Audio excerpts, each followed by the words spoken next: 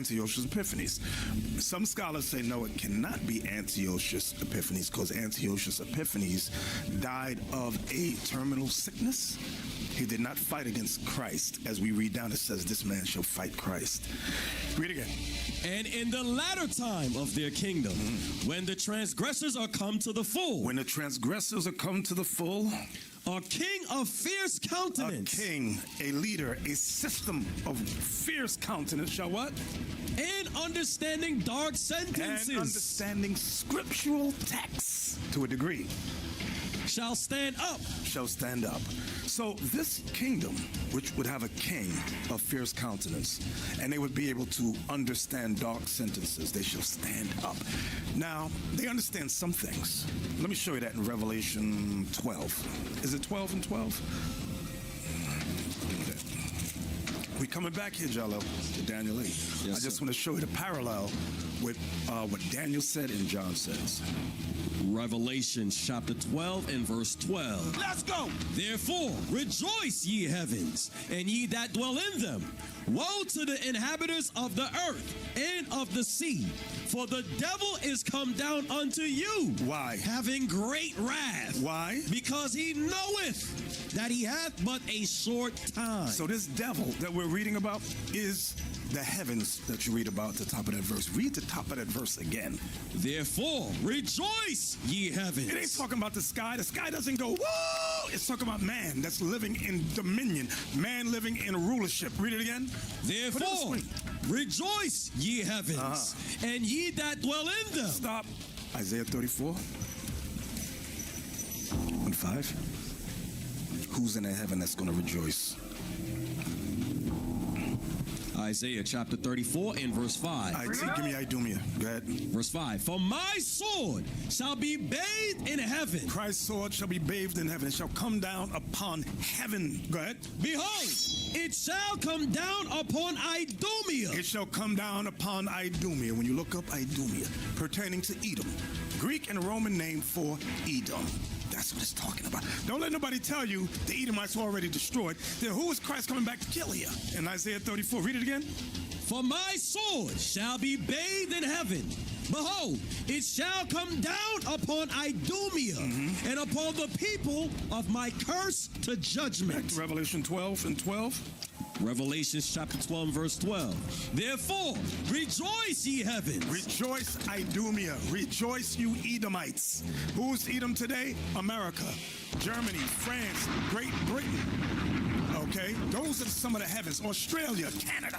Rejoice, you heavens. Good. And ye that dwell in them. And you that dwell in them. Talking about the Edomites. Good. Woe to the inhabitants of the earth. Destruction to the inhabitants of the earth. That's the third world countries. That's the third world countries, like the continent of Africa. Go ahead. And of the sea. And of the seas. That's the islands like Puerto Rico, Santo Domingo, Haiti, Jamaica, the Melanesian Islands. Woe unto you! So it's saying destruction if you're not one of them that live in the heavens. If you're beneath them, woe to you. So read the verse again.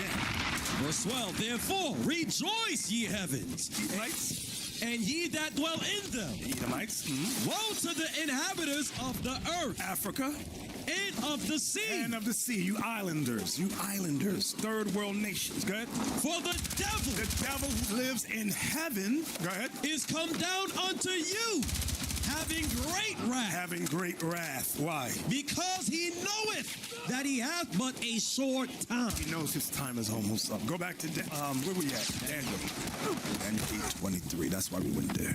Daniel chapter 8 and verse 23. Let's go. And in the latter time of their kingdom. And in the latter, that's what you want to highlight when you're teaching. And in the latter times of their kingdom. Good. When the transgressors are come to the full, a king of fierce countenance. A king of fierce countenance. And understanding dark sentences. Scriptures. Good. Shall stand up. Go ahead. And his power shall be mighty, but not by his own power. His power shall be mighty, but not by his own power. What does that mean? Get Revelation 13 too. Not by his own power. Revelation chapter 13 and verse 2. And the beast which I saw was like unto a leopard, Like unto the Greeks, and his feet as the feet of a bear, like unto the Persian Medes, and his mouth as the mouth of a lion. similar to Babylon. And the dragon gave him his power, and his seat and great authority. That dragon is Satan. Satan. I know they say God bless America. No, it's Satan gave them that power. That's why Satan said to Christ, if you bow down and worship me, I'll give you all the glory and kingdoms of the world, for that is given to me to give to whomsoever I desire. Everybody got that, right? Back to Daniel 8. Daniel chapter 8 and verse 24. And his power shall be mighty, but not by his own power. And he shall destroy wonderfully, and shall prosper, and practice, and shall destroy the mighty and the holy people. Talking about the 12 tribes of Israel. This man destroyed us. Hold that precept right there. Revelation 13, I believe it's 7. Revelation chapter 13 and verse 7. Let's go. And it was given unto him to make war with the saints. That him is the same man in the last days will stand up. So they made war with the saints. The saints are the 12 tribes of Israel. When you read Psalms 148, what verse is it? 14? Good. And it was given unto him to make war with the saints. And to do what? And to overcome them. They overcame us. They destroyed us. Was that it, Jala? There's more. And power was given him over all kindreds. And he rules everybody. Go back to Daniel 8. Daniel chapter 8 and verse 24. And his power shall be mighty, but not by his own power. And he shall destroy wonderfully, and shall prosper and practice, and shall destroy the mighty and the holy people. Haven't we been destroyed? We've been destroyed as a people. Hey, watch this. Deuteronomy 28:48. Watch the wording. Deuteronomy chapter 28 and verse 48. Come on! Therefore shalt thou serve thine enemies. Thine enemies, go ahead. Which the Lord shall send against thee. The Lord sent Europe against us. The Lord sent America against us. Go ahead. In hunger. For food. And in thirst. For water. And in nakedness. For clothing. And in want of all things. If you want anything, you got to go to your enemies. If you want education, go to your enemies. If you want to learn about God, you got to go to your enemies. Go ahead. And he shall put a yoke of iron upon thy neck. And your enemies shall put yokes of iron upon your neck. Now watch this. Here's the part we want. Until he have destroyed thee. Until he have destroyed us. So the yokes of iron are taken off. What does that prove? That we've been destroyed. Go back to Daniel 8:24 again. Daniel chapter 8 and verse 24. Let's go. And his power shall be mighty, but not by his own power. Watch this. And he shall destroy wonderfully, and shall prosper, and practice. Here comes. And shall destroy the mighty and the holy people. That's what Deuteronomy 28:48 said. Read on. Verse 25. Now listen to this. And through his policies, His political policies. Go ahead. he shall cause craft to prosper in his hand. Watch this. And he shall magnify himself in his heart. Meaning, when it says he shall magnify himself in his heart, I teach, Caesar. He shall magnify himself in his heart. I teach, Caesar. He set himself up as God, the Son of God. The angels. That's what this man did. That's what it means. And would magnify himself in his heart. He said, I'm God. I'm the Son of God. I'm the angels. I'm the Jews. I'm Jesus. Read that part again, Jello. And he shall magnify himself in his heart. And by peace. And by peace. Shall destroy many. Woo! And by peace shall destroy many. Go ahead. He shall also stand up against the Prince of Princes. See that? He shall stand up against Christ. That's the Prince of Princes. Go ahead. But he shall be broken without hands. So when you read Christian commentaries, Antiochus Epiphanes didn't stand up and fight Christ. This is about this last kingdom here. So that part right there where it says, and by peace Fucking shall trap. destroy I was many. trying to fucking them change Give the me, whole world. the images I sent you. Board. Yep. Did not Donald Trump set up a board of peace?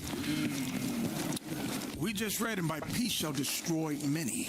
You have to pay $1 billion to get onto this board. And Their power supersedes the United Nations, supersedes the criminal court. They don't give a damn what the court of justice says. Okay? By peace shall destroy many. So we're living in this time right now. Give me the Instagram, IT. Yep.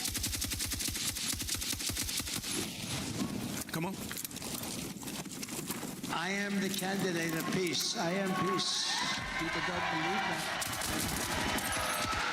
A vote for Donald Trump is a vote for a man who wants to end wars, not start them. We do not want war with Iran. We actually want peace. The Iranians are clearly not very good at war.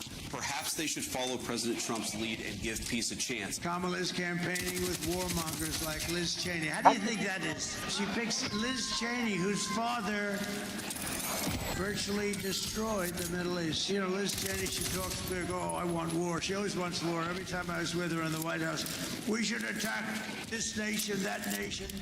Nations that people never even heard of, we should attack. She's a big tough guy. She sits back in Washington, oh, we ought to go and attack Iran, Iraq. We're going to attack everybody. That's why I broke up with her. All she wanted to do is go to war with everybody. These war hawks, they want to draft your kids to die in wars, and they will never fight themselves. You know, we'll stay around the country for 15 years, just bomb the hell out of everybody, make everybody miserable. Nobody knows why we're there, you know, the wars that never end. These endless wars that we've been in, I've gotten us out of so many. We don't want to get into wars. We're tired of fighting. I'm the only president in the last 84 years that didn't start a war. Under Trump, we will have no more wars, no more wars, no more wars. We will have prosperity and peace. We will have prosperity and we will have peace. Remember, I'm the president of peace. They said, he will start a war. I'm not going to start a war. I'm going to stop wars. He's going to start a war. I said, no.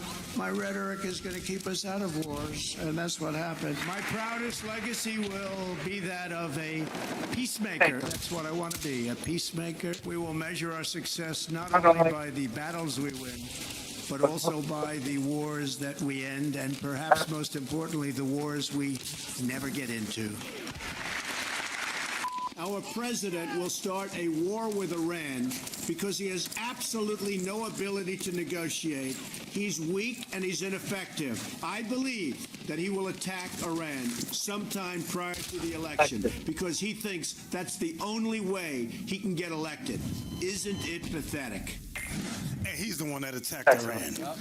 Jalil, read verse 25 again. Yes, sir. Verse 25. And through his policy also, he shall cause craft to prosper in his hand. And he shall magnify himself in his heart. And by peace shall destroy many. Shall destroy many. We're seeing it now. We're living in that time now.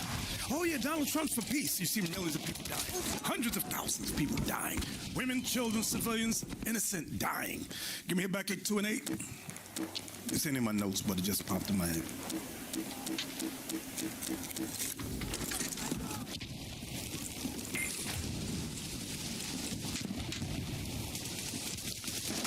Start at 7. Habakkuk chapter 2, verse 7. Talking about the nations. I'm just giving sum it up, so I'm not reading the whole chapter. Verse 7 is talking about the nations that America bombs and robs. He used the word spoils. Okay, read. Verse 7. Shall they not rise up suddenly that shall bite thee? Meaning the nations that they bombed and destroyed shall rise up from sleep, because those nations are here. The remnants of those nations are here in America and other European countries. Right? And awake that shall vex thee? And awake from sleep that shall vex thee. This is talking about terrorism. Right? And thou shalt be for booties unto them? Thou shalt be for booties, meaning they're going to plunder you. Right? Verse 8. And it's going to say why terrorism is going to take off in verse 8. Because. You got to stress that word louder. Because thou hast spoiled many nations. Robbed many nations. Did they not rob Venezuela? You saw that? They robbed Panama. They robbed all nations. Read again. Because thou hast spoiled many nations. All the remnant of the people. The remnant of the people are in this country. Go ahead. Shall spoil thee. They're going to rob you. Why? Because of men's blood. Because You wasn't playing that dumbass sniper like a big win. And for the violence of the land, of the city and of all that dwell therein. Give me the next clip, IT, Instagram. It's an Instagram clip. How to make a terrorist. Yep, that's it. Come on.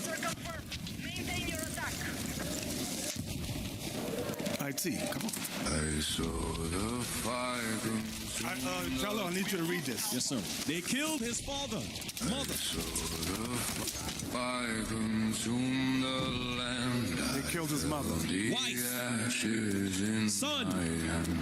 The ones sister, I love were torn brother-in-law, away. Their voices niece, on me night and nephew. Now they want peace.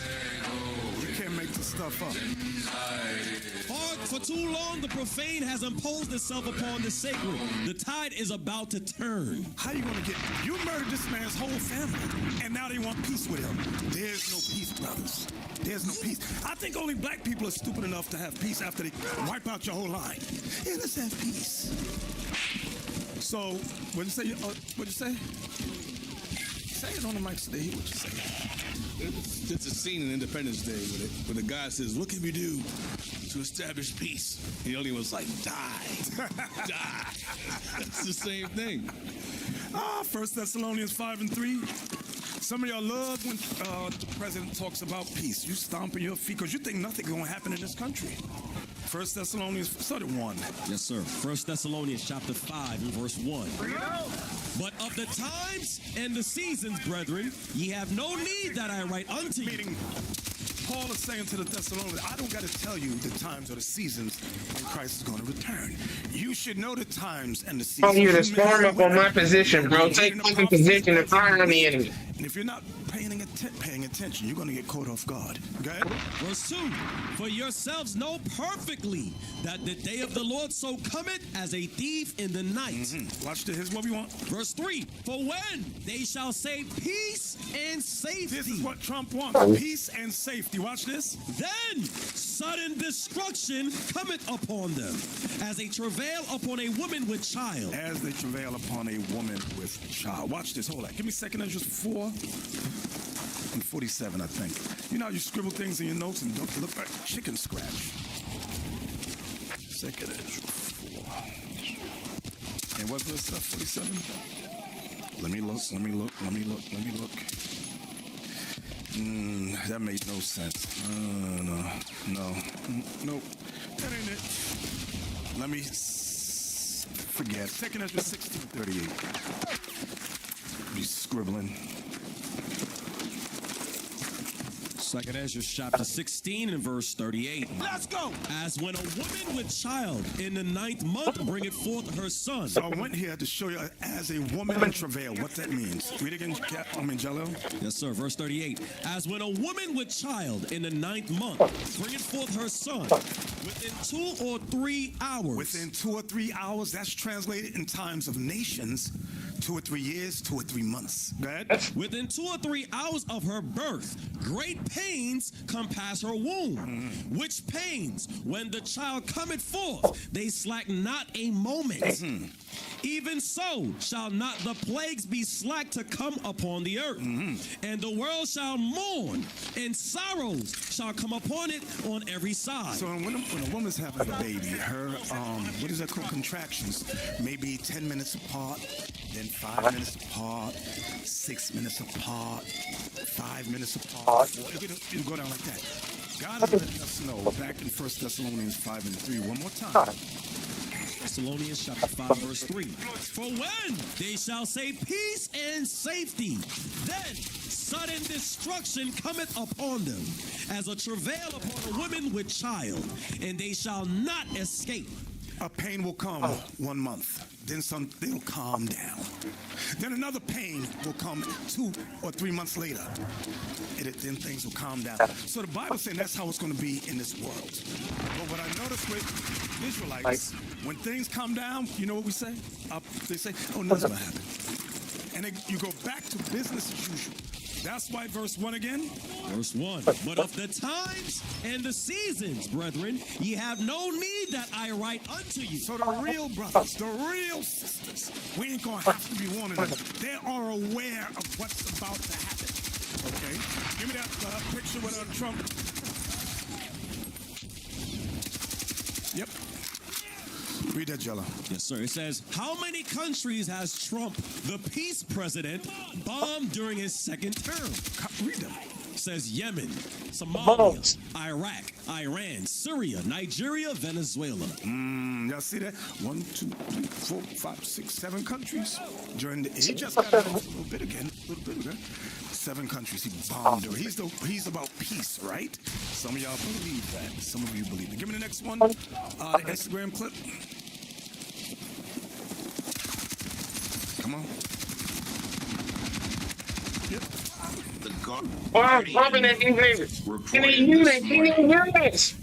that the school where the 170 girls were incinerated was a private school for the... Wait, pause right there. You think those men, those brothers, those grandfathers, those cousins and uncles, all the girls are killed, incinerated. You think you're going to have peace with them? There's no money you can give them. They will get you eventually. If not today, they will get you tomorrow. Let's go. Come on. Orders of Revolutionary Guard officers. That school was intentionally targeted. Those little girls were intentionally incinerated in order to humiliate and torment their fathers. This is barbarity of the highest sort. This is Gaza-like barbarity that the United States engaged in at the direction of the Israelis. You know, you're 100% wrong. Trump said the Iranians bombed that school. Oh, and they just showed, by the way, the United States missile, whatever it was, going in. There's a young New York Times reporter. I have no idea what his politics are, but he's sort of the toast of the town this morning. He went right for Trump's jugular. Why are you the only person in your government who says this?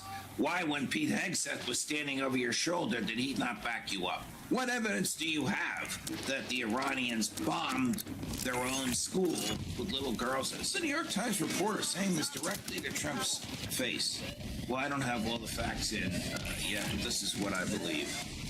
I believe, my opinion, I think. Correct. Correct. Same. Remember where he said international law doesn't matter? Yes. It's only what I think. Yes, you just... We have in front of us a crazy bastard spewing out bullshit, and if you come out against him, maybe they'll kill you. Peace. Right in front of everybody's eyes. It's what I think. My opinion. Who the hell are you? Hey, don't you know who I am? I'm the president. What happened to this country? Where is the outrage? Woo! You can't make this stuff up. Give me the next one, IT. We showed this last week, but I do like it with George Galloway. Yes, sir. Hold on. The New York Times. Hey, so Pay attention. I said, hold on. So that video we just saw, that was a targeted attack. Yes. Okay, those young girls, they all was below 12 years old. Their fathers was officers of the Iran army. You understand? They did that. Israel and America, they did that to hurt their fathers. You know, it was a private school for military men, officers. Military officers, their kids, was a private school for them. So they know what they did. They killed all these little kids. Okay, and they know who's going to take them to court. Who's going to bring them to international law for that? No one. Okay, I'm telling you. All right, let's go to this video with George Galloway. The New York Times has cited and has published the Pentagon report about who murdered the 175 schoolgirls aged between 7 and 12 in a primary school in Iran. You may, if you were foolish enough like me, to stay up all night to wait for Donald Trump's press conference, have heard Trump's version of that event. He said that Iran may have done it themselves. He said, when told by a journalist that there's video of a Tomahawk missile entering the school's roof, blowing up the school, he said, well, anybody could have a Tomahawk missile, which is quite alarming if you think about it, but also completely untrue. The United States is the manufacturer of Tomahawk missiles, and it sells them to only 3 other countries. All Five Eyes countries. Was it them that fired the Tomahawk and murdered all these schoolgirls? Is that what you're saying, Mr. President? The journalists ought to have said, but didn't, because most of them are prostitutes rather than journalists. They allowed the lie to spread. Where the fuck is our useless team at? Got itself an American Tomahawk missile and murdered 175 of their own girls in the first hour of the war, which Trump and Netanyahu launched by murdering the head of state, an 86-year-old cleric, the Ayatollah Ali Khamenei, and 5 minutes later, they murdered 175 schoolgirls. And we now know, thanks to the New York Times, thanks to the Pentagon investigation, that it was a targeting error on the part of the American gunners. See that? Madness, madness. Read Matthew 24:29. It wasn't no error. Matthew chapter 24 and verse 29. Come on! Immediately after the tribulation of those days. So I wanted to start there because Christ tells all of us, tribulation will come. Tribulation for the Israelites will come. Tribulation upon this world. Read again. Immediately after the tribulation of those days shall the sun be darkened, and the moon shall not give her light, and the stars shall fall from heaven. And that's what I wanted. And the stars shall fall from heaven. Give me that YouTube short IT. Yep, come on. Christ said, and the stars shall fall from heaven. This is what the prophets said. This is how they explain these stars falling from heaven. That's what they saw. But today we know that those stars are actually missiles. So read that again. Yes, sir. Immediately after the tribulation of those days shall the sun be darkened, and the moon shall not give her light, and the stars shall fall from heaven. So what is it? And immediately falling from heaven. This is what the prophets said. This is how they explain these stars falling from heaven. That's what they saw. But today we know that those stars are actually from heaven. That's what they saw. But today we know that these stars falling from heaven. That's what they saw. Yep, come on. Christ said, and the stars shall fall from heaven. This is what the prophets said. This is how they explain these stars falling from heaven. That's what they saw. But today we know that those stars are actually missiles. So read that again. Yes, sir. Immediately after the tribulation of those days shall the sun be darkened, and the moon shall not give her light, and the stars shall fall from heaven. So what is he talking about? War. Go ahead. And the powers of the heavens. And who's in the heavens? Idumea. And the powers of the heavens shall be shaken. Shall be shaken. Go ahead. And then shall appear the sign of the Son of Man in heaven. And then shall all the tribes of the earth mourn, and they shall see the Son of Man coming in the clouds of heaven. So I want now. You see, it says, "Then you shall see the Son of Man coming in the clouds of heaven." When? After tribulation and war. World War III is already in process. So there's no thought, oh, he might come tomorrow. No, where is the tribulation? Ain't no tribulation come yet. So it says after that tribulation, war shall come. And verse 30 again, Jallo? Yes, sir, verse 30. And then shall appear the sign of the Son of Man in heaven. And then shall all the tribes of the earth mourn. And they shall see the Son of Man coming in the clouds of heaven with power and great glory. Come on. And he shall send his angels with a great sound of a trumpet, and they shall gather together his elect from the four winds, from one end of heaven to the other. Give me the elect, Isaiah 45:4.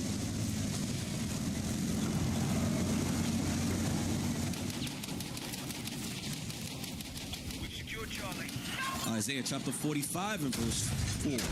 For Jacob, my servant's sake, and Israel, mine elect. So Israel is the elect. And notice, go back to Matthew 24. They shall gather together the elect from the four winds, from one end of heaven to the other. Get Ezekiel 28. I messed up with this last week. Ezekiel 28:25. I didn't know why I wanted that scripture last week. Now I know. Ezekiel chapter 28 and verse 25. Thus saith the Lord God, when I shall have... When who? Thus saith the Lord God, when I shall have gathered the house of Israel from the people among whom they are scattered. Among whom they are scattered. So what is Netanyahu talking about? What in the hell are the not-so-Israel talking about? Go ahead. And shall be sanctified in them, in the sight of the heathen. Then shall they dwell in their land that I have given to my servant Jacob. That's right. Okay, now, give me the next one, IT. The next Instagram. Still dealing with the stars of heaven for a moment. This is in Tel Aviv. Oh, Iran's finished. They have no power. Okay.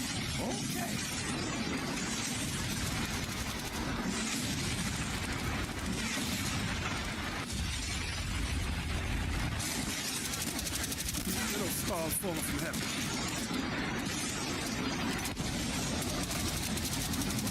And you're going to tell me after all that only 6 people died? That's a damn lie. The devil is. You don't find that suspicious? That their media, their mass media, has a cover-up. They want one family to run everything. Play that clip. Today, $111 billion deal is about to put CNN, HBO, CBS, and Warner Brothers under the control of one family, the Ellisons. Larry Ellison, worth over $200 billion, is one of Trump's biggest donors.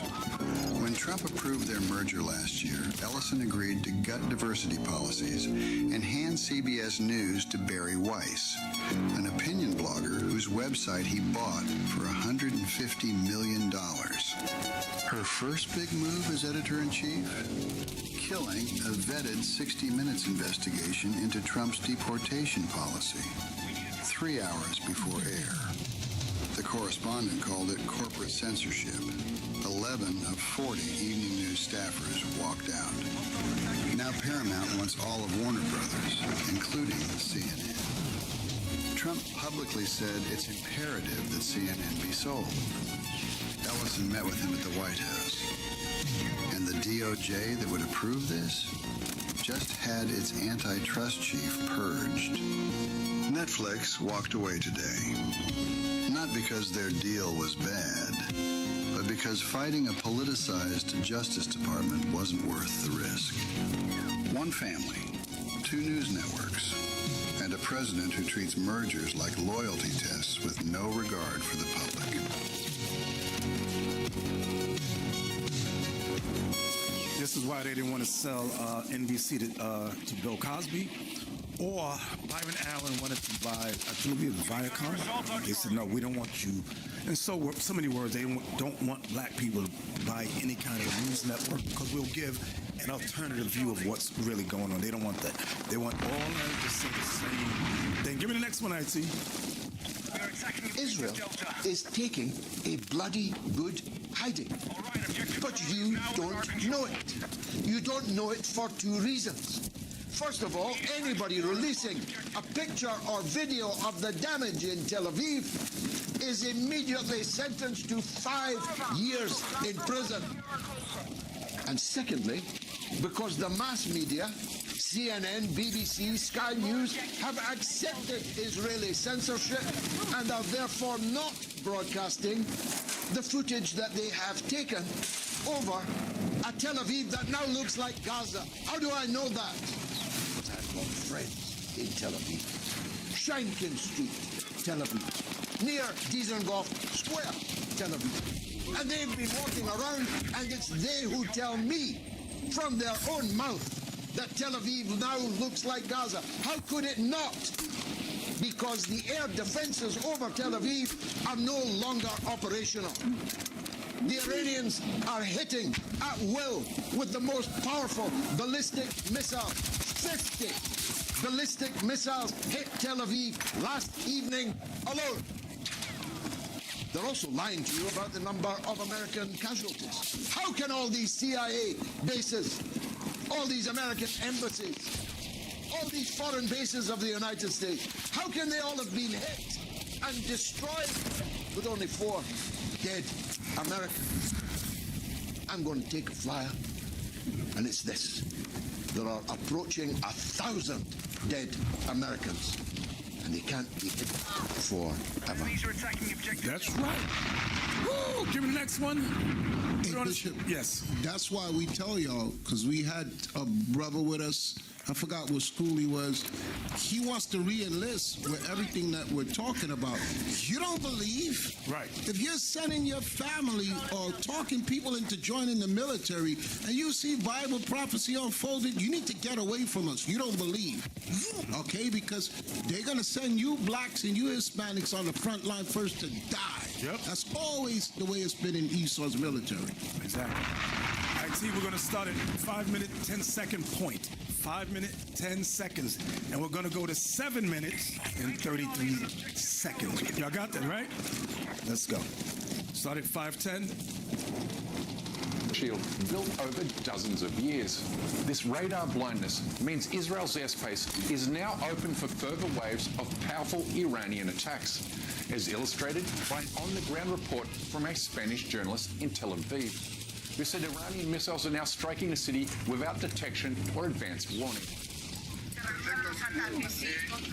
Muchas detonaciones o bombazos en la zona donde estamos acaban de caer.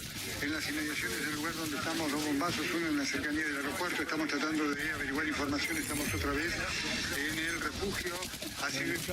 It's been shocking, and a deal that has disturbed us much more. Okay? Y un detalle que nos ha inquietado mucho más. No sonaron las The alarmas. alarms did not sound. The alarms did not sound. So this has absolutely surprised us all. Okay? No sonaron las alarmas. Hey, because the radars that's supposed to detect them, Iran blew them up. Nos ha sorprendido. Put simply, Iranian firepower is now giving Israel the Gaza treatment, as the Zionist state is being hit on a scale that surpasses its worst imagined nightmares. Here's just a tiny sample of what Israel is desperate for its enemies to never see.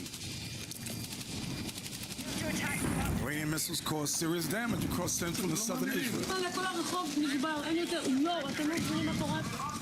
This strike hit Tel Aviv's Diamond Exchange district. And this hospital in the city of Beersheba took a direct hit.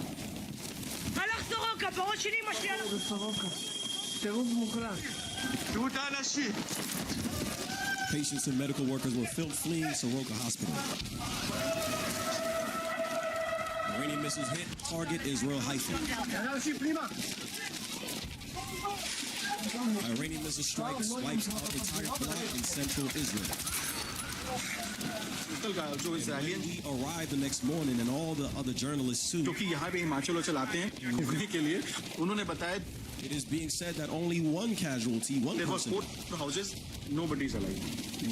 But the local Israelis there who come here to smoke, they told us. और मैं आपको सच बताऊं कि वहाँ का technology जो कहने की बात है ना, अलार्म बजता था हम लोग को एक दिन सुबह. There were 4 houses, nobody is alive. This shows that a major incident happened there. 5 बजे की बात मैं आपको बताऊं कि अलार्म बजा ही नहीं, बस धुरुम धुरुम की आवाजें आ रही थी. पता लगा कि बिना alarm. And to tell you the truth, their technology is just talk. The alarm used to ring. तो टेक्नोलॉजी फेल है और जब वो आपके ड्रोन्स और खासतौर से मिसाइलें. But one day, let me tell you, about 5 a.m., the alarm didn't even ring. Just sounds of नहीं पता हमारे 200 मीटर से हम कितनी दूरी पे हैं। और अभी आपको पता लगा we realized things were falling without an alarm. So the technology has failed. Middle east में सारे अमेरिकन एम्बेसी को उन्होंने टारगेट किया।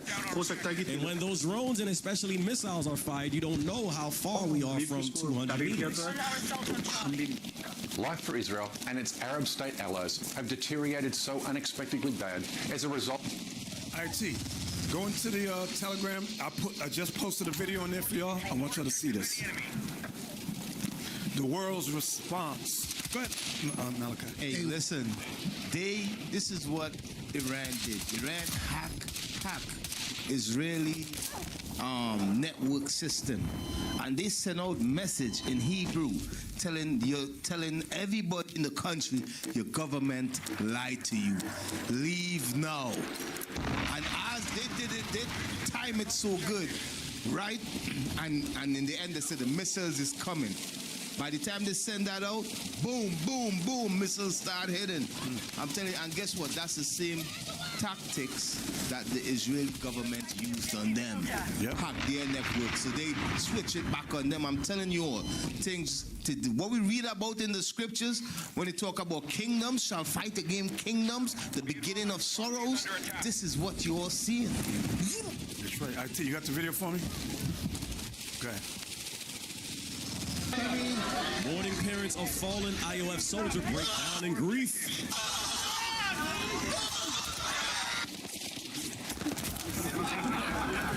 Oh.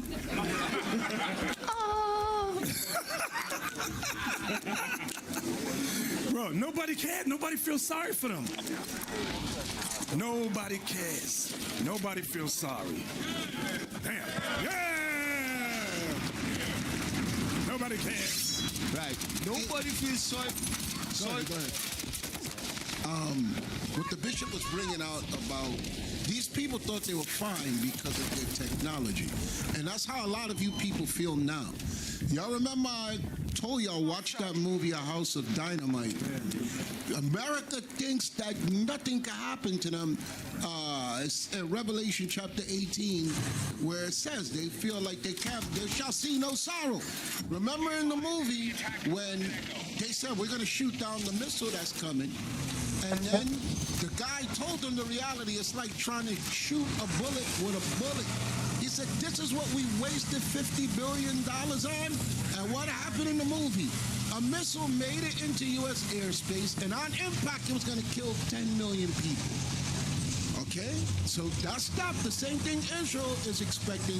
Y'all going to expect it here because you think that you're safe because of technology. Yeah, that's the movie right there. Netflix. Yep. At the end, they don't show the great explosion. Yeah, hit. People was committing suicide and all. Like, give me Revelation 12 and 15 about the media. America's media. Trump wants to control the entire media. Revelation. Their media is worldwide. Right? Revelations chapter 12 and verse 15. Let's go. And the serpent cast out of his mouth. His mouth is the media. His mouth is the media. Can y'all put a sign with the media, how they control? Amalek controls all the media. Now, I just showed you one clip where they want to buy all the media systems. Yeah, that one right there. Every single aspect of the media is so-called cash. They own it. Read again. Verse 15. And the serpent cast out of his mouth. His mouth is his media. The water that comes, read. Water as a flood after the woman. So the water that comes out of the serpent's mouth, out of their media, is lies. After the woman, where the woman is talking about, is trying to draw as many of our people, the 12 tribes of Israel, into their Christian or democratic lies. That's their goal. That's their agenda. Revelation 13, 5 and 6. Revelation chapter 13 and verse 5. And there was given unto him a mouth. A mouth. Mm-hmm. Speaking great things. Speaking great things. And blasphemy. And blasphemies. Good. And power was given unto him to continue 40 and 2 months. And he opened his mouth in blasphemy against God, to blaspheme his name and his tabernacle and them that dwell in heaven. So this man's media. Now, back then, during the time of Rome, they had written media, written pamphlets that they sent out everywhere. Okay, watch this. Give me Daniel 7:11. But their messages go out worldwide. It started with Rome. America's got it top notch down today. Daniel 7:11. Yes, sir. Daniel chapter 7 and verse 11. Come on! I beheld then because of the voice of the great words. See that? I beheld then because of the voice of the great words which the horn spake. The horn here, write this down, is America. Go ahead. I beheld even till the beast was slain. Now he's calling the horn the beast. I beheld even till the beast was slain. Go ahead. And his body destroyed and given to the burning flame. What's that talking about? Revelation 18 and 8? Here's the precept. Revelation chapter 18 and verse 8. Therefore shall her plagues come in one day, death and mourning and famine, and she shall be utterly burnt with fire. That's what we said, and his body destroyed and given to the burning flame. Go ahead. For strong is the Lord God who judgeth her.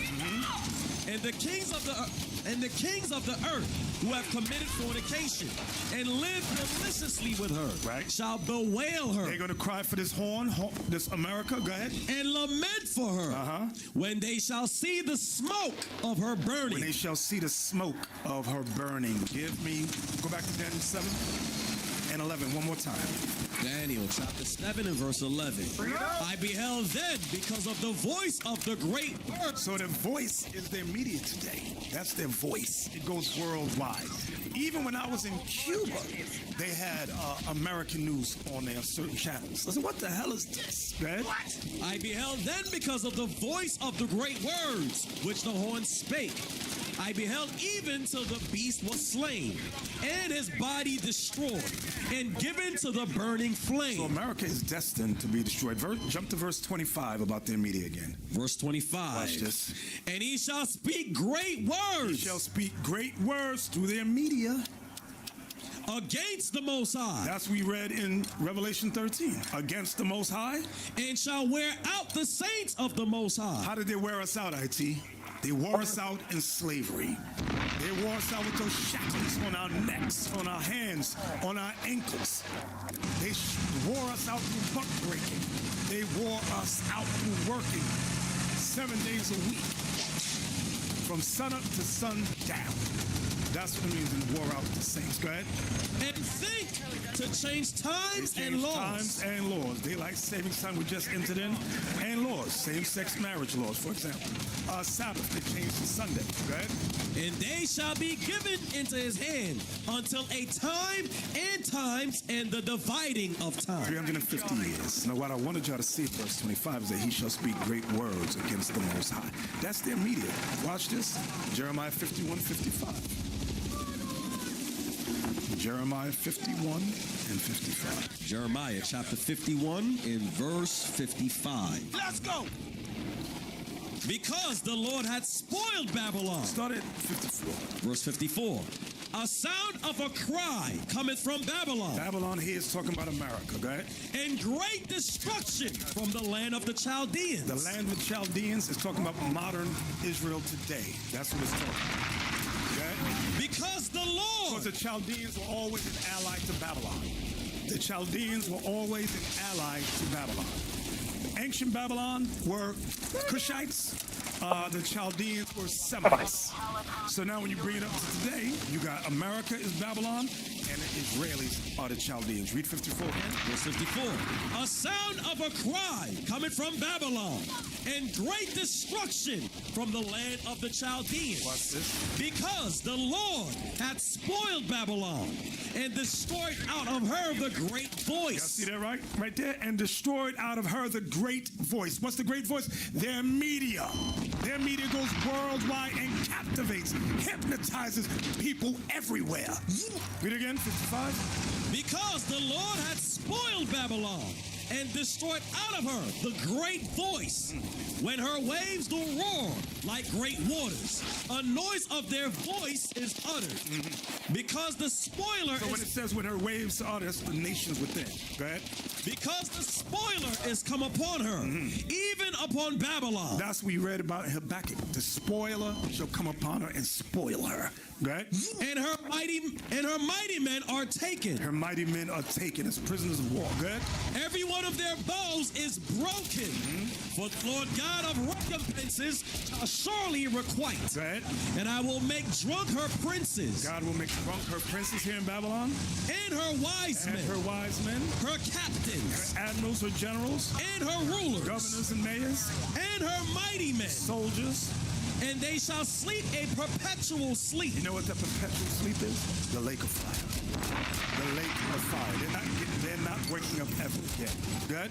And they shall sleep a perpetual sleep and not wake, saith the King, whose name is the Lord of hosts. From there, give me Isaiah 17 and prove about the waves. I said the waves are the nations. Here's the precept. Isaiah 17 and 12. I said the waves that roar are the nations. Isaiah chapter 17 and verse 12. Come on! Woe to the multitude of many people, which make a noise like the noise of the sea. See that? Which make a noise like the noise of the sea. Go ahead.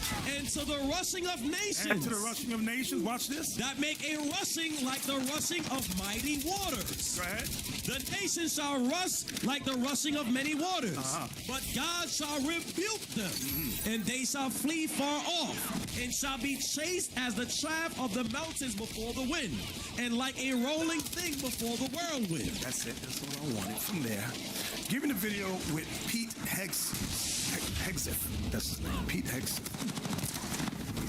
Watch. I want you to pay close attention to this, because you think this is just about politics, but it's about more than politics. It's about religion as well. Watch this. Okay? What is that? That's the Secretary of War right now. Watch Tucker Carlson realize why the Zionist lobby, led by Norm Coleman of the Republican Jewish Coalition, pressured Trump to install Pete Hegseth as U.S. Secretary of War. What is going on here? Something to make the hair on your arms go up. Did everyone know there was an effort to rebuild the third temple and the foundation stone except me? This is considered so esoteric and weird and crypto-historical and religious and kind of culty and what's Chabad, and no one ever mentions it. But here's Pete Hegseth, football player from Princeton, going on about it in a way that suggests he's thought a lot about it. This is 2018. And it got me thinking about another miracle that I hope all of you don't see too far away. Because 1917 was a miracle, 1948 was a miracle, 1967 was a miracle, 2017, the declaration of Jerusalem as the capital was a miracle, and there's no reason why the miracle of the reestablishment of the temple on the Temple Mount is not possible. I don't know how it would happen, you don't know how it would happen, but I know that it could happen. What is that? That's the Secretary of War right now, overseeing the war with Iran that people fighting it are starting to say actually is about rebuilding this third temple. It's the same man. So give me the next one, IT. How are they going to do that? How would it go? Because right now you got the Al-Aqsa Mosque in Jerusalem. Come on, IT. Pay attention. We don't know. Maybe one of the missiles will hit the mosque. Wait. No. Just let him say. Start again. We don't know. Maybe one of the missiles will hit the mosque and clear the place for the third Bet HaMikdash. That could also be a miracle. If it was up to me, the last time when they shot hundreds of missiles, I would pretend that one missile came from Iran and shoot it down. You know, then all the Arabs will go against Iran and it will be the end of the problems. You make them fight with each other, this bunch of lunatics. Never too late. You deal with a bunch of cowards. The Israeli leaders, they just want to pass the week. Let us survive this week. They don't think long term. So their plan is to make believe Iran shot a missile and blew up Al-Aqsa Mosque.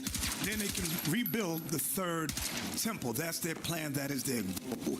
So Edom, which is Amalek over there, set themselves up as the Jews. Give me Daniel 11:14. Watch this.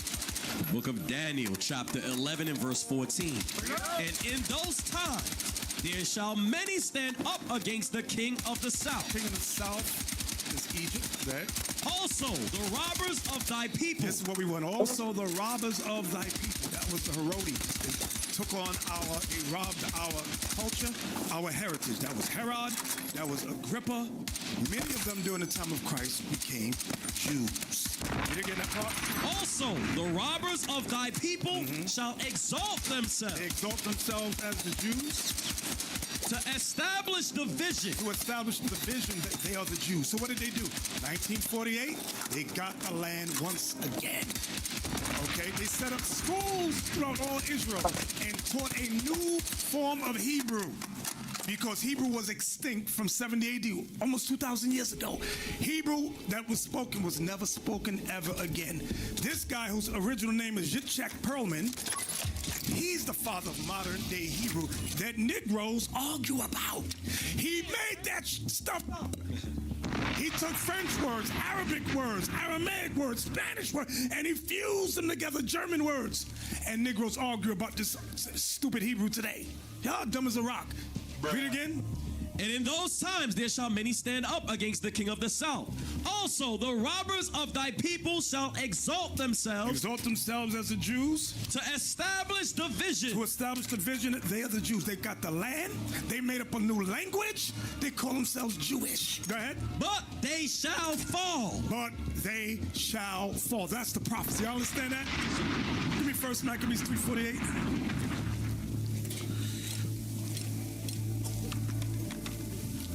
When the Greeks started to conquer us, what did they do? First Maccabees chapter 3 and verse 48. And laid open the book of the law. That's the Bible. Wherein the heathen had sought to paint the likeness of their images. Even from the time of the Greeks. Remember what we read was during the time of Daniel. Daniel wrote that during the time of Babylon. After that, you had the Persian media. Now the Greeks. The Greeks started to paint their images in our book and say that they're Moses. Okay, they're Joshua. They're Samson. That's what they did. Read that again. And laid open the book of the law, wherein the heathen had sought to paint the likeness of their images. They brought also the... That's what I want. Job 9:24.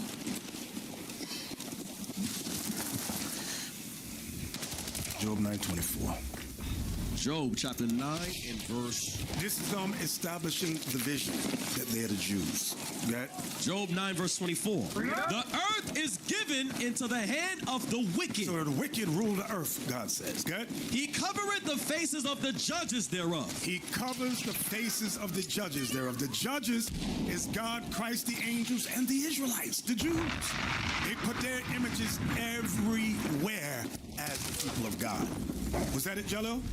There's more. If not, where and who is he? If not, where and who is he? Give me Job 24:15. We rarely go to this one, but it's the same thing.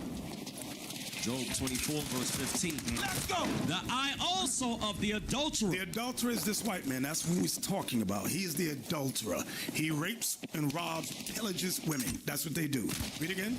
The eye also of the adulterer waited for the twilight. He waits for the twilight. Saying, no eye shall see me. No eye shall see me. And what does he do? And disguiseth his face. He disguises his face as the Jews. He disguises his face as Jesus. He disguises his face as the angels.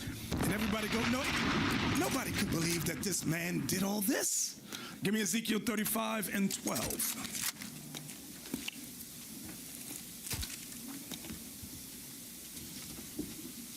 Ezekiel chapter 35 and verse 12.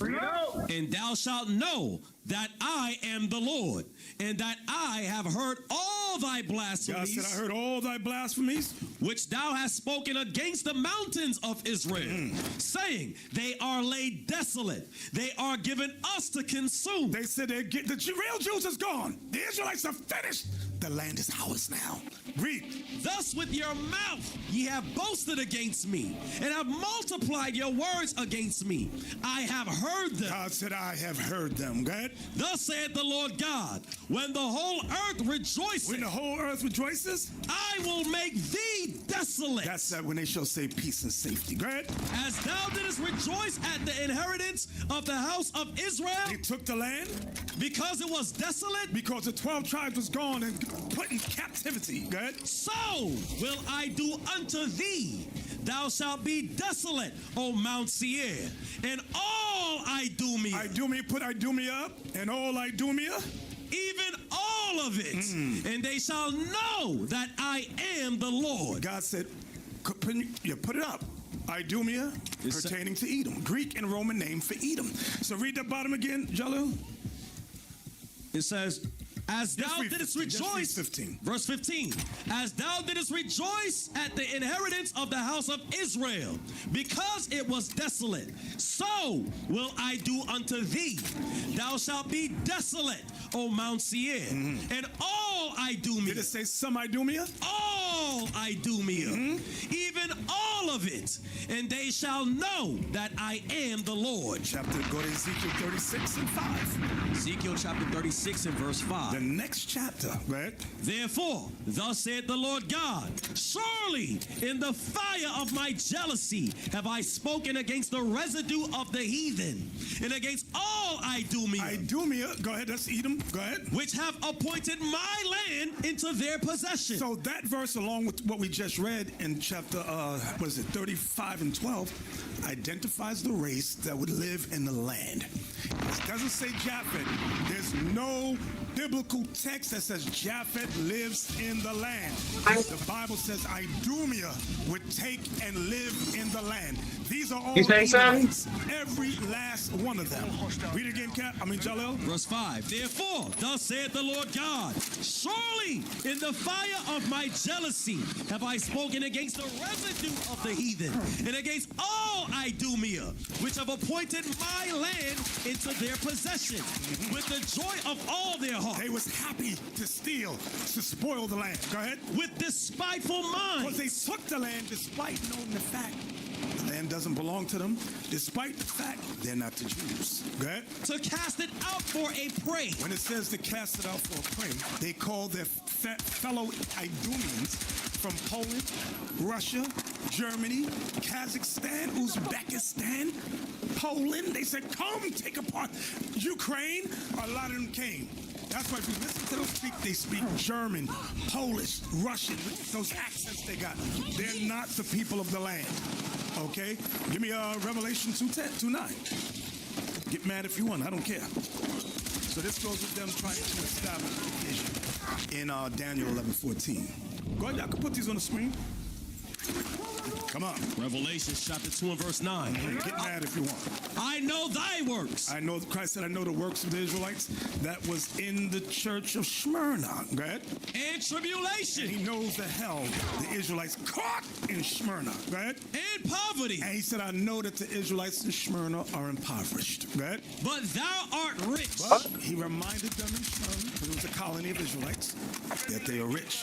All the promises in the Bible only pertain to the Israelites. Go ahead. And I know the blasphemies of them which say they are Jews and are not. That's why you got people like Herod. Stay with me. Said he was Jewish. Agrippa. When you read in Acts, was it 26? What was his, the woman Berenice? She was Jewish. Okay. Read. And I know the blasphemies of them which say they are Jews and are not, but are the synagogue of Satan. That's what the synagogue said. They're the synagogue of Satan. They want to make this hate speech. We're reading from the Bible. Read on. Fear none of those things which thou shalt suffer. Because the Israelites in Smyrna were going through tribulation.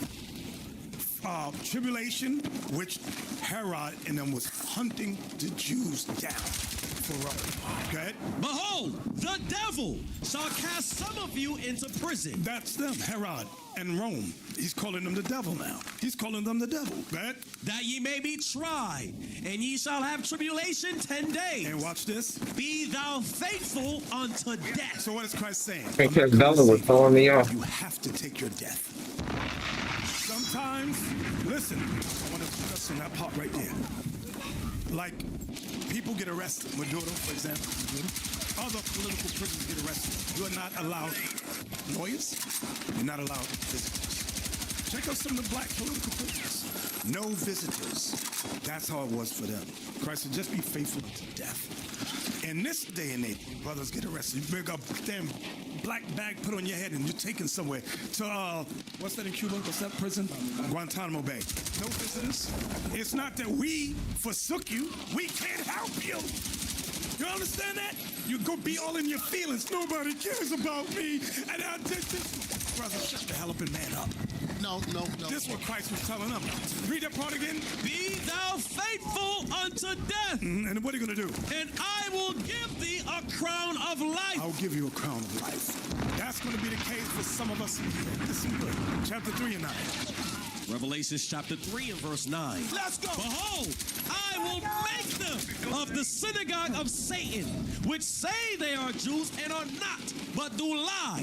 Behold, I will make them to come and worship before thy feet, and to know that I have loved thee. So that's a prophecy, future prophecy that has not occurred yet. Everybody got that, right? Wisdom of Solomon 2:16. Wisdom of Solomon.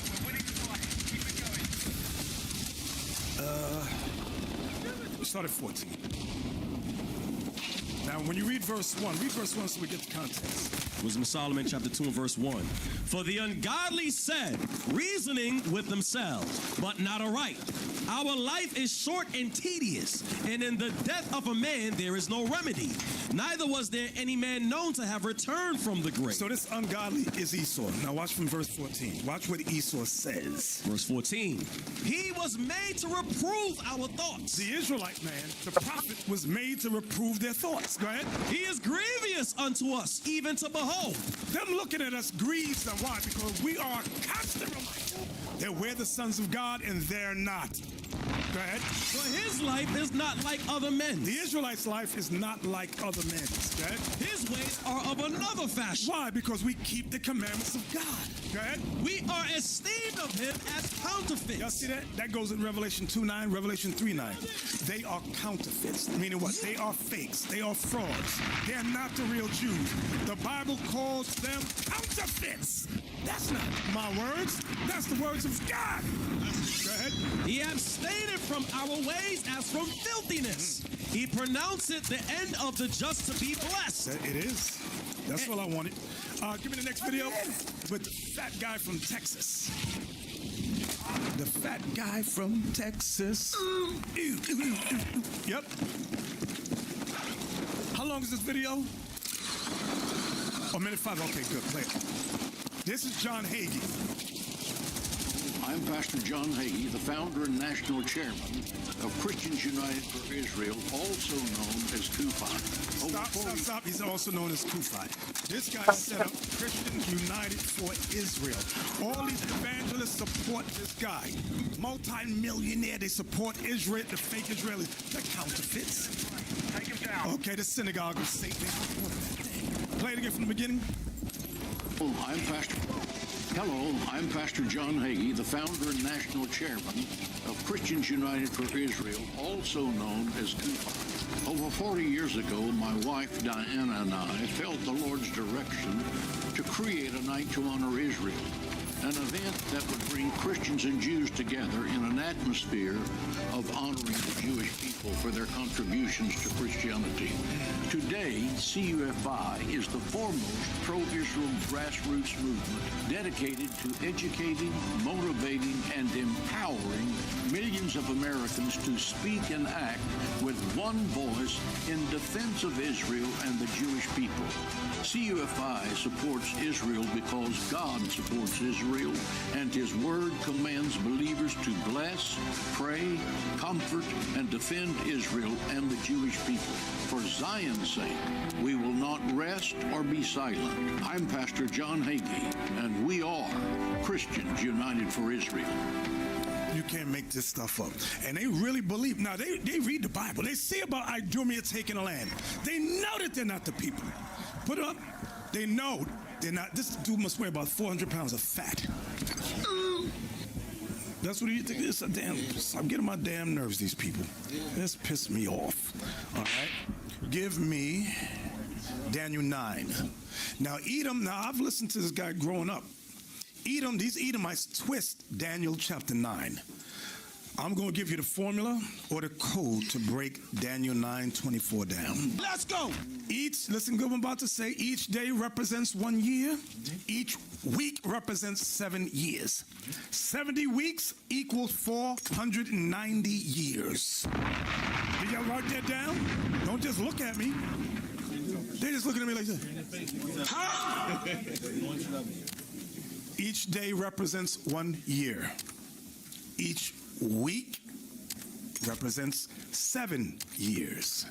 70 weeks represents 490 years. So how do I know? Let's start with Numbers chapter 14 and verse 34 about why we spent 40 years in the wilderness. Why was it 40 years? Well, let's see what God said about that. We coming back to Daniel 9. Said Numbers 14 and 34. Yes, sir. Numbers chapter 14 and verse 34. After the number of the days in which ye searched the land. So 40 days they searched the land. Even 40 days. Each day for a year. Each day for a year. Shall ye bear your iniquity. Because you sinned. Even 40 years. You're going to be in the wilderness for 40 years. Go ahead. And ye shall know my breach of promise. You're going to know my breach of promise. God told you not to go up there, but you went up there anyway. From there, give me Ezekiel 4 and 6. Ezekiel chapter 4 and verse 6. Come on! And when thou hast accomplished them, lie again on thy right side, then thou shalt bear the iniquity of the house of Judah 40 days. 40 days, go ahead. I have appointed thee each day for a year. Each day for a year. So now, let's go back to Daniel 9. Daniel chapter 9. Daniel. And verse 24. Yes, sir. Daniel chapter 9 and verse 24. Let's go. 70 weeks are determined upon thy people. So notice what the Lord is saying to Daniel. 70 weeks are determined. 70 weeks equals 490 years. Read again, Jalil. 70 weeks are determined upon thy people and upon thy holy city to finish the transgression. To finish the transgression. And to make an end of sins. And to make an end of sins. That's talking about Christ will come and die. Go ahead. And to make reconciliation for iniquity. That's all through Christ. Go ahead. And to bring in everlasting righteousness. Through Christ. Go ahead. And to seal up the vision and prophecy. And to anoint the most holy. Give me Acts 10:38 real quick. Acts 10:38. Acts chapter 10 and verse 38. Come on! How God anointed Jesus of Nazareth. So Christ is the anointed, right? With the Holy Ghost and with power, who went about doing good and healing all that were oppressed of the devil. For God was with him. God was with him. So when we go back to Daniel 9, so that's, see the bottom of verse 24? And to anoint the most holy. Christ is the one anointed as the most holy. Verse 25, please. Daniel chapter 9 and verse 25. Know therefore and understand that from the going forth of the commandment to restore and to build Jerusalem. So the commandment to restore and to build Jerusalem, it started with Cyrus. But remember, for 2 years, Israel was hindered. So then Darius came. Then Artaxerxes. You correct me if I'm wrong now. Then they started to rebuild. You had Zerubbabel, Joshua, Zerubbabel, Ezra, Nehemiah. Y'all got it, right? Haggai, Zechariah. All right. Read that again. Yes, sir. Know therefore and understand that from the going forth of the commandment. That's when Persia God told the Persians, let my people go to rebuild the temple, right? To restore and to build Jerusalem unto the Messiah. Unto the Messiah. The Prince. The Prince.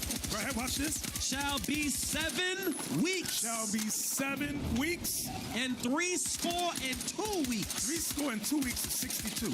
How much is that? Total. 7 weeks plus 62 weeks.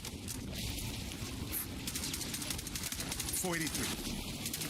483 days. Go ahead.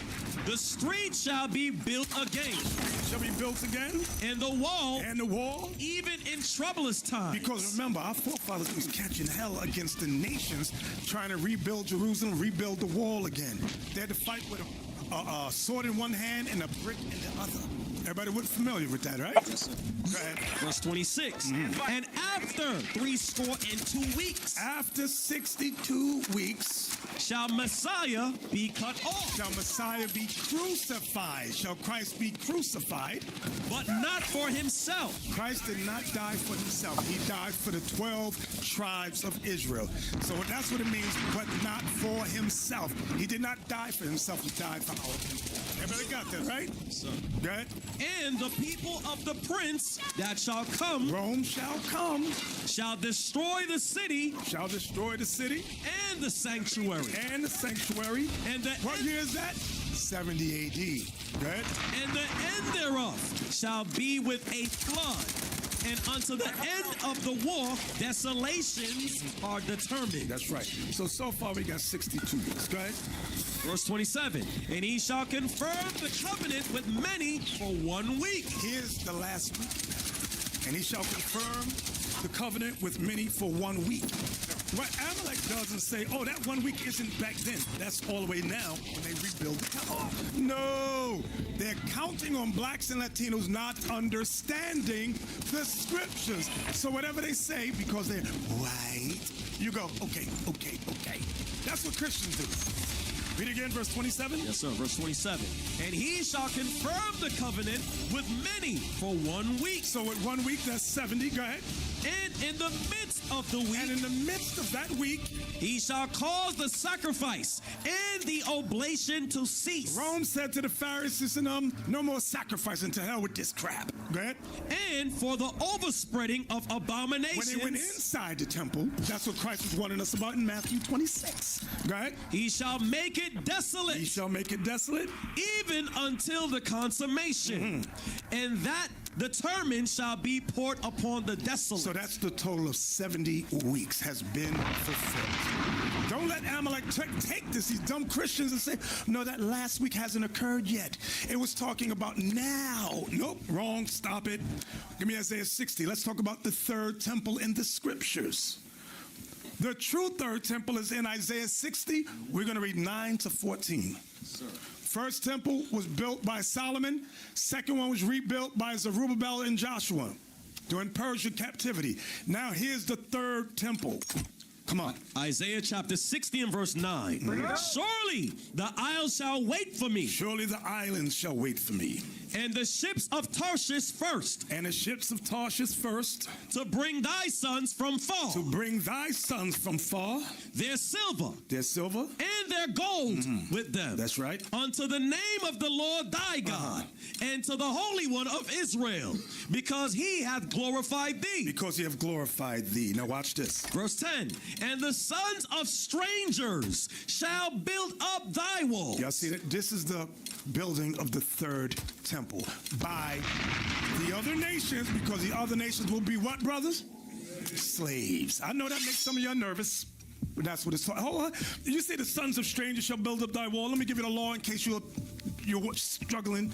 Leviticus 25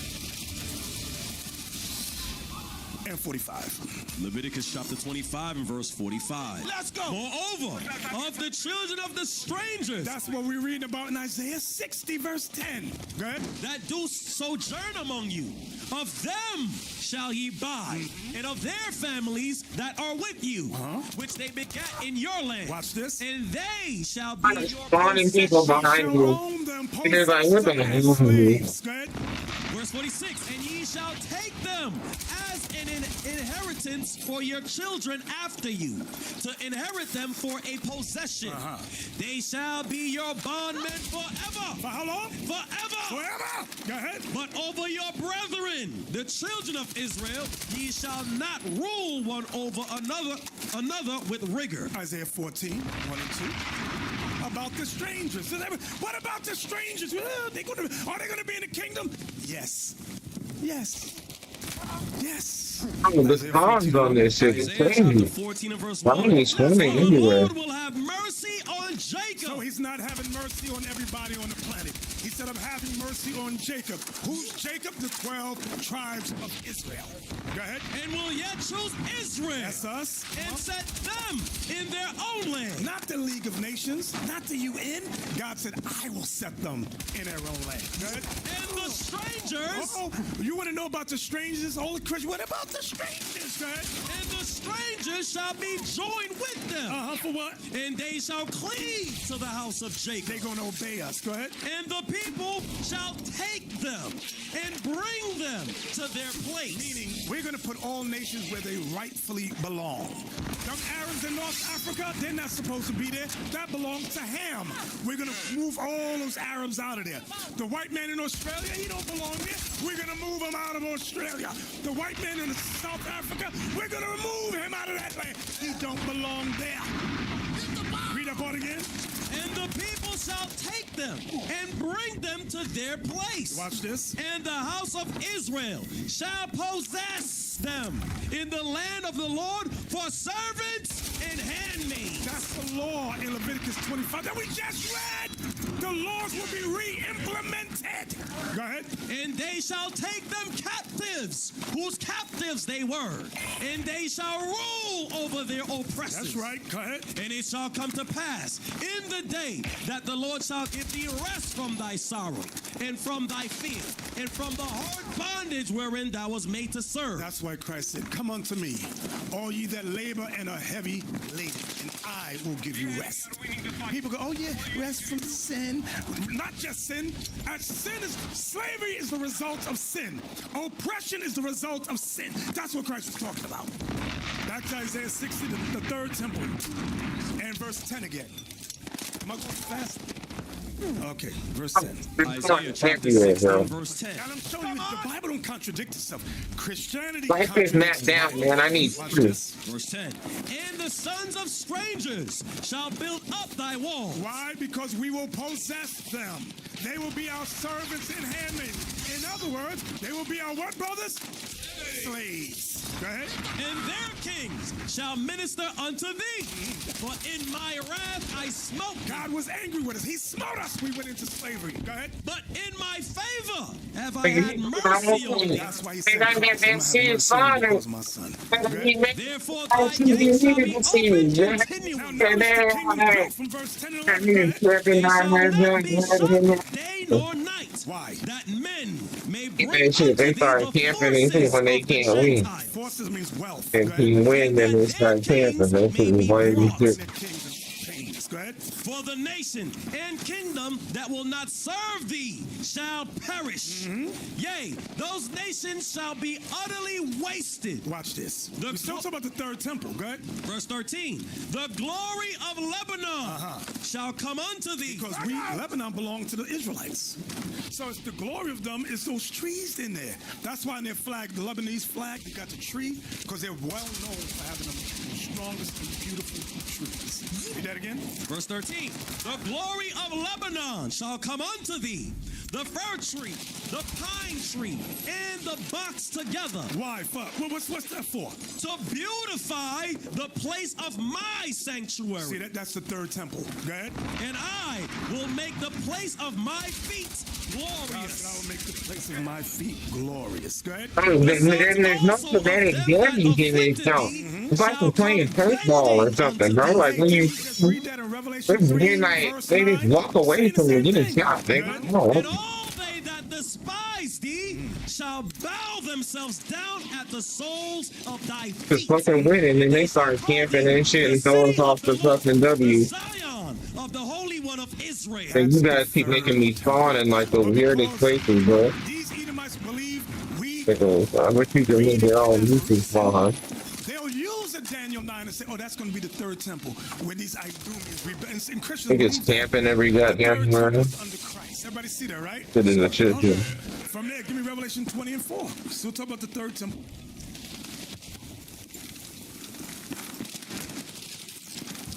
Revelation chapter 20 and verse 4. And I saw thrones, and they sat upon them, and judgment was given unto them. Power was given unto them. Good. And I saw the souls of them that were beheaded. That was what? That were beheaded. Martyred. For the witness of Jesus and for the word of God, and which had not worshipped the beast. That's right. That lets you know somebody in these last days. Good. Neither his image, neither had received his mark upon their foreheads. His mark of sin. Go ahead. Or in their hands. They're not going to support it. Go ahead. And they lived and reigned with Christ 1,000 years. See that part? They lived and reigned with Christ 1,000 years. Notice the top of that, I saw thrones, and they that sat upon them. Judgment was given up. This is the third temple being built up. He's telling you that we're going to reign with Christ for 1,000 years. Everybody see that, right? Give me Revelation 21:24.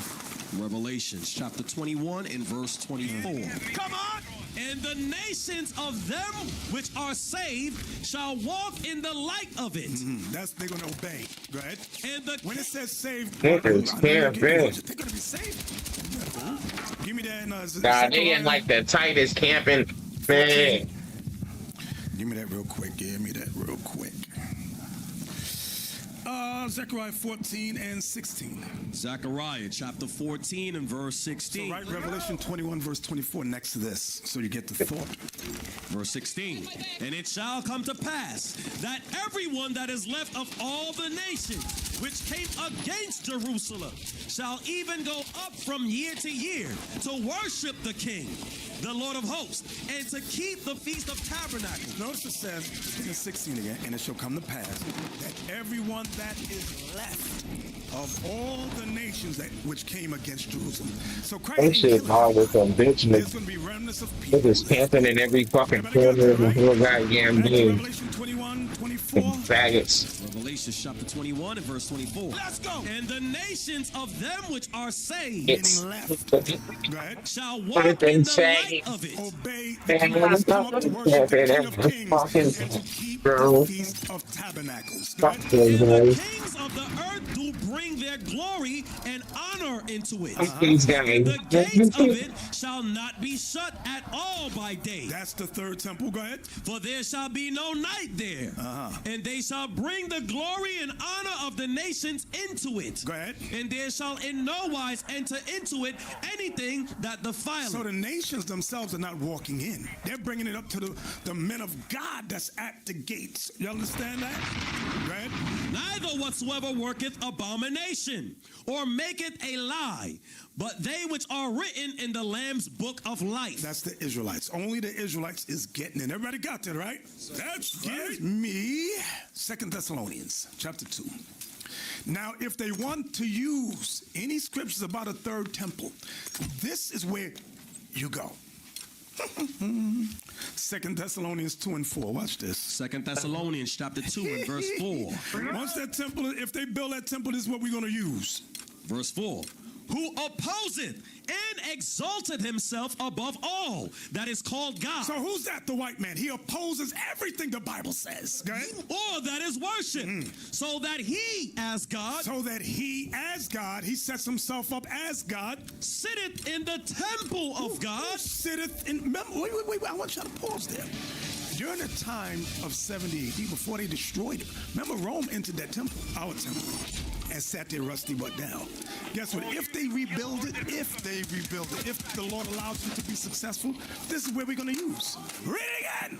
Who opposeth and exalted himself above all that is called God, or that is worship, so that he as God sitteth in the temple of God, showing himself that he is God. He's going to be like, I am God. Everybody's going to be like, yay!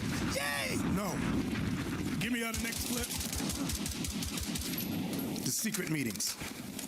I've went over this before, but they have secret meetings about us, our people. Started 2:20 mark, IT, 2:20, 2 minutes, 20 seconds. We're only going to 3 minute mark and 14 seconds. So that's 2:20 to 3:14. Oh, Sergeant Sabotage is here. I just noticed. Damn. So far, everything's going right. Go ahead, I'm sorry.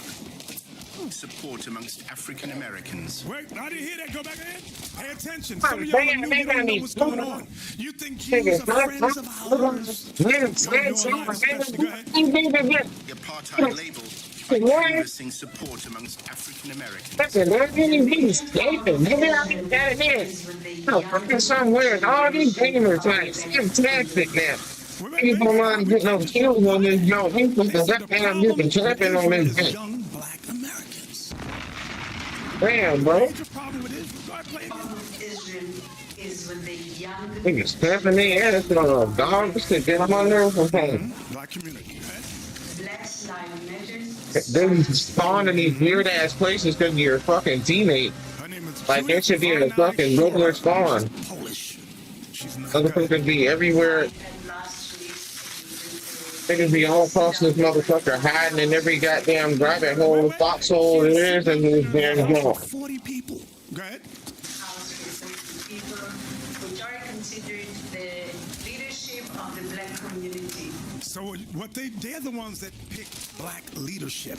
It's them. I bet you didn't know that. You thought they just sprung up. These people pick who they want to rule black people. Go ahead. They can be part of our doing and existing. Was that it? Pro-Israel groups are trying to cultivate a new generation of black leaders that is pro-Israel by bringing them to APEC conferences on all expenses paid trips, by taking them on delegations to Israel. They're doing that because they're... That's all I wanted now. Hey, Bishop. Yes, sir. Y'all be listening on Clubhouse. Who comes in the most to argue what we're teaching? And black people. Who's the one that comes in there night after night after night telling us we don't know what we're talking about? And when we ask them to explain, they cannot. So that proves again, like the bishop just showed, these people were set up to counter the rebuilding of the nation of Israel. That's why he said, you got people throwing bombs at Israel. They're not saying that they're the number one problem. Sometimes this thing is weird as shit, bro. Okay, the real problem is the Bible and people coming back to God as the Israelites. Because what that's going to tell the world, you are not the people of God. Like, like that, oh. Somebody glitching, doing some kind of weird shit. Go to the Granville Fest, go to the bottom. Send y'all a link regarding what they're going to do again, or possibly do again. When 70 AD, when Jerusalem was destroyed, the temple was destroyed, they built this on top of it. It says Aelia Capitolina. Yep. Read that. Aelia Capitolina, city founded in 135 CE. AD. By the Romans. Bro, I'm trying to fucking win the game, and I can't get spawn in like the fucking center of the net because my fucking team is a bunch of faggots. Get into this game mode if you don't want to fucking kill people. Under Titus had Damn, man. Fucking percentage my spawning, bro. AD. Go ahead. The name was 9. That's Daniel 9 right here. Go ahead. The name was given after the second Jewish revolt. We fought back a second time and lost a second. Christ said leave. Israel said no. We don't help you. Niggas doing that shit on TV, bro. We lost a second time. Fucking faggot ass goddamn cracker. The name was given after the second Jewish revolt, 132 to 135 AD. This was the Bar Kokhba revolt, I think it's called. Go ahead. In honor of the Emperor Hadrian, whose clan name was Alias. Named after him, Alias. Go ahead. As well as the deities of the Capitoline, Triad, Jupiter, Juno, and Minerva. That's the Trinity, Christianity. That's what that is. Go ahead. That's where Christianity came from, that doctrine. Go ahead. A sanctuary to Jupiter. That's Zeus or the devil. Go ahead. Was built on the Temple Mount. Built where? Temple of Jupiter. And the statues of Roman deities were erected in the But they didn't champion, dog. The spawns is real. They doing that near Call of Duty shit where like they spawn people away from you. area was walled and a large foreign population. You know, like, and you get something where you supposed to be. They should have been like that guy. He spawned there. He was not there. The thing, you know, like, they spawn people around you and near you. And instead of never, like, in front, it, like, moves for you and that weird ass Call of Duty shit, bro. That's heavy. Some good stuff right there. Weird ass, though. That's why nobody playing that shit for real. Put that up. Y'all, let's read this. They got down. Jesus. Israel regularly hosts delegations of black pastors. Pay close attention to this. Read again. Israel regularly hosts delegations of black pastors and Christian leaders from the U.S. and Africa, often organized by groups like the Institute for Black Solidarity with Israel, IBSI, and the Friends of Zion Museum to foster support for the Jewish state. That's the video we just saw. Go ahead. IT, raise it up. Come on. These missions aim to strengthen ties between African/African American communities and Israel, combat anti-Semitism, and educate on the shared history. Give me the next one. Make it large. Key aspects here, bro. Purpose to promote solidarity, counter Camping, anti-Semitism. dog. All you see is campers, bro. Because they suck as shit at this game, bro. They said that teaching the Bible the way we teach it is anti-Semitism. A black Jesus, they said, is anti-Semitism. Saying that we're the 12 tribes is anti-Semitism. And they shut our school in France down and deported the main guy, deported him. We don't. To promote solidarity, counter anti-Semitism, and educate leaders on Israel's perspective, particularly in response to rising anti-Israel sentiment. What is the fucking score? Pastor Dumusani, I gotta see the score. founder of IBSI, is a leading voice in these efforts, focusing on truth versus propaganda. Activities. Delegates typically visit historical sites, meet with Israeli officials, and engage in prayer and educational seminars. Context.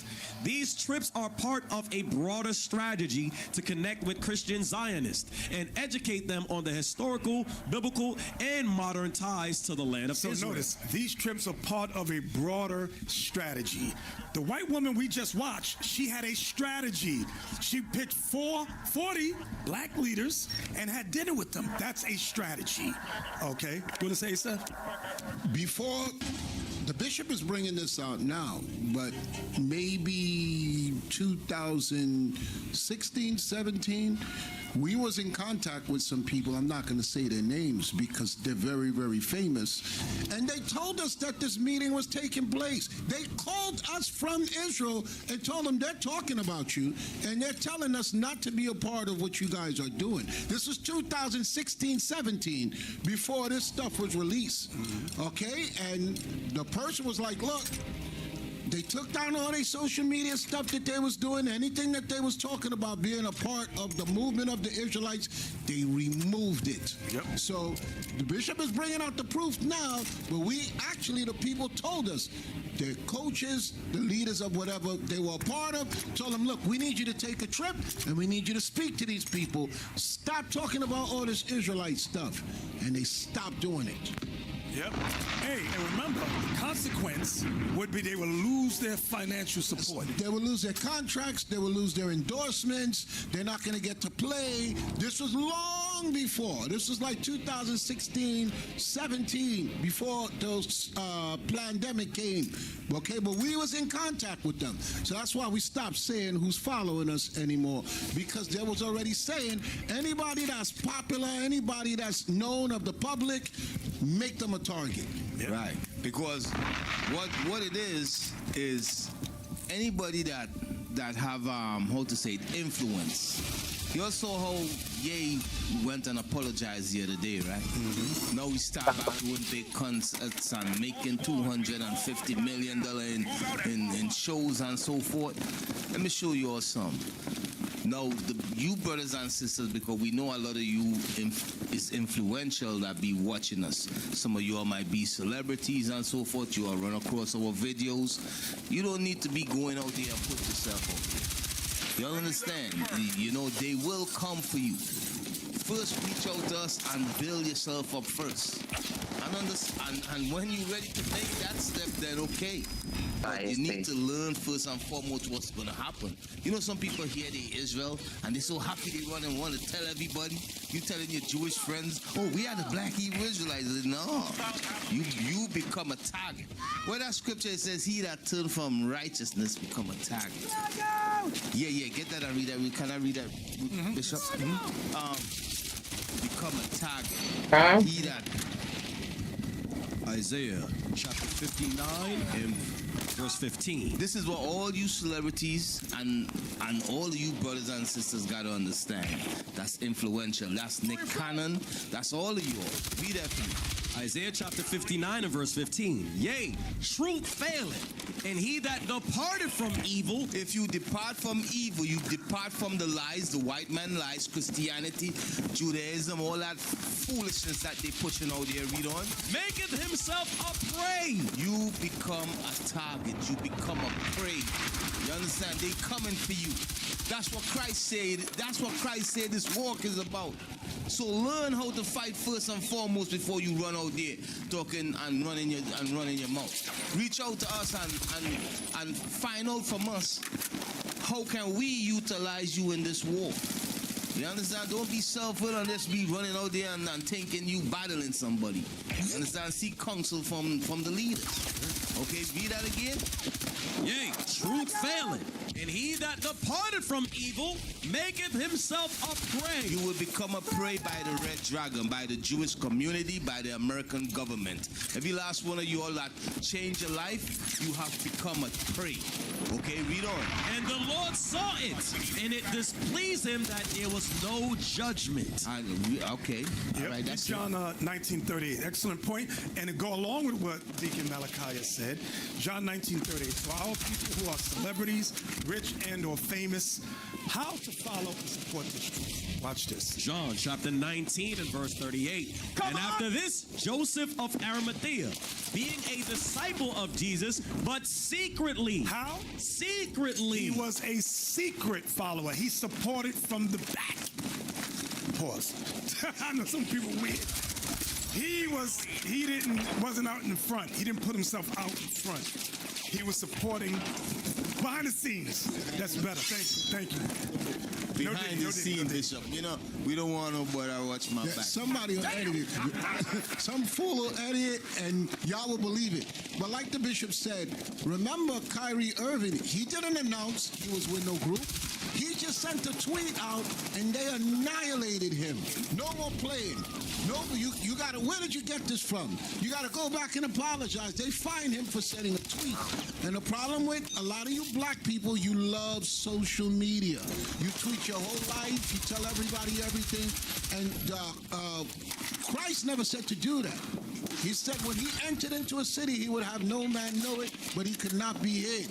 A lot of you, you're hooked on social media, and you want to put your whole life out there, and it's going to cost you in the end. That's right. Hey, give me the next one about Pastor Pam. Pastor Pam, Philip Anthony Mitchell, he went to Israel the same year we went in 2018. Okay? Go ahead. So 2018, my wife and I go to Israel. We tour the whole country from the north. I mean, from the Golan Heights, we've been to Israel, all the way in the north. I fly there for Israel because I really wanted to hear from the Lord. I feel like I'm preaching and I'm leading, but I don't have no sense of clear identity. And I'm like, Lord, I need you to speak to me while I'm here. Bro, the Lord don't say nothing to me for the whole time until the very last day. The very last day, we go to the garden too, and I hear this singing, bro. Off to my right in a gathering area, and it's a language I don't understand, but I can feel the Spirit of God. The person who was leading it, he kind of pointed to me, and he motioned to me to come to the front, and he starts talking to me in a language I don't understand. The dude that was on the bus with me, who slipped into the gathering and spoke the language, here's what he said to me in Portuguese. He says, man, I've been to your nation. I've seen the church in America. I feel like how large parts of it is dead and dying. And God says to you, do you want to go back to your country to do something about it? I burst into tears. I fall down on the floor where my knees be. I put my head down on the bench. And I said to the man, I said, yes, I want to do something about it. Poppycock. It's such garbage. His first thing when he got back from Israel, give me the next one. Watch this. This was not a black man. I saw this well-known preacher on Easter Sunday was saying, he was preaching that Easter Sunday, Resurrection Sunday, the death, burial, and resurrection that they preach about was all about the persecution of a black man, and that how Jesus was a black man, and that his evidence that Jesus was a black man was because he didn't get a fair trial by the Roman government, and that he used that, begin to manipulate the black men in the room and start declaring no weapon formed against the black men will prosper, no legal weapon will formed against the black men will prosper, and all of this Marxist, fascist nonsense that he was spewing from the pulpit. And I was watching as men stood up in the room and they're shedding tears over this nonsense, and my heart is broken because I'm thinking, man, what you're hearing right now in this moment is not even consistent with the word of God. I know some of you got him hanging on your wall, a black man with locks, but Jesus was not a black man. We know from history and we know from the word of God that Jesus was an ethnic Jew, and he was born into a family of ethnic Jews, and he was raised around the Torah, and he learned the things of Jewish family, and he went into the synagogue as was his custom, and he fulfilled the law because he came to do that, and he came to his own first, the people of Israel, the Jewish race. So we know that Jesus was not a black man. I don't care what false doctrine. I don't care about no Hebrew Israelite. We know that Jesus was not a black man. But some of us use our race as idolatry. I don't care. Black people do that. White people do that. We exalt our race as a form of idolatry. Jesus was not a black man. He was an ethnic Jew and had skin like brass and hair like wool. And as I watched the people in that room, some maybe thousands of them, run on with that garbage that was coming across the pulpit. Listen to me. My heart was broken as I thought to myself, look at all of these unsuspecting sheep that don't read the scriptures for themselves, and they have no idea what they're listening to right now is heresy and the doctrines of devils from a false prophet. And every time somebody talk like that, you cry, oh, we're being judgmental and critical. When the scripture says false prophets have come from among us and have gone out of us, but they was not with us. That's a dumbass nigga. I'm sorry. That dude, he don't know the Bible. He don't know the scriptures at all. He don't know nothing. Now, I'm going to show you how bold he claims to be so bold, big and bad. He thought he was. When 28:19 hit, remember that 20? Remember when the brothers went out there to prophesy? That nigga, that dude didn't come outside. Give me the next video. Show you how fearful he is of the Israelites.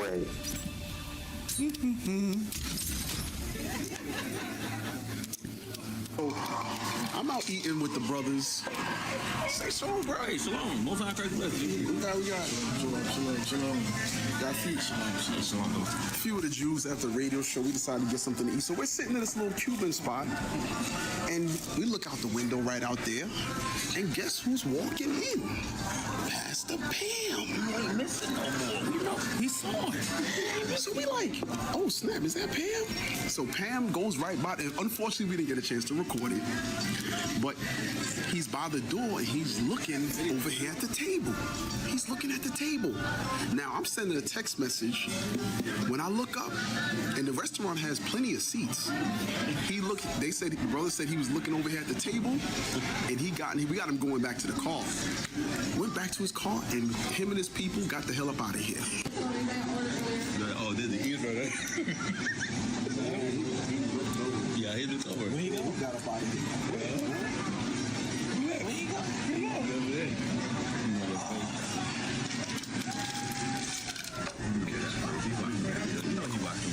No, I'll show you.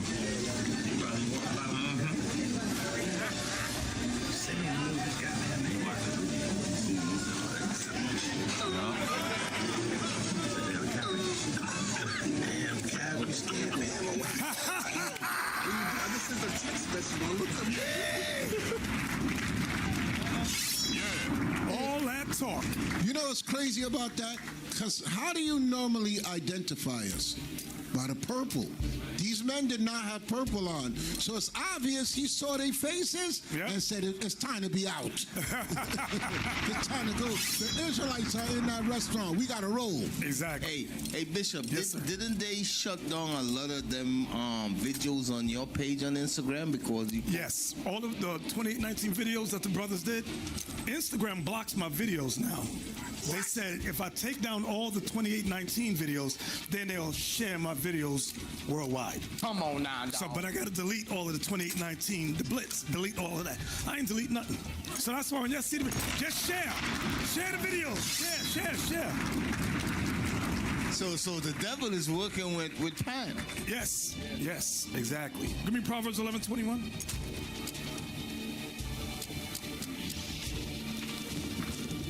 Proverbs chapter 11 and verse 21.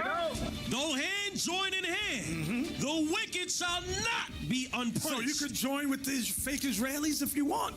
I went to Israel in 2018, and God spoke to my heart. Shut the hell up. That was Amalek talking to you. Go ahead. Though hand join in hand, the wicked shall not be unpunished. So all these black pastors that supporting, they holding hands with Amalek, the wicked shall not be unpunished. Okay? But the seed of the righteous, but the 12 tribes of Israel shall be delivered. Hey, give me the next article. Christian Post.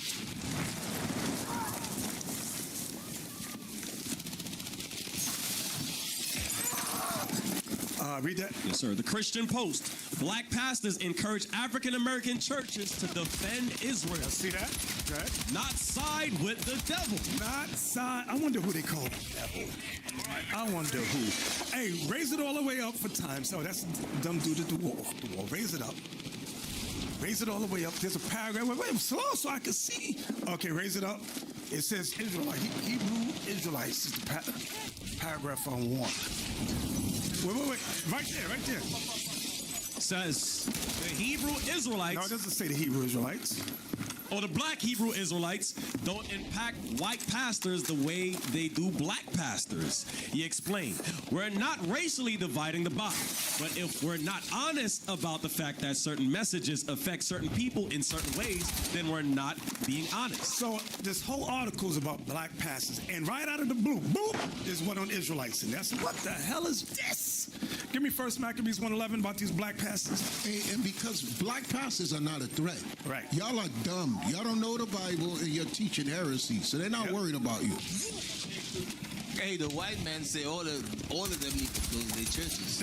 You know? And come and learn from me. We come learn from the white man. Right. That's what he said. He said 90% of y'all is stupid. That's what the racist white man your God said. That's right. And he said if you stay with the black church, y'all going to hell. That's what he said. 1 Maccabees 1:11. Yes, sir. 1 Maccabees chapter 1 and verse 11. In those days went there out of Israel wicked men. So amongst our people are wicked men. Go ahead. Who persuaded many. Saying what? Let us go and make a covenant with the heathen. Let's make a covenant with the Greeks, with the white man. Go ahead. That are round about us. For since we departed from them, we have had much sorrow.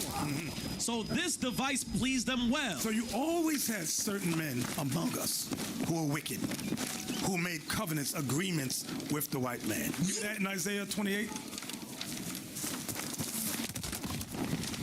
15.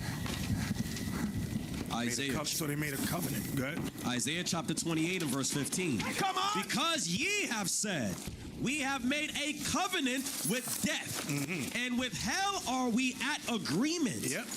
When the overflowing scourge shall pass through, it shall not come unto us. So that's these pastors, black pastors and politicians. Go ahead. For we have made lies our refuge. They've made lies their refuge. And under falsehood have we hid ourselves. Therefore, thus saith the Lord God, behold, I lay in Zion for a foundation, a stone, a tried stone. So look at Pastor Pam. Here you go. Is that Pastor Pam? Yeah, look like him. Comedians on stages mocking to the mockery of Christ. Wait. So what color does he have Christ and the apostles there? This guy. I can't really see. Can y'all zoom in? Man! Can y'all zoom in or you can't? That took place in France for the. That was in France? Take a screenshot and y'all can zoom in. Jello, where we at? Verse 16, Bishop. When Isaiah, what? 28 and verse 16. Okay, read again. Verse 16.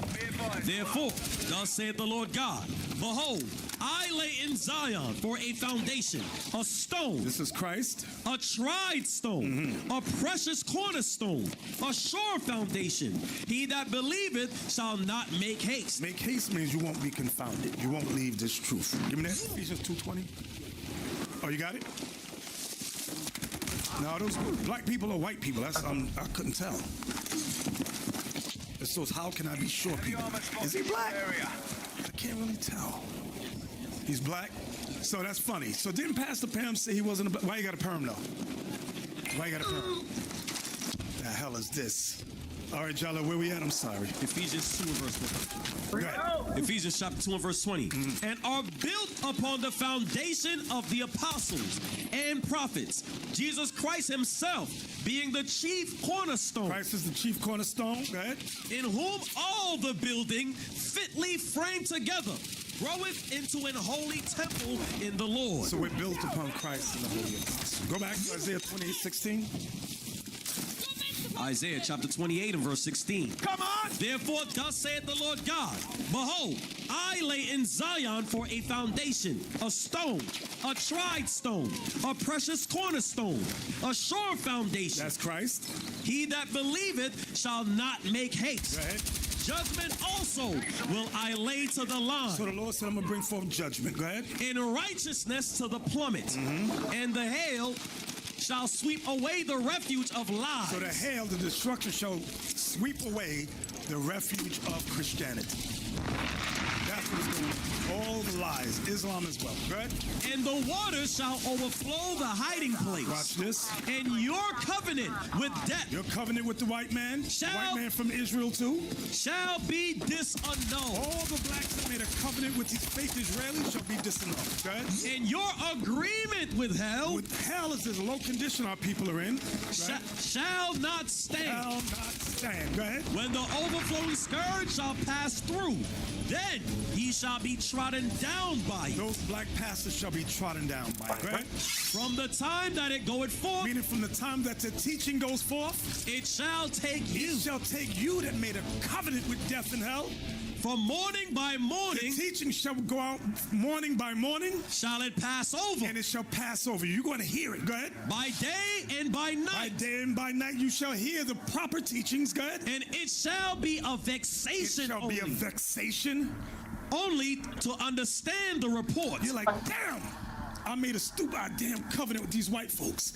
And these Israelites is bringing out the truth. But you already made that agreement, that financial gain you wanted. Go ahead. Verse 20.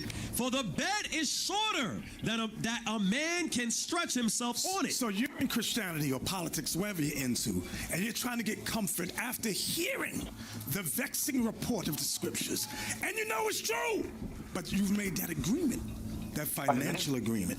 So you're trying to seek comfort in a bed that's too short for you. Read 20 again. Verse 20. For the bed is shorter than that a man can stretch himself on it. You're trying to stretch yourself in your lies. That bed is your lies. And it's not enough room. Go ahead. And the covering. The sheet or the blanket you're trying to cover yourself with.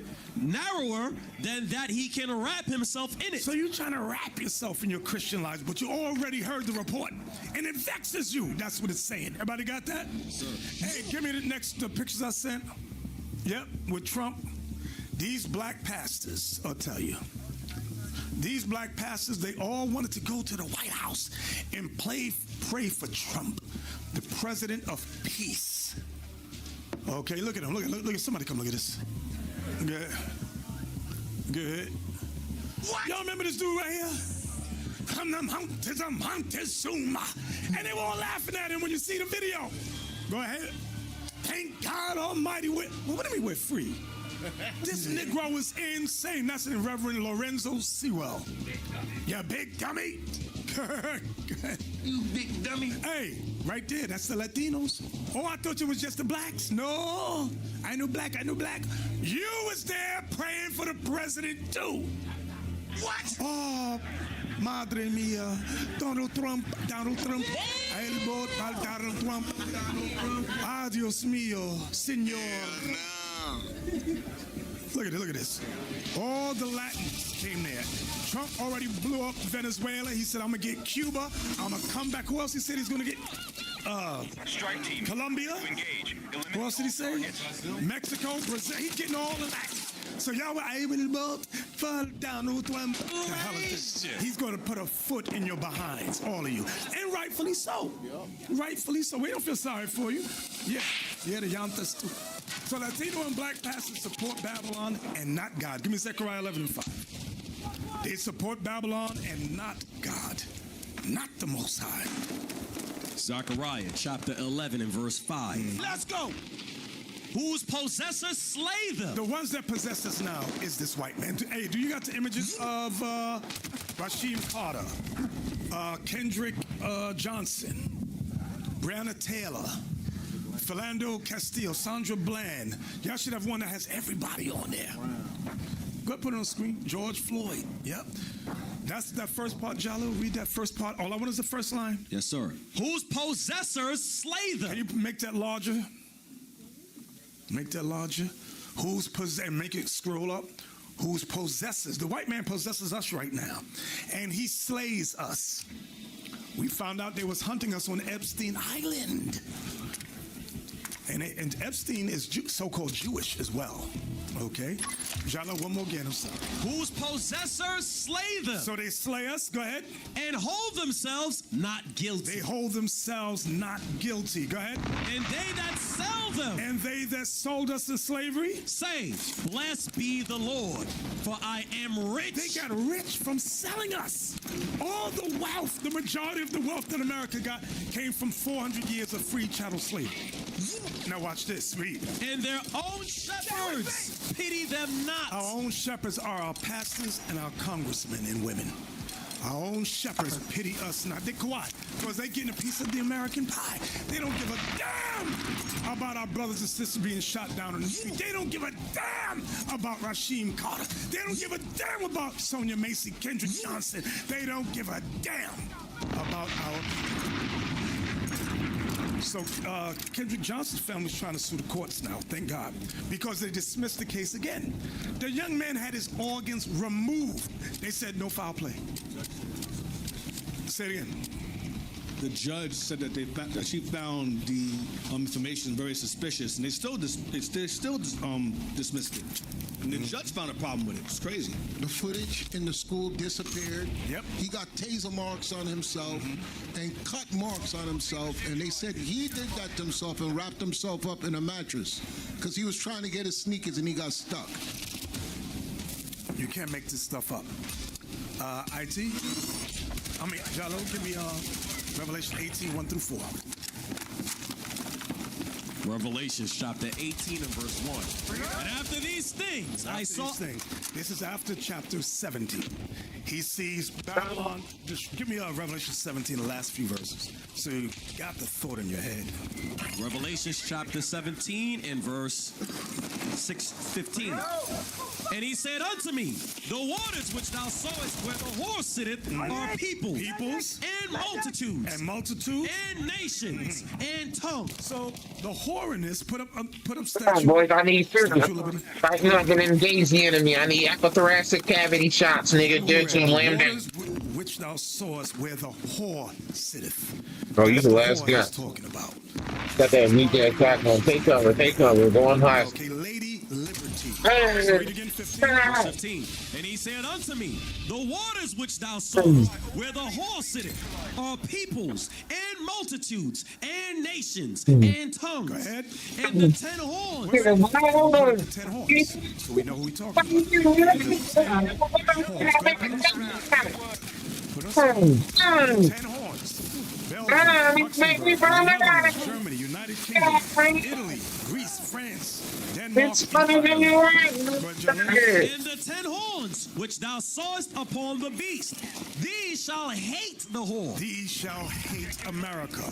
It's telling you it's going to be an ambush. They're going to trick Babylon. And shall make her desolate. And shall make her desolate. And naked. And naked. And shall eat her flesh. And burn her with fire. That means the entire country is going to camping, man. They camping like always. That's the first thing a nigga do on this shit. If they start losing, they get to camping. Be careful, bro. Their hearts to fulfill his will and to agree and give their kingdom unto the beast until the words of God shall be fulfilled. Meaning when the prophets go out teaching, there's a time limit for us to be out there teaching. Until the words of God shall be fulfilled, God. And the woman which thou sawest is that great city. That woman, give me the statue, Lady Liberty again. Lady Liberty again.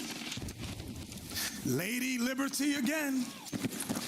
Read that again, Jello, verse 18. Back 18. And the woman which thou sawest is that great city. We call it a country. God calls it a city, a great city. Go ahead. Which reigneth over the kings of the earth. And if you didn't know this was America, that last sentence should clue you in.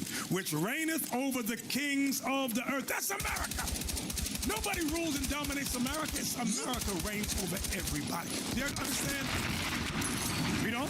Chapter 18 and verse 1. After these things, I saw Y'all see me speaking that guy and like he did it. Great power, and the earth was lightened with his glory. And he cried mightily with a strong voice, saying, Babylon the Great is fallen. Which goes back to chapter 17. Go ahead. Is fallen. If you take bullets, I want you to fall back. I don't want you to engage. Disengage if you take damage. Come back around. We gotta keep alive. Recruiters, we don't need recruiters. And the hold of every foul spirit, and a cage of every unclean and hateful bird. Those things are going to be here. Go ahead. For all nations have drunk of the wine of the wrath of her fornication. Which are their policies that we read about in Daniel 8. And through his craft he shall make, through his policy he shall make craft to prosper. That's saying the same thing. You read 3 again. Verse 3. For all nations have drunk of the wine of the wrath of her fornication. Their policies. All nations follow their policies. Go ahead. And the kings of the earth, the other nations, have committed fornication with her. They got in bed with her. Go ahead. And the merchants. And the merchants, the corporations, the companies of the earth are waxed rich through the abundance of her delicacy. Come on. And I heard another voice from heaven saying, what? Come out of her, my people. You know why you want to go there? Where the Israelites at? In Babylon. They go, no, Babylon is Iraq. No. It's letting you know the 12 tribes are here. Read it again.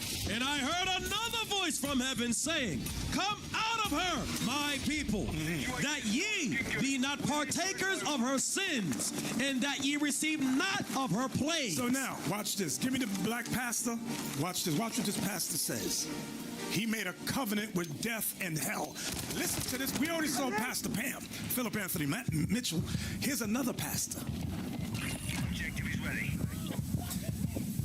Okay, they bombed the comedian. And they said they killed him. And you got folk up in on, they shouldn't have killed him. Now, he been shouting death to America. That's his whole platform over there. Death to America, death to America. Kill them heathens, kill them. Gonna get a nuclear weapon. Gonna self-satisfied. So, just be nice. And then his red dog is right over top of his head. Kill our children. So folks say, well, I'm doing all right. He ain't bothering me. No, but you see the snake. Any snake should not be in my view. The high, low, left, right, I don't care where you're at. I shouldn't have seen you. Because I'm concerned about what you're going to do when I don't see you. Y'all hear what I'm saying? So we want to get all up in arms because a certain party say it's wrong. We're imperialists and we're doing regime change and all of that. Well, yeah, let's change regimes. Let's get some folk over there that will be peaceful, people that will stop threatening us, people that will stop killing our military in different parts of the country. Let's get somebody that ain't trying to get a nuclear bomb. Let's, because we're Christians, love the Jews. You're in the culture trap whenever you let people tell you to hate the Jews. The Bible says pray for Jerusalem. They are the chosen people of God. You can't make this stuff up. What? So it's obvious he went to Israel, possibly, made that covenant with death with them. So this is what we got to deal with. This will give me Romans 11:26. IT, you want to put that on the screen because you keep putting it up. Read that. It says a delegation of about 30 senior Christian religious leaders from 10 African countries that arrived in Israel this week for a 4-day visit initiated by Deputy Foreign Minister Sharon Haxel. And you got to remember, it's all expenses paid. They don't have to pay a penny. These fake Israelis pay everything for them. This is what they do. A gift does what, brothers? Destroys the heart. That's from the Jerusalem Post, Angola, Uganda, and other nations. Okay? What did I say, Gojello? Romans 11:26. Now, regarding our people that have made a covenant with death and hell, Romans 11:26. Is it 26 or 1 or 25? Let me hit 26. Romans chapter 11 and verse 26. And so all Israel shall be saved. That's the elect. Go ahead. As it is written, there shall come out of Zion the deliverer. That's Christ. And what would he do? And shall turn away ungodliness from Jacob. Anytime y'all on the street and people bring up Romans 11, start with verse 26. Because verse 26 explains the whole chapter. Read again. Verse 26. And so all Israel shall be saved. Southern kingdom and northern kingdom. Go ahead. As it is written, there shall come out of Zion the deliverer. Christ. Go ahead. And shall turn away ungodliness from Jacob. He died on the cross for us and only us. Go ahead. For this is my covenant unto them. Go ahead. When I shall take away their sin. Whose sins? Israel. We just read that in the verse above. Go ahead. As concerning the gospel. As concerning the gospel. Watch this. They are enemies for your sake. That's those people, our people that made a covenant with Rome. A covenant with Babylon. Whether it's religious or political. Go ahead. But as touching the election. But as touching the election. They are beloved for the Father's sake. Why? Because these same people that are against us can do what, brothers? Repent. They can. Go ahead. Verse 29. For the gifts and calling of God are without repentance. What Christ did, we didn't have to repent first. He already died on the cross for us. Without us, we weren't even there. He died. Everybody understand that? So from there, give me Jeremiah 30 and 1. I'm going to have to cut my class short. Jeremiah 30 and 1. Come on, let's go. I'm going to go through this fast. Jeremiah chapter 30 and verse 1. The word that came to Jeremiah from the Lord, saying, Thus speaketh the Lord God of Israel, saying, Write thee all the words that I have spoken unto thee in a book. In a book? Go ahead, the Bible. For lo, the days come, saith the Lord, that I will bring again the captivity of my people Israel and Judah, saith the Lord. And I will cause them to return to the land that I gave to their fathers, and they shall possess it. So now, y'all see this verse? For lo, days come, saith the Lord, that I will bring again the captivity of my people Israel and Judah, saith the Lord. So, watch this. Get Joel 3 and 1. We're coming back here, Jello.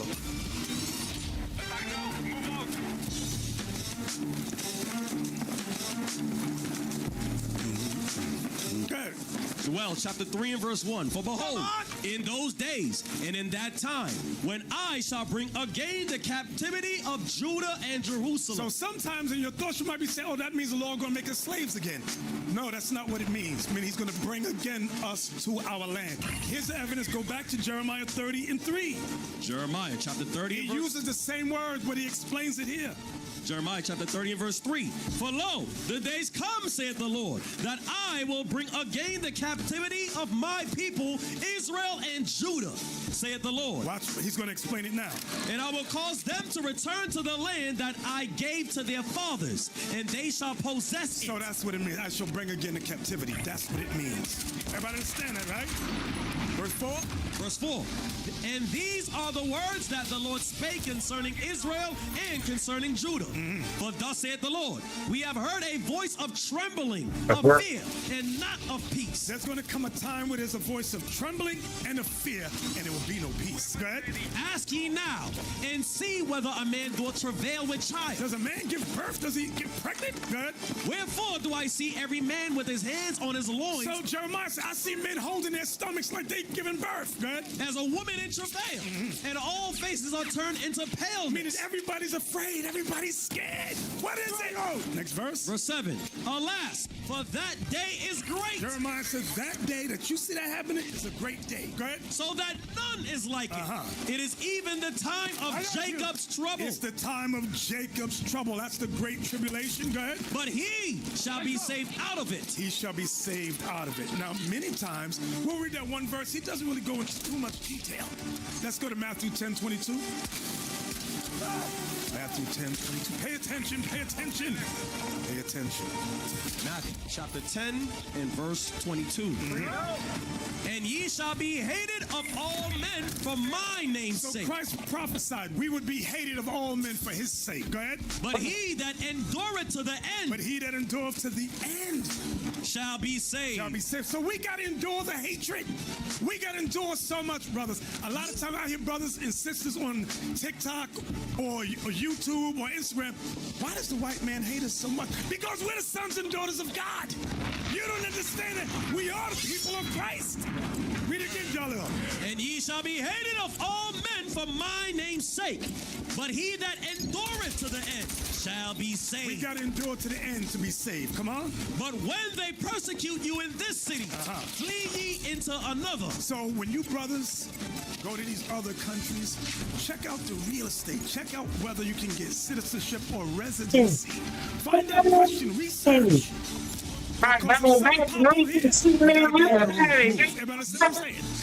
Read what Christ said again. Verse 23. But when they persecute you in this city, flee ye into another. So showing you one city may pop over here. The next city might not have the same persecution. So be aware. Go ahead. For verily I say unto you, ye shall not have gone over the cities of Israel. You will not have reached all the 12 tribes. Go ahead. Till the Son of Man be come. Till Christ be come. So we're not going to reach every Israelite. Everybody understand that, right? Wait, how do I know we're not reaching all the Israelites? Isaiah 66, 19, thank you. Isaiah 66. This is how we know we're not reaching all the Israelites everywhere. Isaiah chapter 66 and verse 19. Watch this. And I will set a sign among them. And I will send those that escape of them unto the nations. The ones that are escaped is the 144. And I will send those that escape of them unto the nations. That's the 144. Go ahead. To Tarshish, Spain, Pool, Libya, and Lud. And Lud, Lydia. That draw the bow to Tubal, Turkey, and Javan, Greece, to the isles afar off. There's like in the Melanesian islands, that's far off. There's thousands of islands. When we went to Papua New Guinea, we looked at the map. There are thousands of islands there. Go ahead. That have not heard of my fame. Read it again. That's the part we wanted. That have not heard of my fame. That have not heard the gospel. Go ahead. Neither have seen my glory. They've not seen the glory of the Lord. Go ahead. And they shall declare my glory among the Gentiles. So the 144 is going to collect the Israelites that's in these other nations. Go ahead.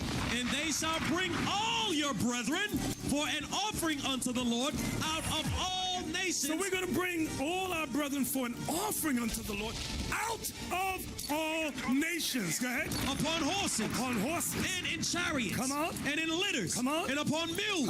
And upon swift beasts. Where are we going to take them? Where are we going to take them? To my holy mountain, Jerusalem. Let you know the kingdom's already going to set up at this time. The kingdom is set up at this. The third temple is built at this time.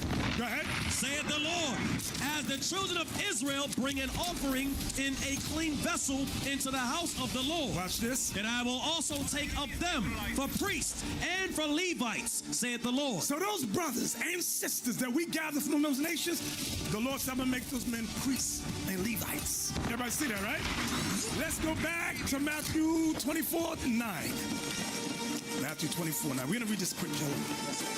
Matthew chapter 24 and verse 9. Let's go. Then shall they deliver you up to be afflicted, and shall kill you. This is tribulation, man. And ye shall be hated of all nations for my name's sake.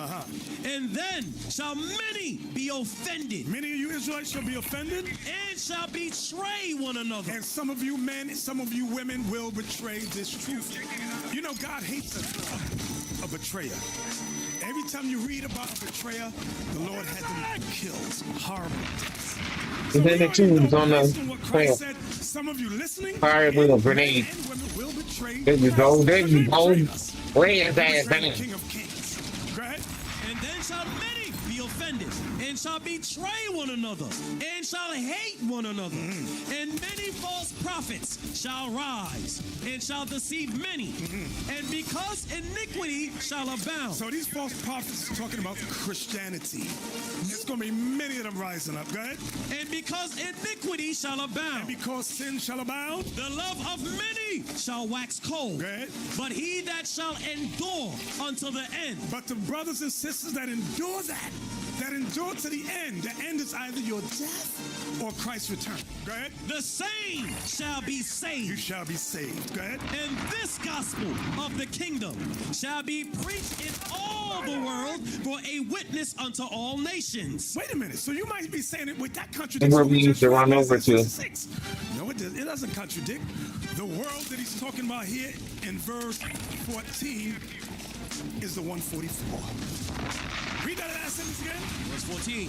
And this gospel of the kingdom shall be preached in all the world for a witness unto all nations. Go ahead. What? Here's the part. And then shall the end come. And then shall the end come. Here's a precept. Revelation 7. But the Bible contradicted. No, it didn't. No, it didn't. Revelation 7. Watch this. Remember, keep the thought in mind. And when this gospel shall be preached in all the world for witness unto all nations, and then shall the end come. Revelation 7 and 1. Revelation chapter 7 and verse 1. And after these things I saw 4 angels standing on the 4 corners of the earth, holding the 4 winds of the earth. The 4 winds is destruction, right? That the wind should not blow on the earth, nor on the sea, nor on any tree. Jalil, give me the precept for the wind in 2nd Ezra 13 and 5. Write that precept down. What is the wind? 2nd Ezra chapter 13 and verse 5. Come on. And after this I beheld, and lo, there was gathered together a multitude of men out of number from the 4 winds of the heaven. See that? Y'all see that right there? So this multitude of wind coming from the multitude of men coming from the 4 winds of heaven. Go ahead. From the 4 winds of the heaven to subdue the man that came out of the sea. To subdue Christ. They want to fight Christ, the Son of God, which goes back to Daniel 8 and 25. Then shall they stand up against the Prince of Princes, but he shall be broken without hand. That's what it's saying, the same thing. Everybody with me? Yes, sir. Let's go back to Revelation 7. Revelation chapter 7 and verse 1. And after these things I saw 4 angels standing on the 4 corners of the earth, holding the 4 winds of the earth, that the wind should not blow on the earth, nor on the sea, nor on any tree. So this earth is talking about the armies on land. The sea is talking about the Navy, the Marines, or what does it say? Or any tree, the Air Force comes down above trees. Go ahead. Verse 2. And I saw another angel ascending from the east. Watch this. Having the seal of the living God. What's the seal of the living God? Give me that, Jalil. Isaiah 8:16. What is the seal of the living God? Isaiah chapter 8 and verse 16. Let's go. Bind up the testimony. Seal the law among my disciples. That's what the angel's looking for. That's what the angel's doing. Go back. Revelation chapter 7 and verse 2. And I saw another angel ascending from the east, having the seal of the living God. And he cried with a loud voice to the 4 angels, to whom it was given to hurt the earth and the sea. Now, verse 3 is the point that ties in with Matthew 24. And when this gospel shall be preached in all the world unto the nations, then shall the end come. Watch this. Verse 3, saying, hurt not the earth, neither the the sea, nor the tree. Until when? Till we have sealed the servants of our God in their foreheads. Don't let the destruction come until the servants of God is sealed. Go ahead. And I heard the number of them which were sealed, and there were sealed 144,000 of all the tribes of the children of Israel. So when the 144,000 are sealed, then shall the end come. Meaning destruction upon destruction upon destruction. Everybody got that? Come on. Let's go back to Matthew 24 again, that verse. Matthew chapter 24 and verse 14. Let's go. And this gospel of the kingdom shall be preached in all the world for a witness unto all nations. And then shall the end come. Because the 144 is scattered amongst the nations. This is why we must go out and prophesy and teach amongst all these different nations. Because our people are there. Everybody understand that? Read on. Verse 15. When ye therefore shall see the abomination of desolation spoken of by Daniel the prophet, stand in the holy place. Hey, guess what Christ called the white man right there? The abomination of desolation.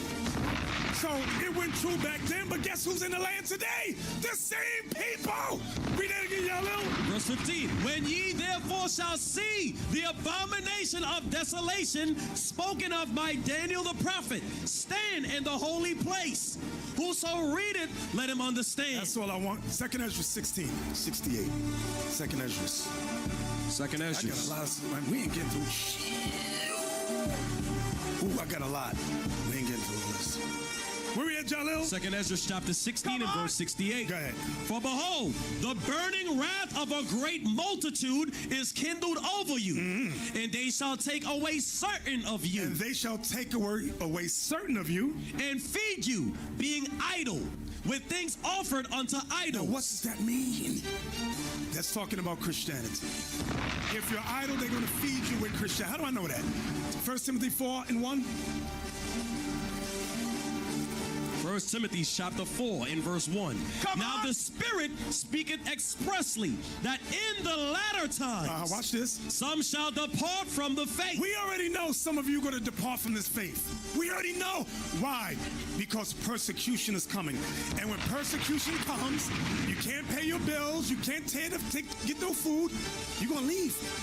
You're going to leave. Now listen, I want you to think. Deacon Malachi today went over a class about digital currency. America does want to bring in digital currency. Why? So that they can control us.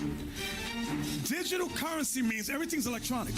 If you do or say anything they don't like, look at China. China got it.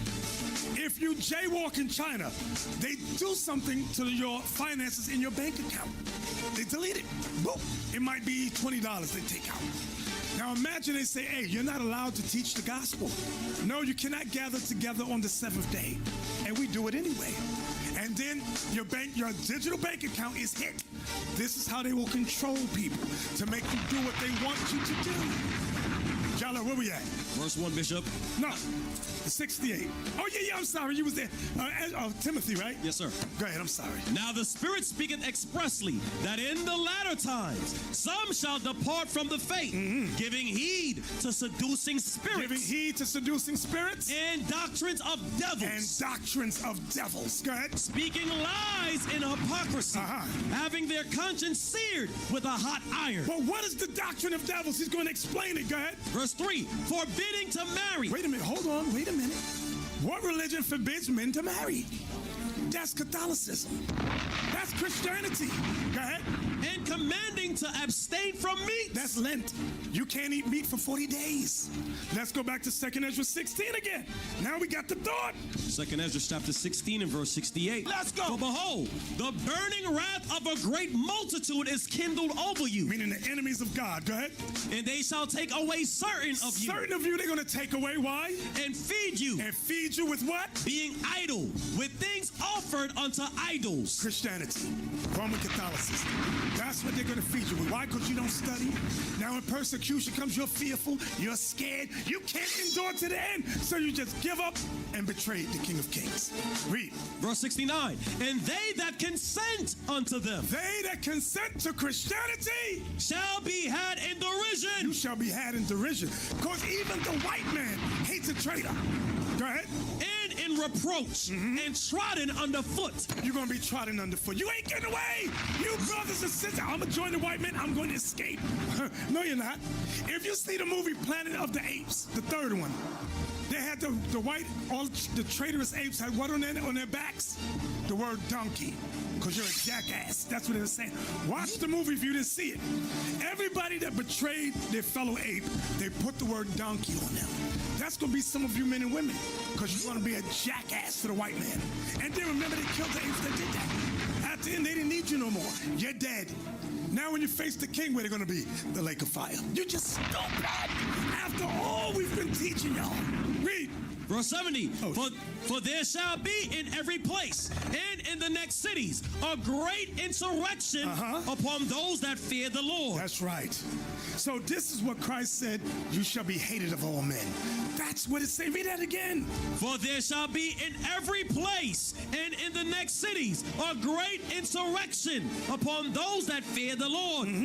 They shall be like madmen, sparing none, but still spoiling, robbing, and destroying those that fear the Lord. That's why Christ said, if they persecute you in this city, flee to the next. This is what Ezra is saying, the same thing, but in more detail. Go ahead. Verse 72, for they shall waste and take away their goods. Go ahead. And cast them out of their houses. They're going to take our homes, our houses. This is the prophecy. Go ahead. Then shall they be known who are my chosen. Those that endure. You're going to know that those are the chosen. Go ahead. And they shall be tried as the gold in the fire. Okay, for time's sake, I got to jump these scriptures. Give me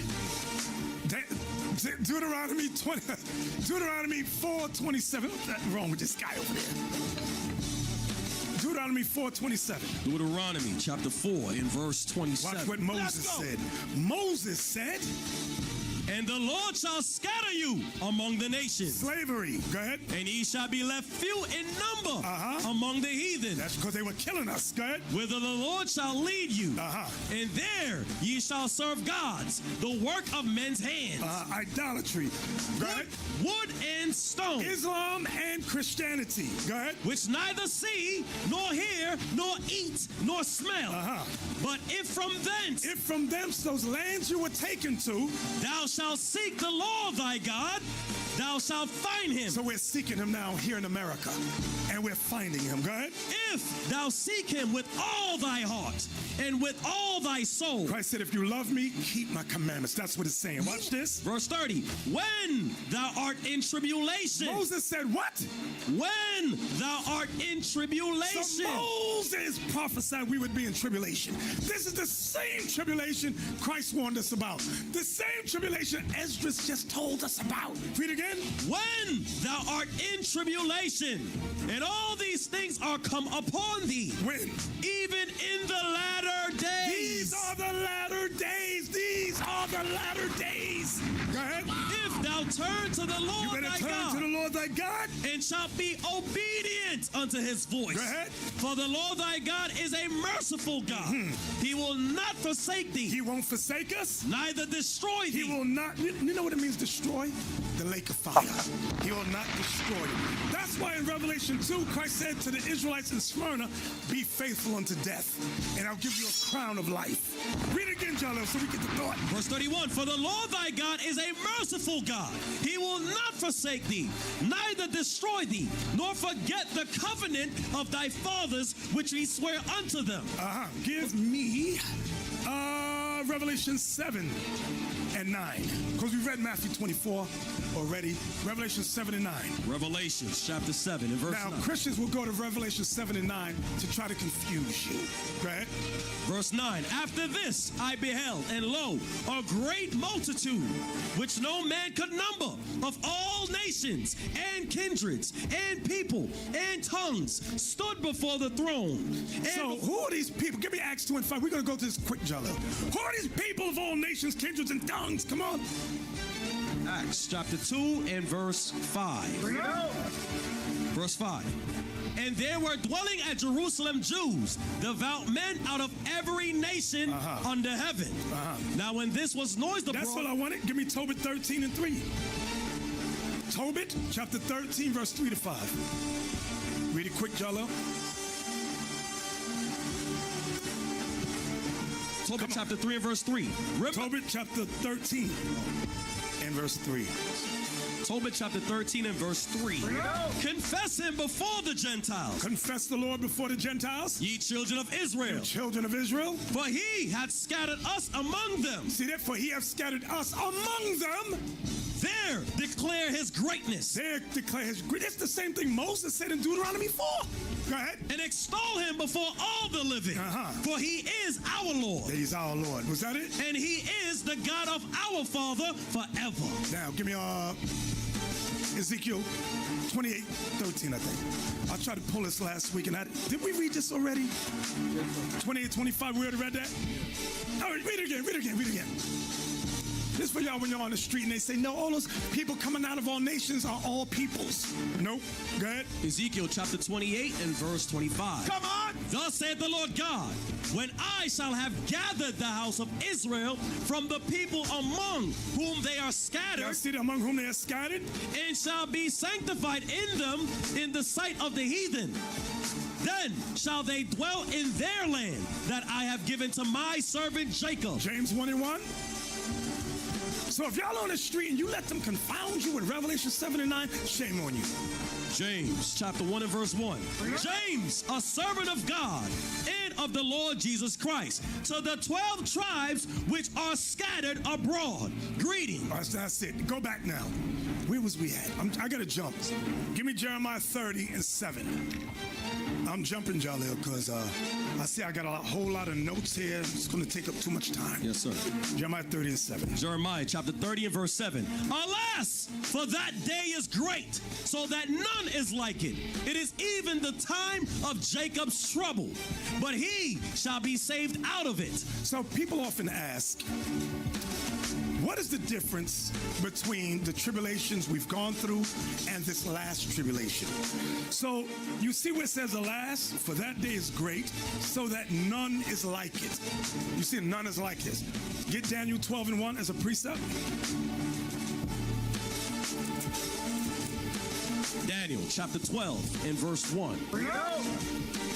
And at that time shall Michael stand up, the great prince which standeth for the children of thy people. And there shall be a time of trouble. See that? There shall be a time of trouble. Jacob's trouble. Go ahead. Such as never was since there was a nation, even to that same time. And at that time thy people shall be delivered, every one that shall be found written in the book. So what does it mean there shall be a time of trouble such as never was since there was, what did it say? Was a nation. So people say, what's the difference between a coming tribulation and the last ones? Matthew 24. We read it earlier, but you forgot what Christ said. Matthew 24 and verse 29. Matthew chapter 24, verse 29. Immediately after the tribulation of those days, what's going to happen? Shall the sun be darkened, and the moon shall not give her light, and the stars shall fall from heavens, and the powers of the heavens shall be shaken. Esau's going to be fighting all the nations. Go ahead. And then shall appear the sign of the Son of Man in heaven. And then shall all the tribes of the earth mourn, and they shall see the Son of Man coming in the clouds of heaven. So the difference is there's going to be war during the time of our great tribulation. There's going to be pestilence, plague. When Christ get me Habakkuk 3, I got to skip everything. I'm just going to go to it. I'll go over this stuff next week. Give me Habakkuk 3. So that's the difference. World War III is going to be in the midst, and in the midst when Christ comes, that's called what, brothers? Armageddon. That is the difference. So this tribulation will not be like any other tribulation we've ever gone through. Why? Because there's going to be wars like we've never seen before. Habakkuk 3, this is when Christ said, and then shall come the sign of the Son of Man. Did we just read that? Yeah. Habakkuk 3 breaks it down for us. What? Habakkuk chapter 3 and verse 1. A prayer of Habakkuk. The prayer of Habakkuk. The prophet upon Shigionoth. Lord, oh Lord, I have heard thy speech and was afraid. So when he heard the Lord's speech, he was afraid. Go ahead. Oh Lord, revive thy work. Where the work? He says, revive thy work. In the midst of the years. In the midst of the years. Time and half a time. He's reviving us now. Go ahead. In the midst of the years, make known. Make your word known. Go ahead. In wrath, remember mercy. In wrath, remember mercy. Go ahead. God came from Teman. Now here it comes. You think this is like Norma says, this shall be like a time you've never seen. It says God came from Teman. Go ahead. And the Holy One from Mount Paran. Selah. Selah means it is true. Go ahead. His glory covered the heavens. His glory covered the heavens. That's what Matthew 24 was saying. Go ahead. And the earth was full of his praise. And his brightness was as the light. He had horns coming out of his hands. Christ is going to have power coming out of his hands. Those horns mean power. Forget the X-Men. Forget the Avengers. They got that from the Bible. Go ahead. He had horns coming out of his hand, and there was the hiding of his power. Meaning he had to hold back. Why? Because remember, Christ created everything. He said, if I let loose my full power, I'll destroy this whole planet. So he had to hide some of his power. Go ahead. Before him went the pestilence. You got to remember, it said this day's night like no other day. This day, it says what, Jalil? Before him went the pestilence. Before, when Christ could touch down, before him went the pestilence. Go ahead. And burning coals went forth at his feet. You got to imagine, like, when his feet touch down, everywhere fire just erupts. The earth is breaking up. Go ahead. He stood and measured the earth. He stood and measures the earth. Go ahead. He beheld. He beheld. And drove asunder the nations. He drove asunder, destroyed the nations. Go ahead. And the everlasting mountains. And the everlasting, meaning great nations. Were scattered. Where great powers were scattered. Go ahead. The perpetual hills. Those in the smaller countries. Did bow. Did bow. Go ahead. His ways are everlasting. What did he see? What did he see? I saw the tents of Cushan in affliction. I saw Ethiopia. This is Habakkuk seeing. He said, I'm looking at Ethiopia. They're in affliction over there. Go ahead. And the curtains of the land of Midian. I saw the Midianites that deal with the Arabs. Go ahead. Did tremble. They did tremble. Go ahead. Was the Lord displeased against the rivers? What are the rivers, brothers? Nations. Remember Isaiah 17? Did we read that? Yes, sir, we did. Okay, go ahead. Was thine anger against the rivers? Was thy wrath against the sea, that thou didst ride upon thy horses and thy chariots of salvation? Thy chariots of salvation, watch this. Thy bow was made quite naked. When it says thy bow was made quite naked, go ahead. According to the oaths of the tribes. According to the oaths of the tribes. Even wait. The oaths of the tribes is the Bible. Thy bow was quite what? Naked meaning what? When you have a bow in your hand, what does that symbolize? You're coming for what? War. So it's obvious according to the oaths of Jacob, Christ is coming for war. That's what he's saying. Hold on, Zechariah 9:13. We almost done. We almost finished because I ain't going over this other stuff. Dang, I got a video I wanted to show y'all. Dang, but go ahead. Zechariah chapter 9 and verse 13. Come on. When I have bent Judah for me. He said, I'm going to bend Judah for me like a bow. Go ahead. Fill the bow with Ephraim. I'm going to fill a bow with Ephraim. Go ahead. And raised up thy sons, O Zion. I'm going to raise up the rest of the 12 tribes. Against thy sons, O Greece. Against the Greeks, the white man. Y'all see that right there? It's war. So go back. That's all I wanted. Habakkuk 3 and 9. I'm rushing, but go ahead. Habakkuk chapter 3 and verse 9. Thy bow was made quite naked, according to the oaths of the tribes, even thy word. You see that? Thy word is the oaths of the tribes. Go ahead. Selah. Meaning it's true.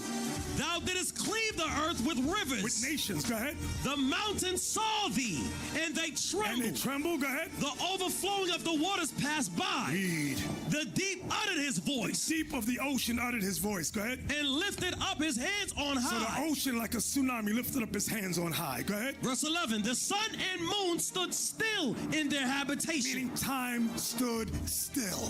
Go ahead. And the light of thine arrows missiles, they went. All the missiles are being shot. Go ahead. And at the shining of thy glittering spear, missiles, go ahead. Thou didst march through the land in indignation. Indignation means righteous anger. Go ahead. Thou didst thresh the heathen in anger. Thou didst beat the nations in anger. Go ahead. Thou wentest forth for the salvation of thy people. He's only coming to save the 12 tribes of Israel. I don't see why people are so confused with that. Read it again. Thou wentest forth for the salvation of thy people, even for the salvation with thine anointed. Come on. Thou woundest the head of the house of the wicked. That's the white man. America's the head. Go ahead. By discovering the foundation unto the neck. He's going to make sure America's finished. Go ahead. Selah. Meaning it's true. Go ahead. Thou didst strike through with his staves the head of his villages. They came out as a whirlwind to scatter me. They came out to scatter Christ. Go ahead. Their rejoicing was as to devour the poor secretly. Now there's a lot in that. Their rejoicing was to devour the poor secretly. We don't even understand the things they put in our foods. Popeyes, KFC, McDonald's. Remember what it says. They're trying to destroy us secretly. Meaning they're not saying, I want to kill you niggas. They're not doing that. Put it in the food, put stuff in their music so they can destroy their minds. Go ahead. Right. They got a new technology where they could target your DNA. You know, where they put stuff in the plants, put stuff in food, and it could just attack a certain demographic of people. Just Negroes alone and Hispanics. I'm telling you all, that's why a lot of our kids got autism and have certain sicknesses and so forth. It's the same way in Genesis, you know, in Exodus, when they said, let us deal wisely. And they try to destroy the babies and the kids and so forth. It's the same thing today. And a lot of the food, it affects all of us, but it affects the women in terms of their weight. We went to Jamaica, and I've gone there many times. Before KFC and Popeyes was there, all the women were slim. But for some reason now we go back, and the women is 300. I'm like, yo, what the hell? Africa, we go there years ago. Everybody was normal in shape. We go back, they got KFC, McDonald's, all that. The women, it affects them different. Whatever they're putting in their foods is affecting us, but more so them. Asa, you want to say something? Yes, they have a study on it in China and in India that they said these people, they didn't have any heart problems, they didn't have any weight problems, and now they're sick, and it's just what the bishop said.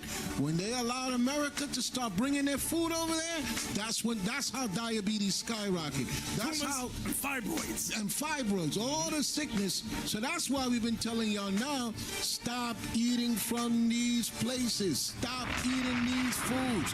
When the bishop started the campaign amongst us, trim the fat, who was the first one getting mad? You black women. The ones that's getting sick, the one that's falling apart, that's battling with your weight. Y'all know I do a lot of studies, and they engineered the food to spike your insulin and keep it high all the time, so you get diabetes, you get gout, you get arthritis, you get joints, you get pains, you get fibroids. It's a science to destroy you.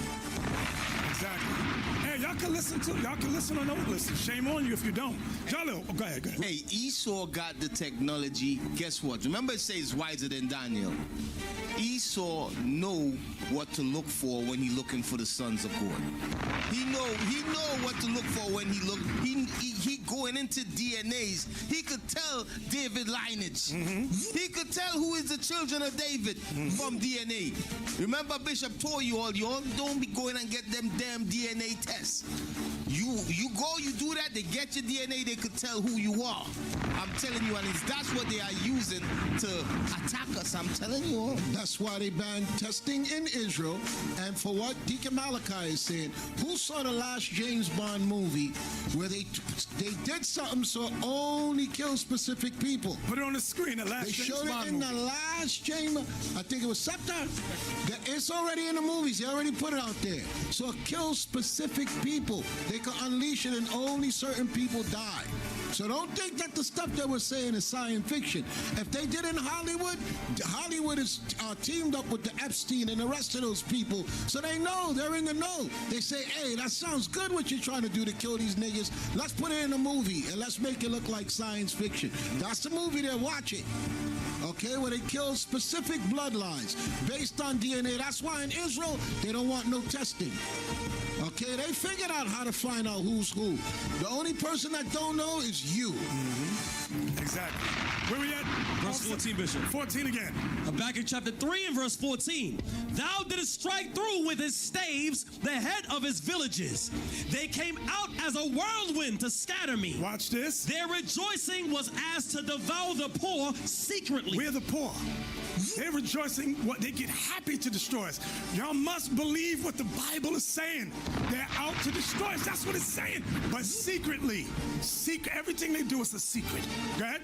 Thou didst walk through the sea with thine horses. Meaning you walk through the nations with your chariots. Through the heap of great waters. Through the heap of great nations. When I heard, my belly trembled. Habakkuk said, I was scared to death. My belly trembled. Go ahead. My lips quivered at the voice. That's fear on top of fear, Habakkuk said. Go ahead. Rottenness entered into my bones. Rottenness entered into his bones. Go ahead. And I trembled in myself. That's called fear.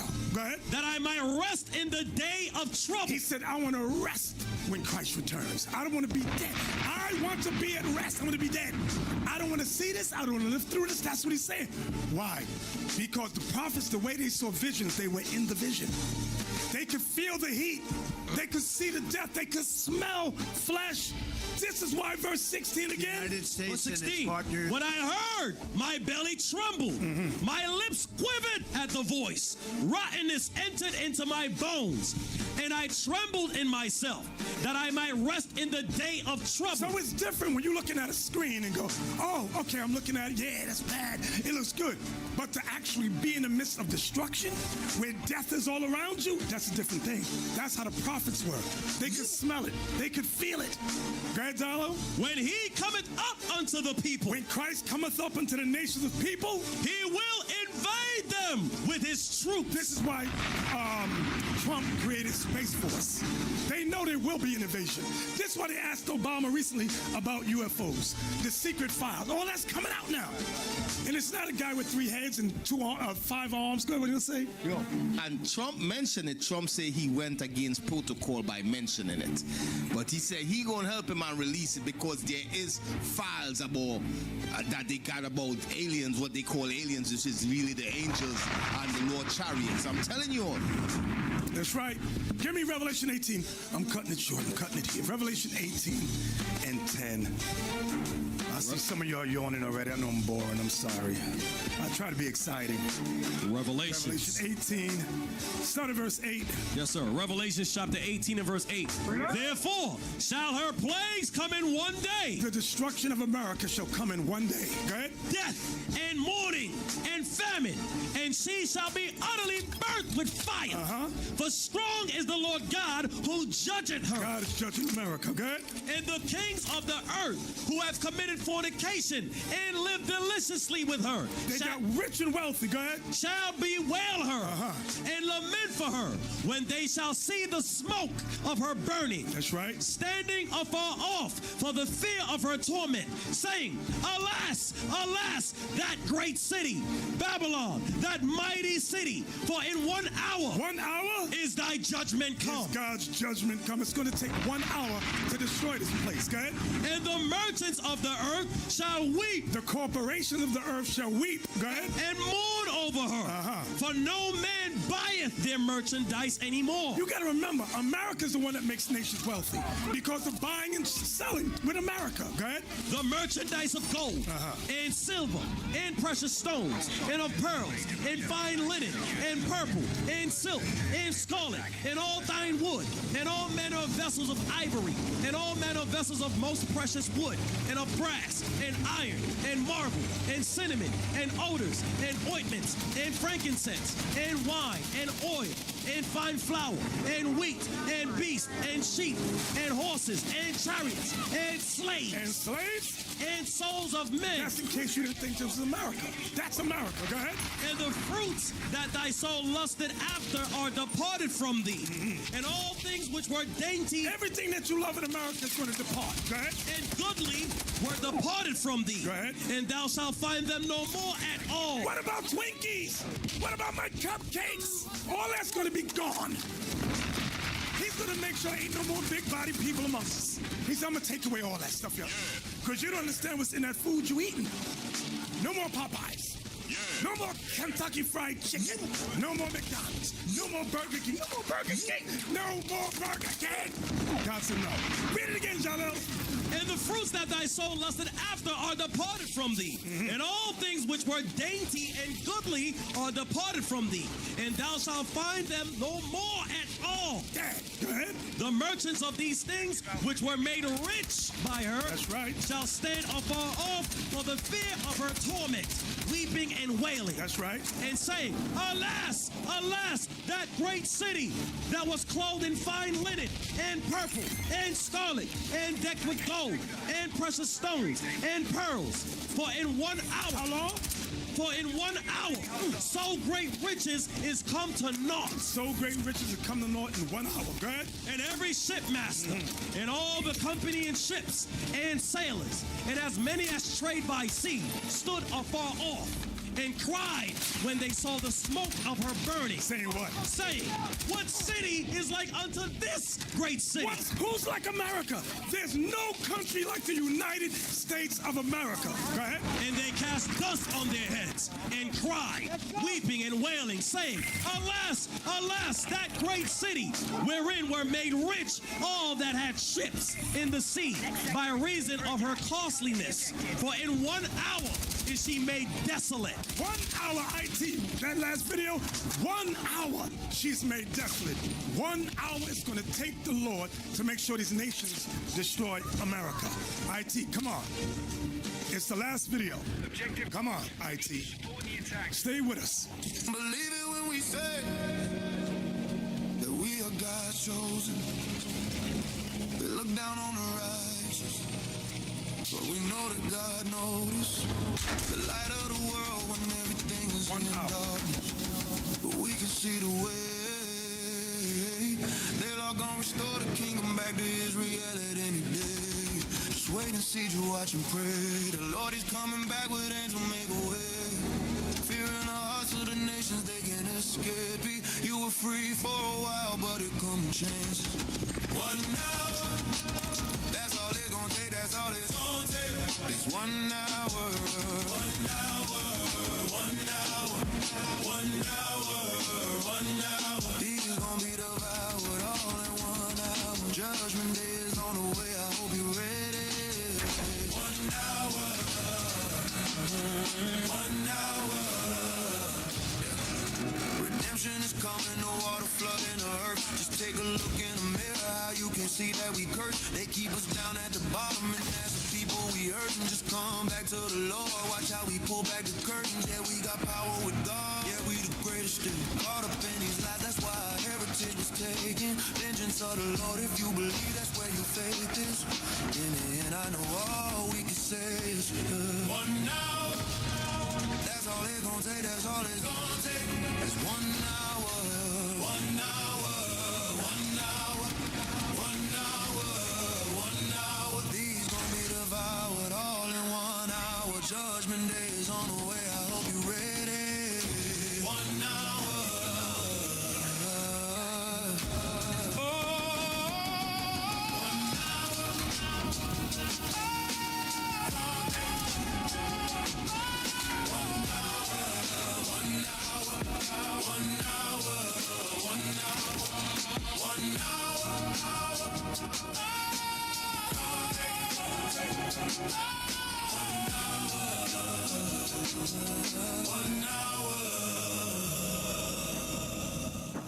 And with that, 12 tribes! 12 tribes! 12 tribes! And with that, we say shalom. They don't believe.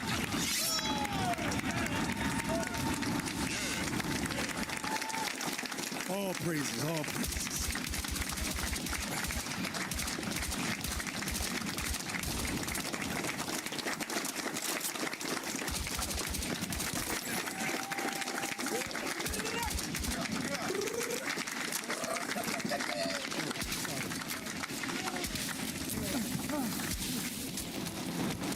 Hey, that video is fire. Yo, who sing that song? Which Jew the Blood? The rapper?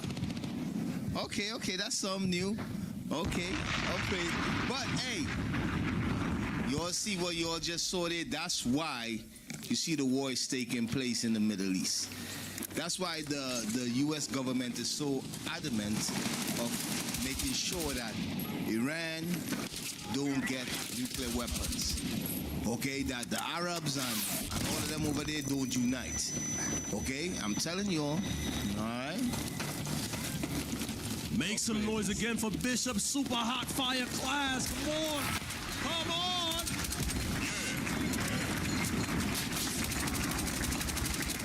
And we will begin tonight's announcements. Play the first promo from the IT.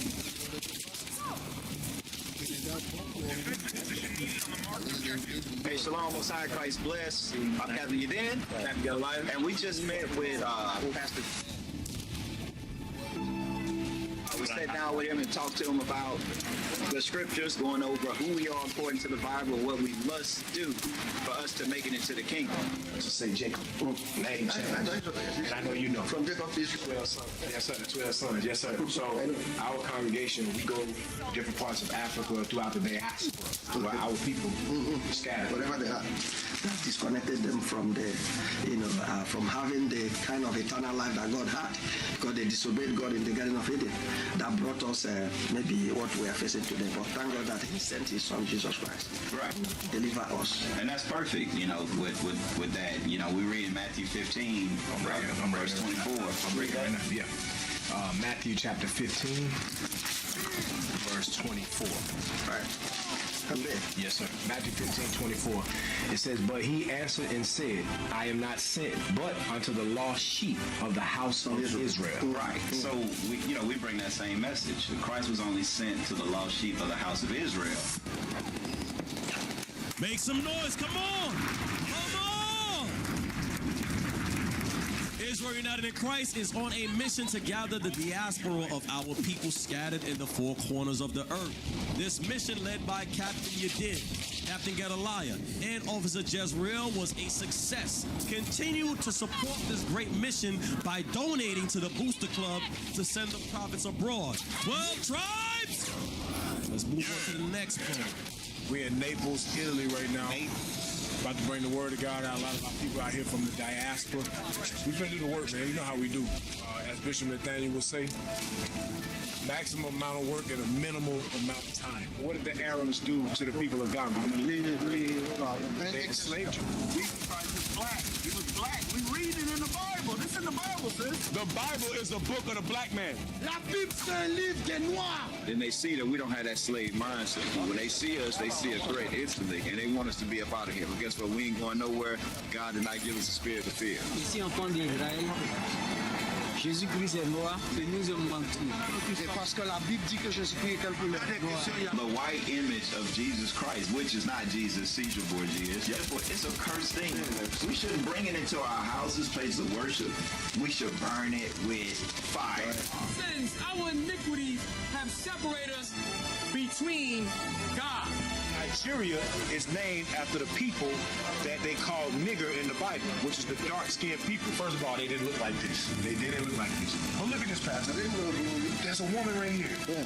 And a woman right there. You don't read that in Scripture. You got Christ, supposedly. 1, 2, 3, 4, 5, 6, 7, 8, 9, 10. He had 12 disciples. 2 of them were women.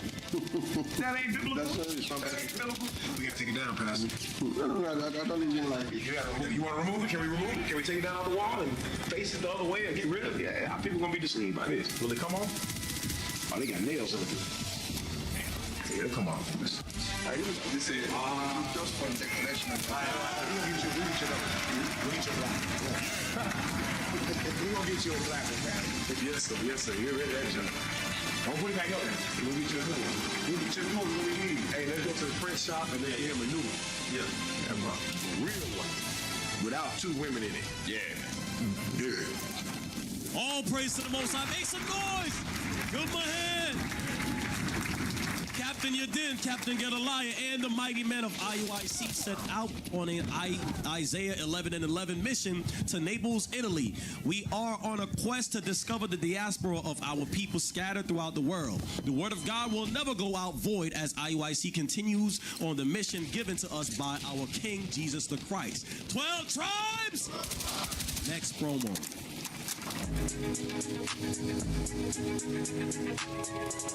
Shalom. We're here at the New York State Black and Hispanic Caucus. We just wrapped up. We had our booth where we were going over missing persons, saving Sarah's daughters, hope and healing. We brought the word out. We let the people know who we are and what it is that we do and what we plan to do in the community and how they can help. The people find out who we are and who they are, and the Lord got the victory. All praise to the Most High. Another year, another mission, another accomplishment. Shalom. Most High Christ bless. All praises to the Most High. New York, stand up. All praises, all praises. The prophets of IUIC headquarters attended Albany's annual legislative conference to bring biblical truth and spiritual awareness into a major public forum. Through bold and respectful engagement, they edify the community on true black history according to the Bible, calling our people back to their God-given identity, heritage, and righteous way of life. All praises to the Most High. Let's move on to the next ad. Welcome everyone, welcome to our first Lord Willing annual with an indoor family and friends event. Yeah, that's it.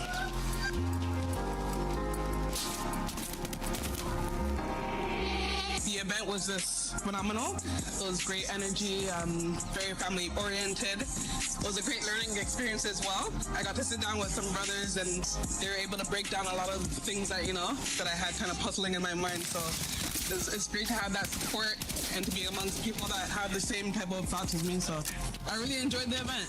I think it's good because, like I say, sometimes when we in church, they don't teach you for certain things. They skip certain things of the Bible. So, like I learned something here today, what I will pass over the Bible, what I never been thinking of reading or looking at. All my life, I grew up in an Anglican church. All praise to the Most High. Make some noise for IUIC Toronto. IUIC Toronto followed up with another Friends and Family Day. If you are from the Toronto, Brampton, or I can say that, Mississauga region, don't wait. Say it again. That part. Don't waste any time. Reach out. Next ad. Make some noise for the new moon. Next new moon date, April 2nd, 2026. Next ad. Make some noise for Passover. Make some noise if you're cleansing out the old leaven. See that part? You see that?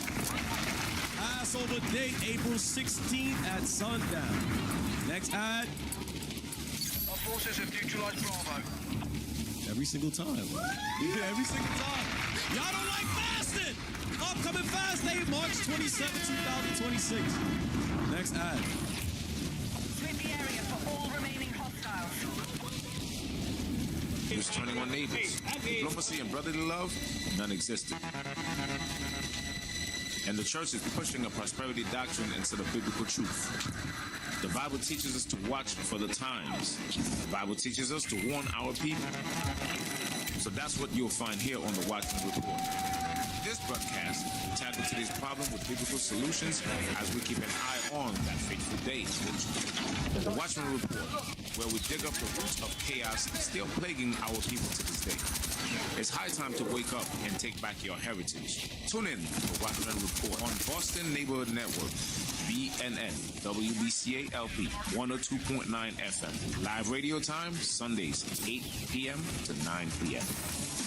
All praises, all praises. Let's go. Come on. As biblical prophecies unfold daily, Captain Gideon and the Boston Camp bring the scriptures to the Boston Neighborhood Network television station. Sundays at 8 p.m. with the Watchman Report. Tune in and support. All praises to the Most High. Next. Get ready for IUIC Atlanta's first ever Kids Exposition. A day where our children will display their biblical knowledge in dancing, music, fashion, art, and much more. Where faith, fun, and learning come together for the whole family. Don't miss it. All right, come ahead, all praises. Let's go. Get ready for IUIC Atlanta's first ever kids exposition. We will display our children's biblical knowledge through spelling bee, fashion shows, arts display, trivia, spoken word, and much more. We will stream the event live Sunday, March 15th on IUIC events starting at 1:30 p.m. So log in to support. All praises to the Most High. Next ad. All right, attention family. Our page is down, but the mission continues.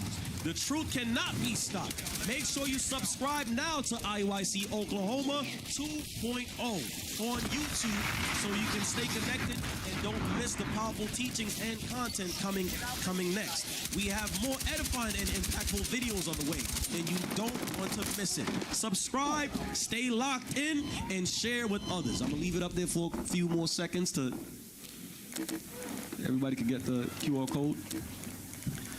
Android brothers, y'all good? Next ad. You were given labels. Black, Hispanic, Native American, Indian. But what if those labels were designed to hide a deeper truth? A truth of a people scattered by ship, by force, by conquest, by prophecy. They are not just in one land. Every land, in the four corners of the world, just as the scriptures foretold. From the ancient land to the farthest shores, Africa, Europe, India, the Middle East, the Americas, the Caribbean, they are there. The diaspora is complete, and the awakening has begun. It's time to learn who you really are. All right, make some noise for the Isaiah 11 and 11 ministries. Subscribe now to our new YouTube channel, IUIC Diaspora 2.0. The nations can't stop God's mission. They can only push it forward. If you would like to join this great mission, email us now at iuic.diaspora@israelunite.org. That's iuic.diaspora@israelunite.org. 12 tribes. Next ad.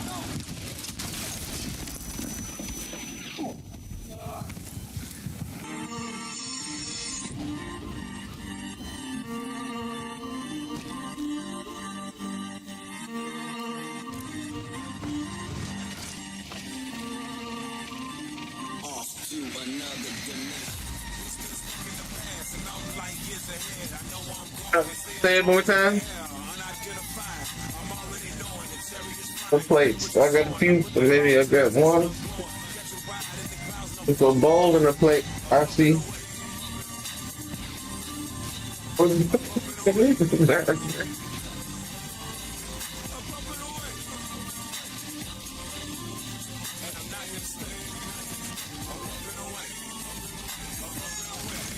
Hey, Shalom Israel, Most High Christ bless. It's Officer Simon with IUIC Nassau Bahamas. We just got done with our third community cleanup, and it was a good report, okay? We went in the communities, we saw all the garbage, we saw all the trash.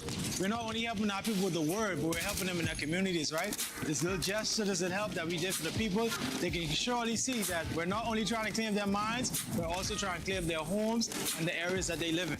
And with that, we say shalom. Shalom. All praises. All right, give him a hand. Hey. Hey, put a camera on me. Let me, hey, listen. Y'all see that right there? Y'all see that right there? Now, brothers and sisters, y'all know we don't want no 10% tithes. Because that's not the scripture talk about free will offering. The things that we doing, y'all see we doing, we need funds to get these things done. Yeah. So you all help us according to how much, according to your power. You understand? Those of you all that's rich in this world, don't give sparingly. You understand? Help us to push this word, to do this work, man. Okay, so y'all see the donation thing right there? Big, y'all click on that, and y'all help us do this work, okay? All praises, all praises. All right. IUIC Nassau, Bahamas completed our third community cleanup. The residents in the area were inspired and shocked that we were doing it for free and without a political agenda. We'll be in different areas in the near future to keep our communities free of trash, both physically and spiritually. Subscribe to IUIC Nassau, Bahamas to support the troops in the islands. All praises to the Most High. Next ad.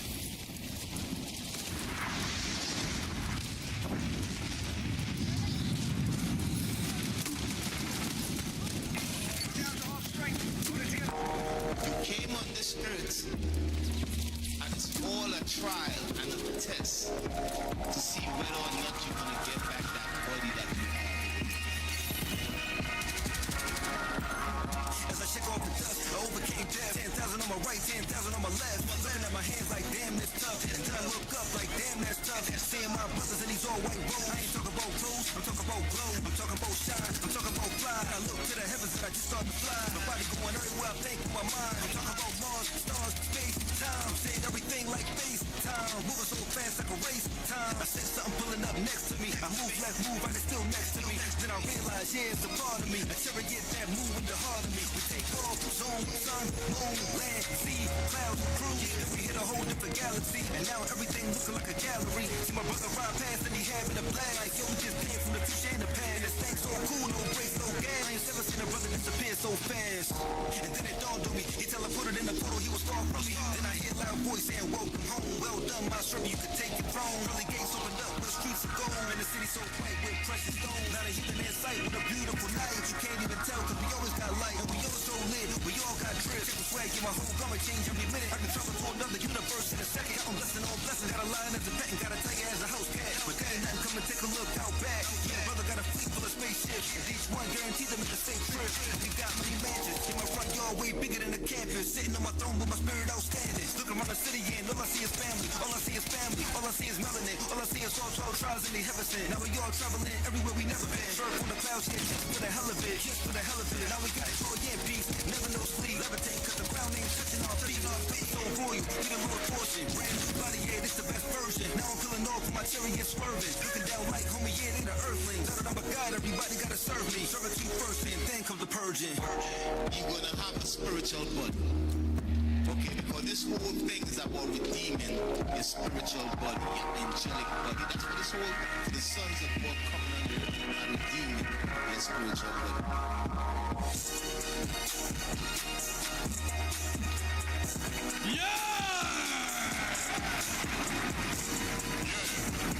Make some noise in Navi!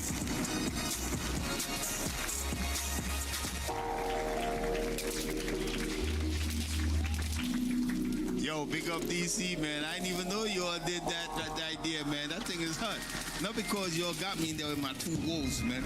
But next time, make my wolves on them a little more vicious and make them black or gray, you know what I mean? That's right. You understand? Yeah, man. You don't know. Big up the brother in DC, man. All praise, all praise. Dropping tonight on Original Royalty Recordings, the second video release titled Celestial by Navi, off the second album titled Living Sacrifice. The album is available at originalroyalty.com and on all streaming platforms. All right, let's move on to the next ad. Island of Deception by Bishop Nathaniel. Now this looks like a good book. Where's the diet? Oh, I'm right here, sis. Hey, have you seen this book, Island of Deception by Bishop Nathaniel? No, not yet. Where did you get this from? You can get it on Amazon. And it's really good. It's also as good as these outfits that we have on. Hard to get by Original Royalty. Confidence, culture, legacy. Original Royalty cardigans. Crafted with premium fabrics and timeless presence. For those who set the standard. Original Royalty. For the royal, not the regular. Come on, make some noise for Original Royalty, man. Confidence, culture, legacy. Pieces crafted with premium fabrics and timeless design for those who set the standard. Original Royalty for the royal, not the regular. Damn. All right. Look at the next ad, brother. That's fine. son of a God. Prince of the power with God. Prince of the power with God. Rise like the iron. I feel like some watching me. I look to the heavens, my heavenly brethren. It's not an odyssey. It's the angels of God, and y'all. I'm with the Wolf Gang, so you know it's getting classical. Bible's like a symphony with scriptures maybe masterful. Canada to Italy, the scriptures taking national. You're on task, stop just smash, yeah, fully like glass. You either can, or you can't. I can, yeah, something like Nas. Sharp baby can hit it with axe. No doubt I can finish with Psalm. I got a husband and a family. I'm teaching my children only positivity, no time for negative.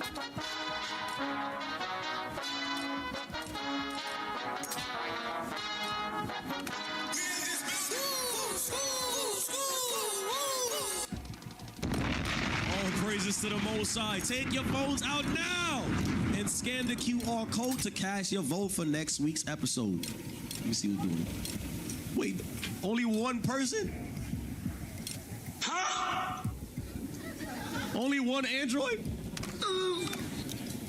Damn, I gotta support, man. Damn! Make sure you watch live Israel Live Top 5 Monday nights at 9 p.m. Next ad.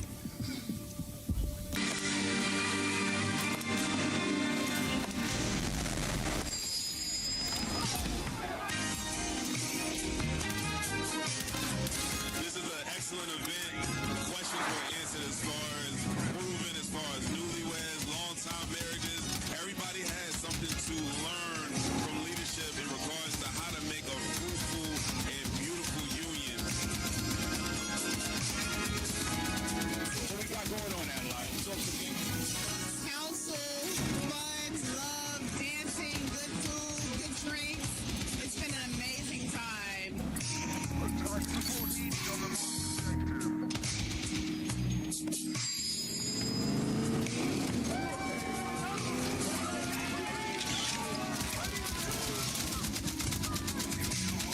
Most High Christ as an officer at Dino. Sit down with your sister.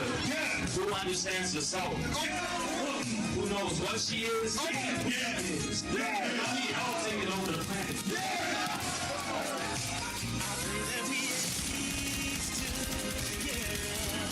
Right. Hey, listen. Make sure you brothers and sisters on the West Coast spark that marriage back up again. You understand? Some of y'all brothers don't take your wives out, but this is the time to show up. This is the time to show Your ass is single, man. You ain't got no wife you talking about. No, man, be quiet. Yo, listen. Anyways, this is one of the most top bachelor right here, sisters. Y'all know, y'all come to me. If you want to run his mouth, I'm putting you on the spot. You know, this is one of the top bachelors right here. You know, but real talk, as Captain Henny and I say, listen, brothers and sisters, marriage is honorable. The only reason why marriage is honorable is when you make it honorable. You understand? It's not going to be honorable if you're dealing mishonorable. You understand? Or de-honorable. I just made up a dishonorable. You know, I be making up words, you know what I mean? But you all got to keep it honorable, meaning you all got to deal right with each other. You know, that's why we got these things set up. Okay, you all make sure you all come out, have a good time. You know, do the nice stuff with each other. Be joyful with each other, you know? And spark that fire. Sometimes you need to leave the kids with grandma or somebody, and you know what I mean? Nice. Brothers, you understand what I'm saying? No kids are wrong. No knocking on the door. Mommy, daddy. You understand? Okay. Wait a minute. Wait a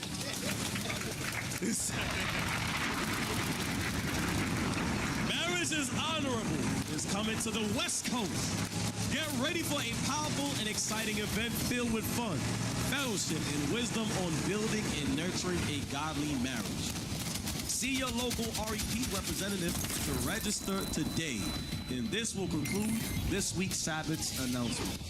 Raise your hand if you don't got rid of one. You got one more? All right, play that.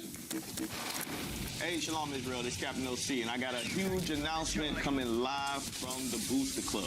I know a lot of you have reached out to your camp leaders, your officers, your captain, and you said, hey, we reached out to the Booster Club email and nobody got back to me. That's right.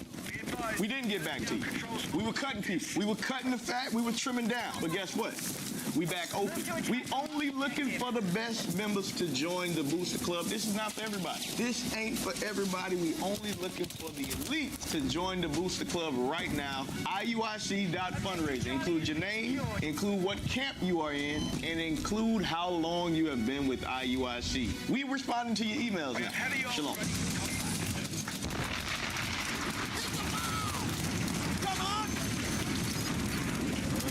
All praises. Raise your hand if you don't have bread and wine. 1 Corinthians chapter 11 and verse 23. For I have received of the Lord that which also I delivered unto you, that the Lord Jesus, the same night in which he was betrayed, took bread. And when he had given thanks, he brake it and said, take, eat. This is my body which is broken for you. This do in remembrance of me. After the same manner also he took the cup when he had supped, saying, this cup is the New Testament in my blood. This do ye as oft as ye drink it in remembrance of me. For as often as ye eat this bread and drink this cup, ye do show the Lord's death till he come. Wherefore, whosoever shall eat this bread and drink this cup of the Lord unworthily shall be guilty of the body and blood of the Lord. But let a man examine himself, and so let him eat of that bread and drink of that cup. For he that eateth and drinketh unworthily eateth and drinketh damnation to himself, not discerning the Lord's body. For this cause many are weak and sickly among you, and many sleep. In the name of our Lord and Savior Jesus the Christ, we say, Amen.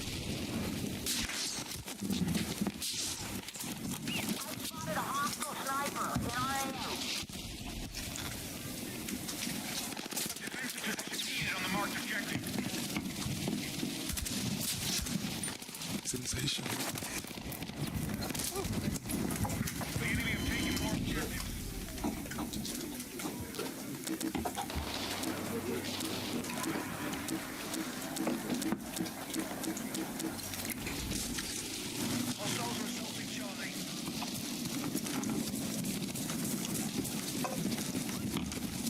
We've lost control of objective Charlie.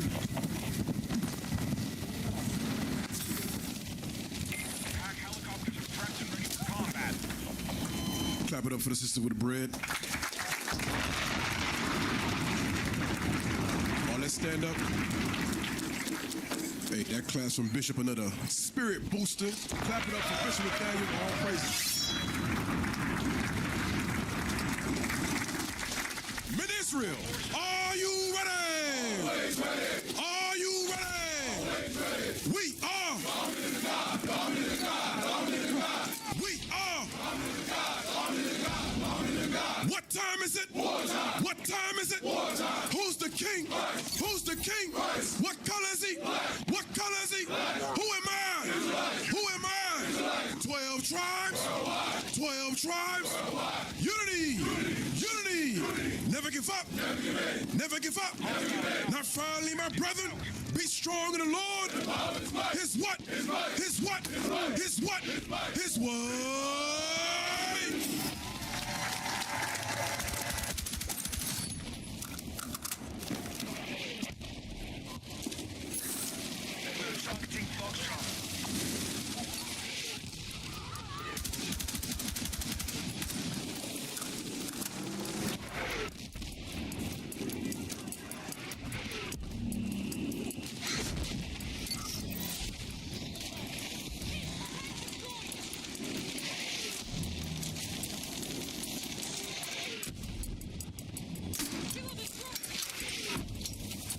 Our forces control more objectives than the enemy.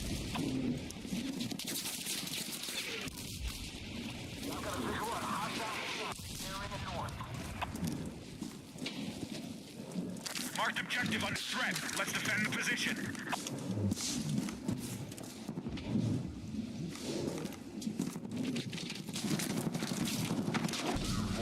The enemy now controls.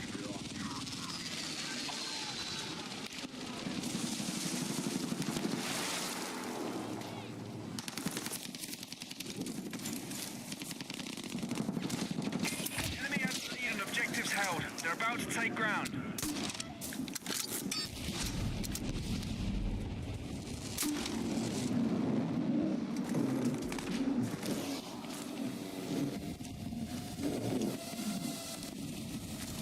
We have secured more objectives. Let's hold it.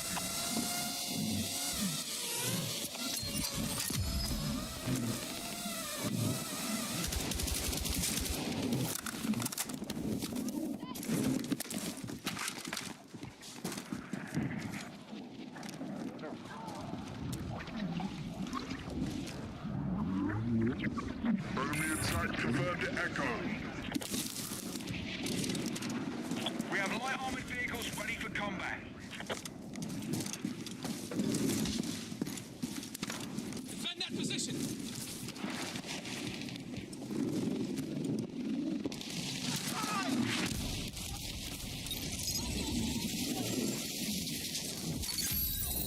Okay, Go. back objective control. Coming.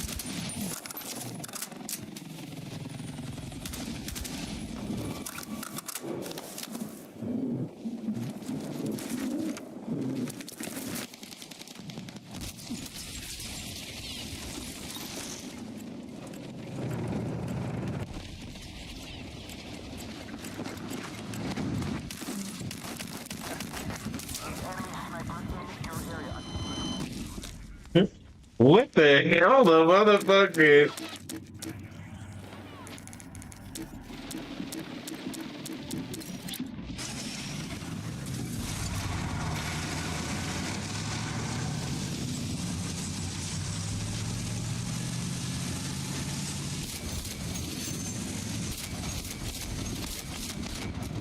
Be advised, you are entering the combat zone.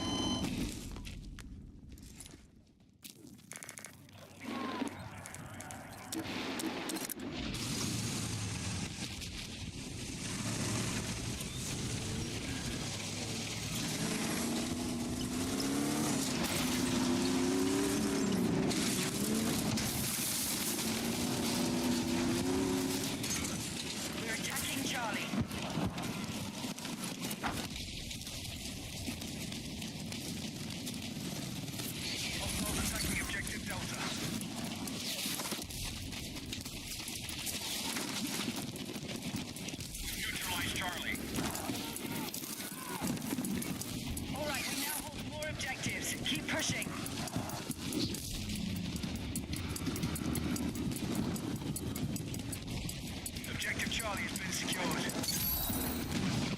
We've locked the enemy out of all positions.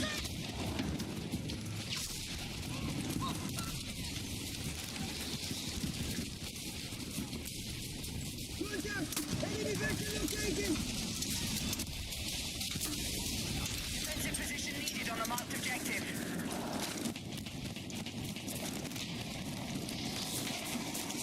The enemy has secured more objectives. Let's rally and counter.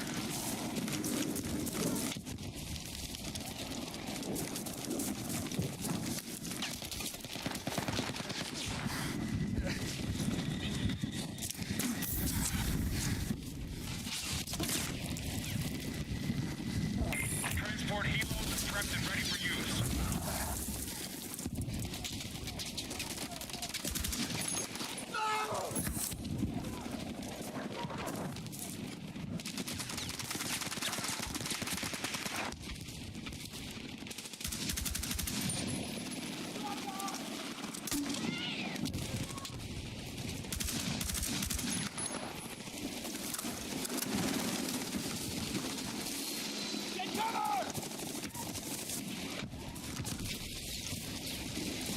We are moving on Delta.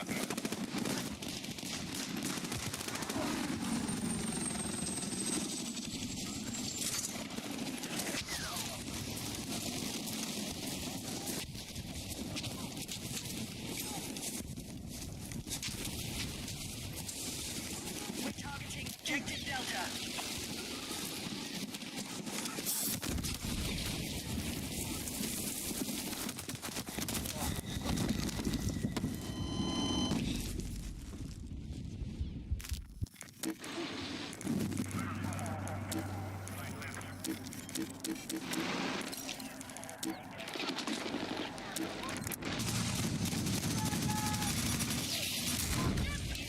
Charlie is under attack. Right, we now have 4 objectives. Well done. Attack support needed on the marked objective.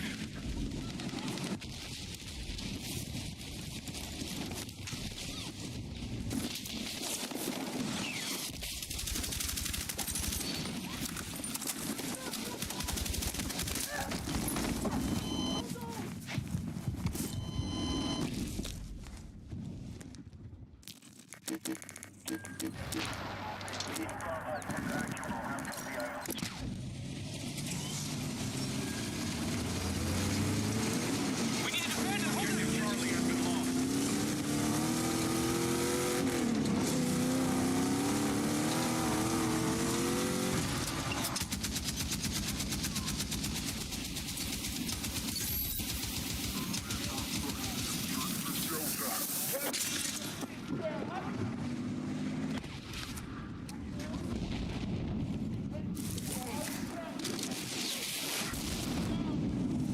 The enemy has secured more objectives. Let's rally and counter.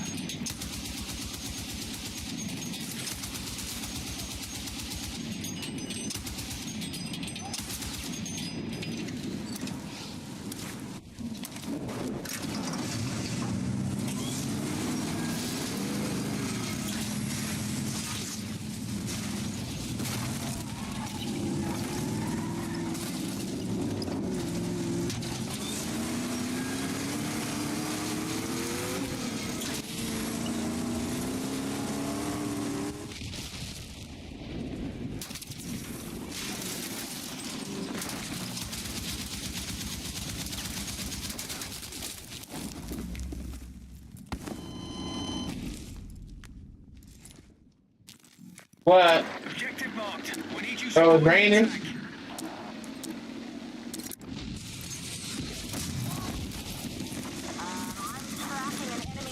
North of your location.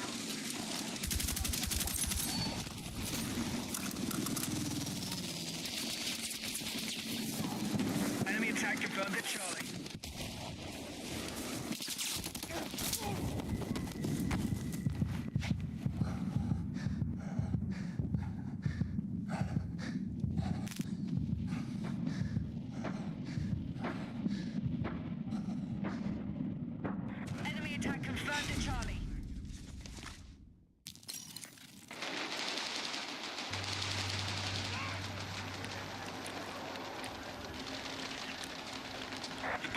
Delta's almost under enemy control. Break their hold on objectives.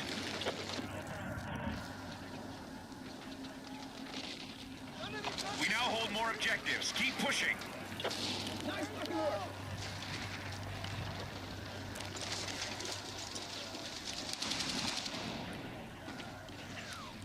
Be advised, hostiles are assaulting Charlie.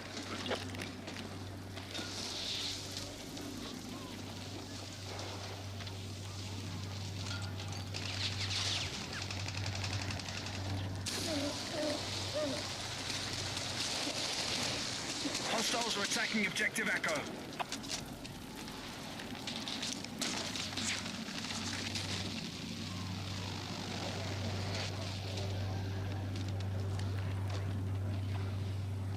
We no longer hold Charlie.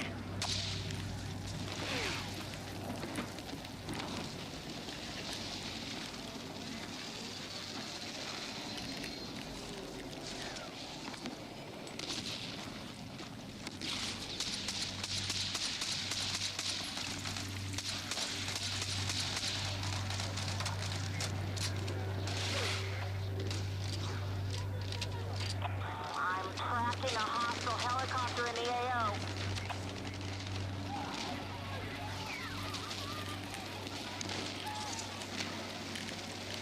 Be advised, enemy attack confirmed at Echo.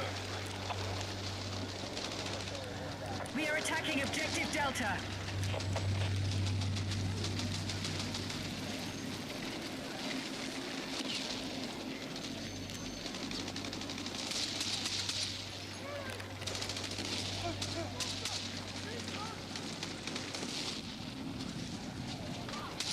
Charlie is under attack. We need defensive support on a marked objective.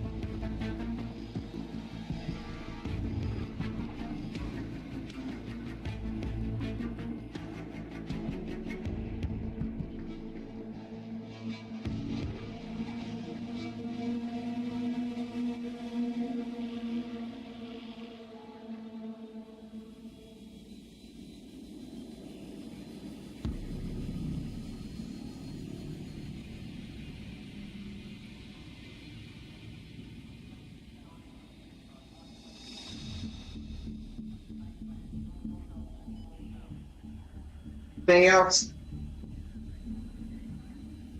Write it down.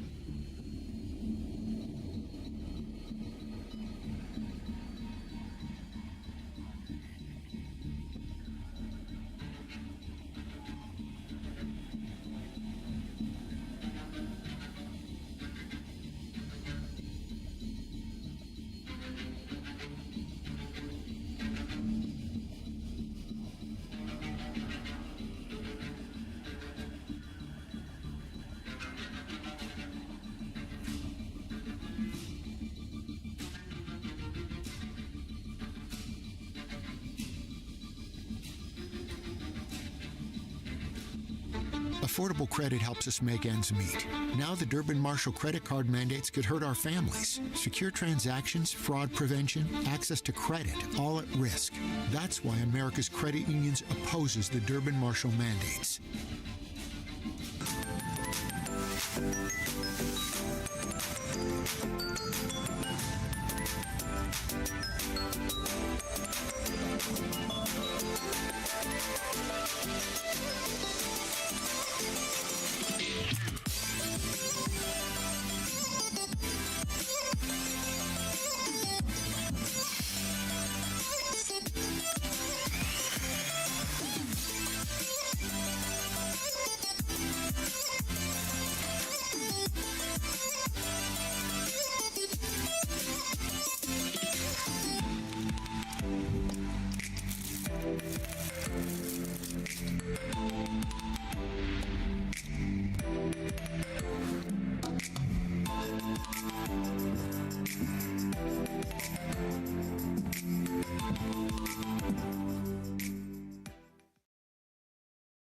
I didn't mean that. Hold on, we're coming back.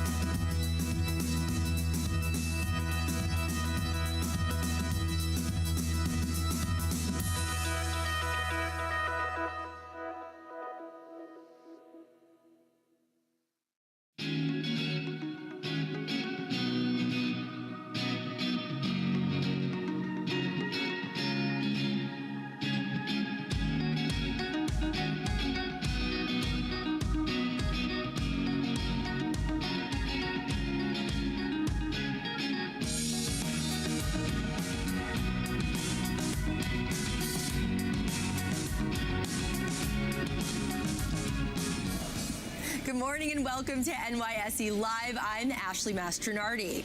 Equities are fractionally higher amid pressure from rising oil prices. Currently, ICE Brent crude is trading above $100 a barrel. It surpassed $100 a barrel last week for the first time since 2022. Investors are also gauging the impact of the conflict in the Middle East is having on inflation and, in turn, Fed policy. The central bank delivers its next rate cut decision on Wednesday, though investors are pricing in almost no chance of a rate cut. That's according to the latest data. Here's what else is on tap this hour.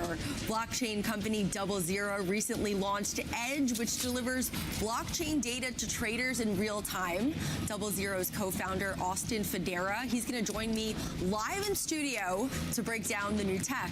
Meanwhile, I was recently at the ICR Consumer Conference in Orlando, Florida, home of Disneyland, where I caught up with David Cantu, CEO of Craftable, a Texas-based hospitality management platform. You're going to want to hear what he had to say about trends in restaurant tech. And at 9:30 a.m. Eastern, Ireland Inc. will ring the opening bell. I like that jacket, Chad. I like that jacket. The jacket's clean. After the bell, I'll speak with Ireland Inc. President Ian Hyland and Ireland's Minister of Tourism Peter Burke about the country's economic ties to the U.S. on the eve of St. Patrick's Day. But we begin with the markets as we usually do here on NYSE Live. Joining me now is Greg Farinello. He's the Executive Director and Head of U.S. Rates at Amerivet Securities. Greg, welcome. Ashley, good to see you. All right. Thank you for having me. Of course. And speaking of St. Patrick's Day, love your green tie. Yeah, I got the colors on. Yeah, you got the colors matching our lovely cubes. So as we head into today's session, what are you going to be looking forward to most closely? So, look, I mean, I think the markets in general right now, there's a confluence of events. And my focus right now is on the Middle East, clearly. And it's on oil as well. And if you look at markets generically, I think we're tracking oil. We're tracking where this is going. At this point, if you listen to the president, he's saying we're closer to the end than not. Certainly, it's not a supply issue, it's a flow issue.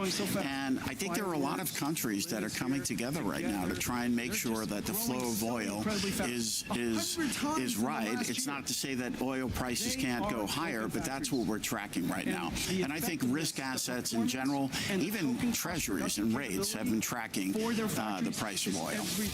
As I mentioned, ICE Brent crude oil is currently trading at $102 a barrel. What impact does that have on the economy and the average American? So my view on the increase in oil is less inflationary. I think it's more over time. If we stay here, it will come out of growth. And that's, I think, a very tricky dynamic for central banks in general because, typically higher energy prices equate to inflation, and we could get some of that. At the same time, I do think it will come out of growth as well.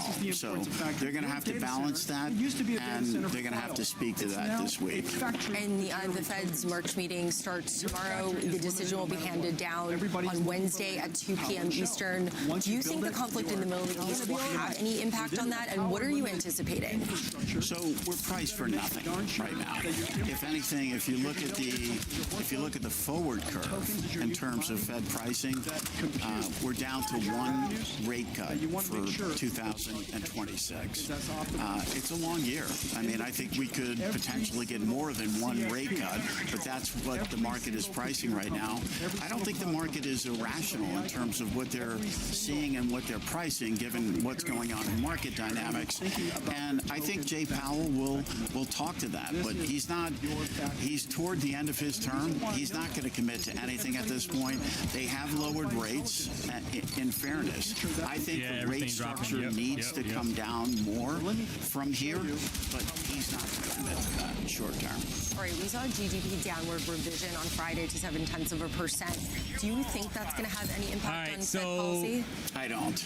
No. I mean, I'm constructive on the economy in general. When I look at what's going on abroad, I mean, short term, yes. I mean, you're getting a sell-off here, guys. The market's not necessarily liking what was said. I am still very constructive on the economy based on policy, based on what I'm seeing coming out of Washington going forward. So we think the economy is still in pretty good shape. This level that I had drawn out, we think real GDP can grow kind of fleshed out that like 2%, 24,688. And we remain constructive on the economy in general. So the derivations of quite GDP a few people they took shorts being influenced by a lot of different things right now. Upside, but we remain constructive to you if you printed on the shorts in general.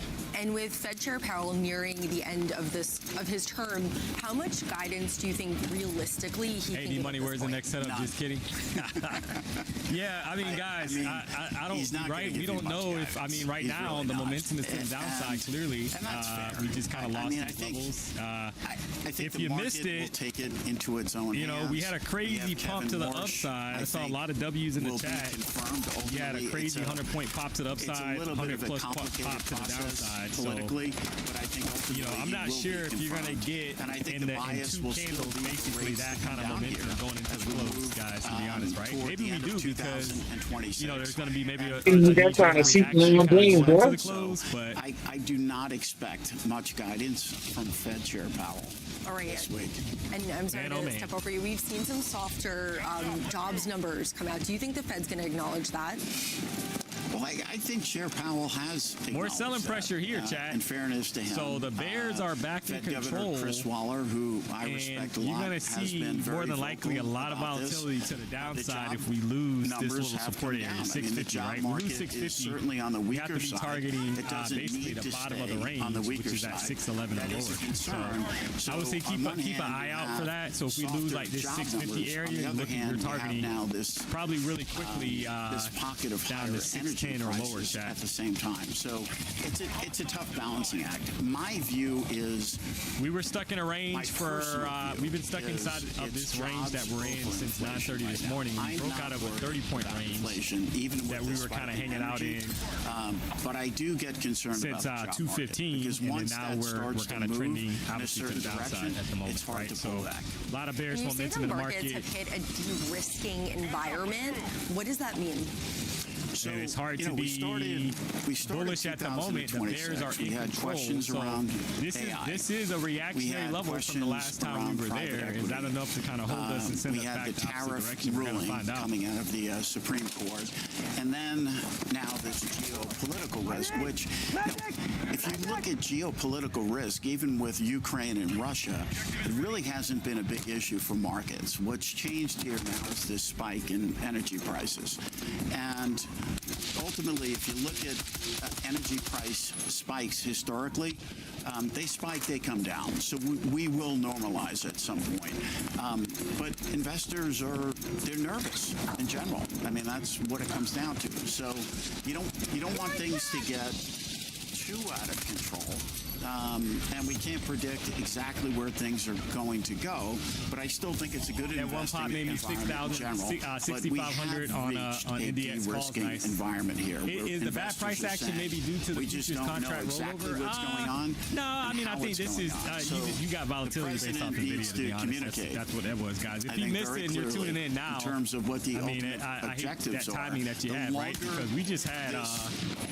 You're not even. You really. I'll be honest, guys. You really don't even. If you caught this pop, if you caught this huge pop to the upside, or you caught the drop to the downside, you really don't care what happens going into the close. I'm just being honest, more than likely, right? And communication is going to be key. I mean, it's kind of like right now, let it do its thing. For sure. All right, Greg Cardone from Amerivet Securities. Thank you so much for joining us at the New York Stock Exchange. This account's green. Thank you, Ashley. Great to see you. Not looking to give any of that back. Coming up, blockchain company 00 recently launched Edge. Its co-founder Austin Federa is going to join me live in studio to break it all down next. A little bit more than 31 minutes left, guys, for us to go into the close. You got NVIDIA doing a release right now. They're speaking. Market it means so much to stand here today on International Women's Day. You said you had to sell off the downside. So now, if the market is really going to try to position itself for tomorrow, going into the market open and after hours, etc., you could possibly get a pop to the upside. Building something that lifts other women up. That's why I'm using this platform to highlight women-owned small businesses. They held us all day just to drop to the news. Yep, I agree. That's exactly what happened, Char. But look at this pop back up. You guys see what I'm saying here? You see this reaction? Building something of my own. Right back up off of this little support area. This is what I was referring to, Chat. The future of finance, leadership, and this economy. So there is about a 30-plus point pop right back up off of that support area. 35-point pop right back up. So you start seeing basically price get back above 700, 706, guys. You'd be looking for possibly more continuation back to the upside. Current candle doesn't have a wick, so that could be a pop candle, right? You're just kind of watching to see how this plays out.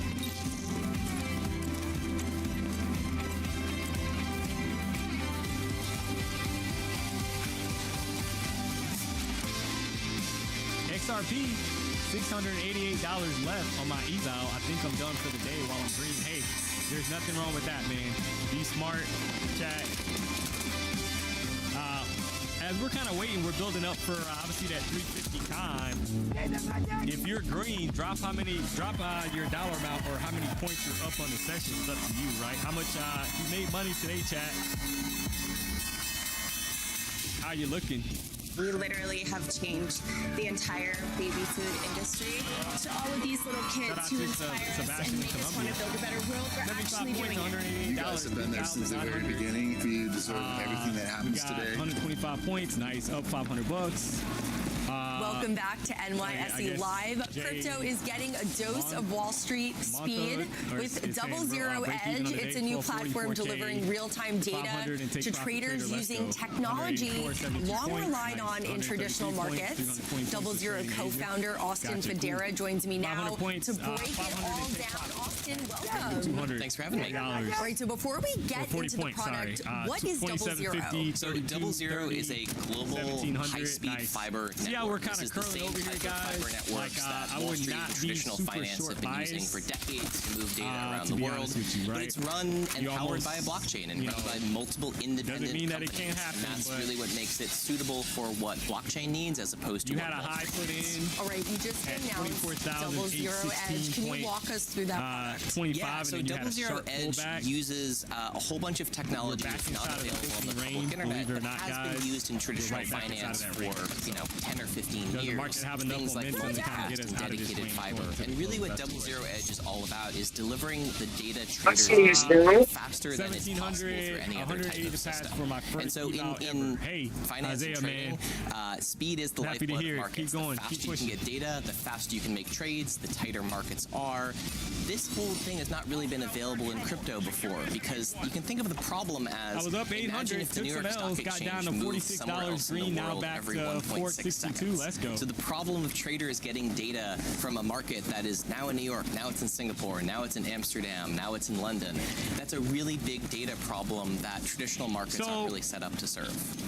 So what does this If you haven't already, guys, do me a solid. If I am a user, I'm using your Would not be surprised if we get a pop here, to be honest, back up. Access to 00 Edge. Do me a solid if you haven't already, guys. Yeah, Hit so the like the first button. market that 00 Edge is addressing is basically on-chain trading on Solana. So it's the market well over updates that come 2,600 out of people the tuned Solana into the blockchain show. as quickly as Just possible. had a banging so trade if you're subscribing to 00 Edge, on a break you receive of basically a fire hose of 24,720 on all the of the top, right, to the updates upside. from the Solana blockchain. And basically that's really you had something a that video kind historically of come you out had with to some go news there that through kind this kind of cumbersome steered the system market of getting that data direction. off the public internet, and it would come in out of order, or it would come in at different latencies depending on where you are We got in the world. 2,700 And it people, basically made guys, the experience trying to for get to professional 1,000 traders likes because that would unpredictable. basically And put when us you on the have day unpredictability, up. you have to price in risk, That would put us and at so you have 3,200 worse likes on the floating day, than you guys, get right? otherwise. Combined And so this is really a tool that this finance has been stream using and for years the to morning work better, stream, to trade better, so to make markets more efficient. And for the first time, felt like I it's now dropped some available sauce today, did my best. And what Dropped a kind of little data Raisin is Cane coming sauce. Yeah, so you can sort of think about this as similar Took some pretty to good trade setups, raw got chopped data on a few, feed but that's that trading. a trading firm might be subscribing Right, in a to nutshell, from a Wall guys, Street it's data not always going to work provider. out, but hey, we're So, green, we'll you know, take it. Here at NYSE or at NASDAQ, there are folks who are subscribing to feeds that come off of the market that are wick on produced the 1 by hour the is exchange interesting. Let's themselves look at the 1 hour or a chart. service Yeah, provider. as long as and they're Austin would, consuming that data, and in it real kind of time, makes their you, that's trade what I'm systems saying, are guys, deciding, right? Like, should I I'm make a not, trade? I'm not, should I cancel an existing order? you know, you And gotta we're be, you providing gotta that kind of same think this type of through at data this point, feed, guys. but Like, if suited you're to green, crypto traders and crypto you market know, making firms. that was, in And my obviously a opinion, different that type of was data than comes out of almost an better than an exchange. MOC trade, that We're last seeing pop a that we real had, right? I intersection mean, between traditional like, finance now, and if the it gives digital you more asset space. In going fact, into the close, it CoinDesk gives is you launching more, a show but, here at the New York Stock Exchange today. you know, if you're 1 not content p.m. on with the CoinDesk. 100-point pop in one candle, I'm not On quite that sure topic, just this like intersection. what Do you else think you know, that you're this looking is for a at step 3 o'clock plus further in in the that afternoon. direction? So, a lot of 00 times Edge. it's chop suey. Yeah, certainly. And you can We're also still inside think the about opening this range as as right well, now, guys, this so is keep data that in mind. from Solana getting out to traditional We are traders. inside of the The opening reverse will also be true as we start to see tokenized equities and different types of tokenized traditional financial products existing and trading on chain. Fast data feeds are just as important. You want to make sure that the pricing on chain is reflective of wherever And price we're almost there. discovery is We're almost there, happening, guys. whether We're that's at a traditional 960 exchange venue likes. or that's a We need centralized 40 trading more likes venue. on the You want to make stream, sure and those we'll prices be are all in sync. This is over, what high frequency trading and 3,200 arbitrage likes on the traders day. live and die by. And so the faster you Gotta can love get it. data, the better those decisions can be made. The lower spreads you see in the market, the better pricing for users. What do you think of the regulatory environment in the past year, like especially with Genius and Clarity? Do you think it's making endeavors like this, like your product, easier We certainly found so. So Double Zero was the shout first out to crypto Marv. project in I think 4.5 Bro, your years stream to has been a receive blessing. no-action Never seen so letter much from green. the Appreciate SEC. your And professionalism. that no-action letter pretty much said that the token and the way it's used in the network is not characterized as a security, and that's been instrumental in helping telecom companies and Wall Street firms be willing to engage with and adopt the Double Zero technology. He made my day. Hey, this change you in did all the work. regulation, it is Guys, meaningful. if you're green on the session chat, hey, that's kudos to you. I don't take credit for that. I didn't hit buy or sell for you at all, right? I don't. It's not like I'm trading for you, so I'm not a financial advisor. I'm not here to provide financial advice. So products, just a matter of you basically seeing something that you agree with on the chart, and you're taking the same setup. The beautiful thing about this being a platform technology is it can serve all types of fast data feeds. I'm not. So there's traditional data feeds take credit that for Reuters and Bloomberg your provide. W's, Those are right? well serviced, That's but not, prediction markets I'm are a just whole basically new area. analyzing There's the market, many guys, other and taking blockchains trades than based just off what I Solana see. that Edge can provide fast market data access to. So there's a whole bunch of new areas you'll see us expanding into soon. All right, Double Zero co-founder Austin Federa, thank you so much for joining us at the New York Stock Exchange. Thank you. Up next, I was recently at the ICR Consumer Conference in Orlando, Florida, where I caught Anything's up with possible, David guys. When you got Cantu, NVIDIA who is the kind of talking right CEO now, of you got to see Texas-based this almost like a hospitality news stream management chat, platform right? Because we know that NVIDIA has a lot of impact on EQ. So clearly you saw that with those candles up here at right at the these, New York with Stock these candles at Exchange is the 305 cathedral and of the capital markets. 310. So there are a few places more fitting to consider the future of the American financial system than this. Know that it has a lot of impact on EQ. So he could say one thing, the CEO can say one thing, Jack, and the market agrees with it, and we fly. He can say one thing, and the market doesn't agree with it, and all of a sudden we flush, right? So you got to almost treat this like a news setup here. So why you got not fucking on the fucking spot? Y'all were fucking camping in the back of in many ways just steps outside is tomorrow's another day, Chad. It's only Monday. Or speeches right? It's only Monday, so there's a lot of trading left for the rest of the week. Determined to charge this next chat. And if you're green, there's nothing like going into the day, end of the day green. You know tomorrow's another day, and you live to fight the battle tomorrow. When we talk about the titans shout of out to the City Rooster. He's on Cloud 9 right now. There's a Let's reason go. that we're all coming together still after all these years to the corner of Wall and Broad Street. We are ringing the opening bell this morning to celebrate. Detail the truth. Did Jerome kick out the ladders for the roof this morning? Look forward to many more. I mean, today's 6. Oh man, you gotta love it. We're trying to hold us back, guys. They tried to hold us down, but we said, you know what? It's not gonna happen. Never fear, the BDH is still here. Oh, man.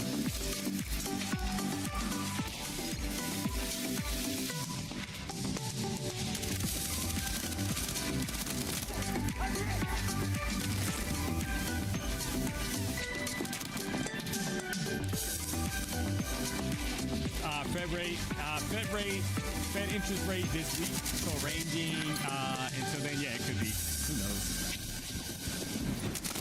Welcome back to NYSE Live. Right, earlier this year, industry leaders fear. gathered Tomorrow, to discuss we'll do it again and we'll find out, right? So as a price action trader, chat, momentum trader, you're not really concerned. I recently caught up with David Cantu. He's the CEO you're trying to trade what the market gives Texas-based you. hospitality management and platform. If they're, all you can hope for Listen is to what some he had to decent say price about action. the rise of AI and restaurant You want some tech. decent volatility in the market in either direction, where you can get a trade set up basically that kind of agrees with how you trade, etc. So right? in It matches practice, your, what does I that guess, look your like if I'm a qualifications to take the customer trade. of That's all you can ask for, Chad. We don't control the market one bit. So anything coming into the restaurant, all you can do is hope for desired price action. Doesn't mean you're going to get it. To where we have all the SKUs of where they can order, whether that be food or he owes you child support. Who owes you child liquor, beer, wine, Tobias. any of their Who drinks. owes you child in support? addition to Tobias paper goods, all the supplies. We are also the Tobias is an actual guy name. So unless that's like your son's name or husband's name or something like that, are you a guy and you're saying somebody owes you child support? We're taking we escaped a lot of the weirdness at 11:30, but Tobias, you got some explaining to do. Embedding that directly into the general ledgers where these brands have full visibility into the real-time food cost.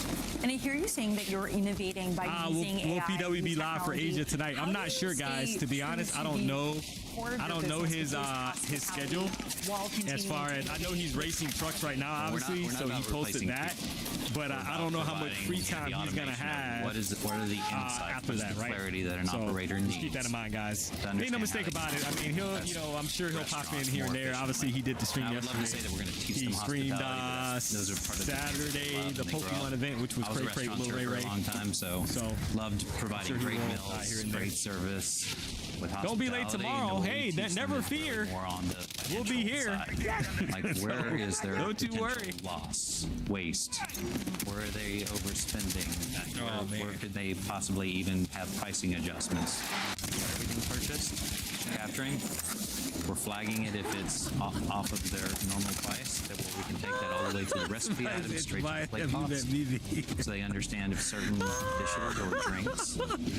Guys, I got no hard feelings about with Mimi, guys. I was just answering a question, right? It's kind of like, hey, if you got to make a statement, how this is helping restaurants, and sure enough, right after that, we had like a 20-point trade, right? But it's like funny how some people get impatient, guys. They don't want to wait for, they want you to take a trade when they want you to take a trade, and you can't do that, right? You got to go based off of your own qualifications to take a trade. That's all. Highest controllable expenses, food costs and labor costs runs around 65 to 68%.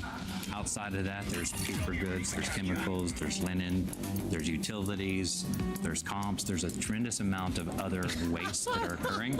So they didn't have visibility prior to this before. They usually have food and labor, but we're allowing them to see where costs. Pick your lunch up on the way in. Funkle Tim. Where are they losing? Pick your lunch up on the way in.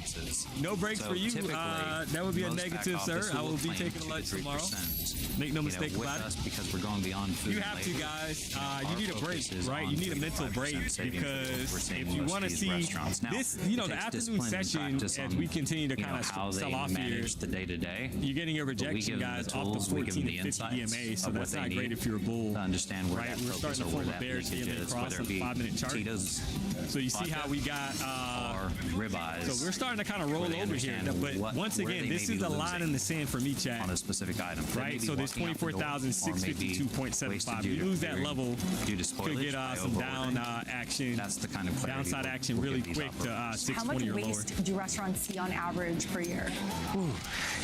Right, so you want to see a candle basically close somewhere around 20 to 25 billion to kind of emphasize that in restaurants. We could be possibly headed. So typically waste is probably 4 to 8% is what they may see on their specific food. So you break that level, you close below it, you could get a pretty quick reaction to the downside. You got the EMA sitting at 24,646, 200 EMA. Again, this is over ordering on the 5-minute chart, over portioning, things that just end up in the trash. And what has your growth trajectory been since you took the helm at Craftable? I've been on 6 months, so I wish I could say 150%.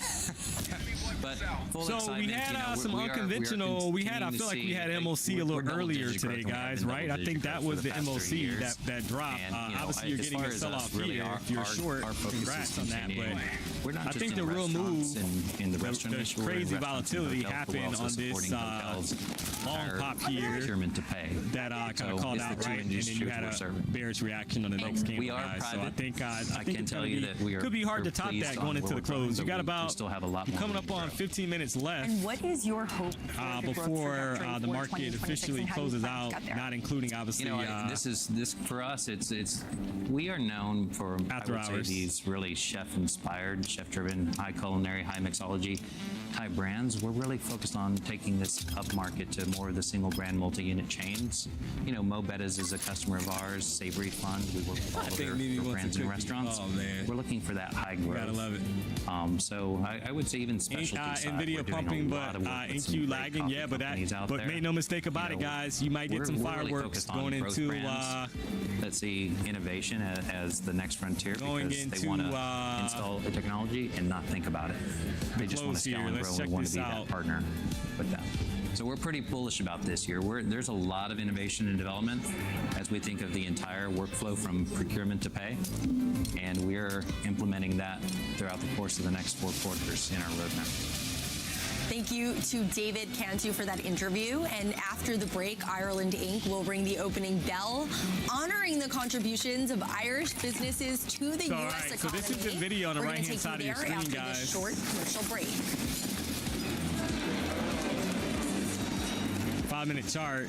You had a little pump there, but 16 years you ago, probably need it back above 185, 184 area, right? 184.13, 50 EMA, and then you might get more upside. If you stay below the EMAs, you could get more sell side pressure kind of stepping in to the market. So, what if money were open instead of closed? What if it belonged to everyone instead of being controlled by a few? So this is in video on the right-hand side of your screen, guys. 5-minute chart. Because the idea itself, right? You're kind of eyeing that to see how it's going to react. Now, today, 15-minute chart right now. Previous candle was bullish. We honor right? So like I said, if you pop this these highs, you're looking stood in front of cameras, continuation. Ultimately stepped away so that the idea could. And we did it, guys. We got over 1,000 likes on the stream. I appreciate the support. So that puts us on the day, believe it or not, 3,300 likes. Why are we here? Because I appreciate the support. I don't take it for granted, guys. We're all about growth. If you're new to the stream, and this is your first time rocking out with the BB8, to have believe that we rock out Monday through Friday. We're just trying to make a little money. You already know. So if you haven't already, hit the like button. If you're not subscribed to the channel, you know what to do. These folks here in the room wake up every morning thinking about ice cream. If you're a loyal thinking about ice cream, viewer and of that's the why stream, it will be a day in success. and day out, you're the real MVP. And you already know. Unbelievable products. I love you.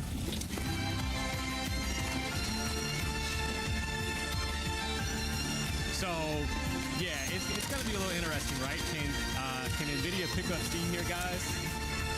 Going into the close. You're getting close. You got 2 minutes and 26 seconds for MOC.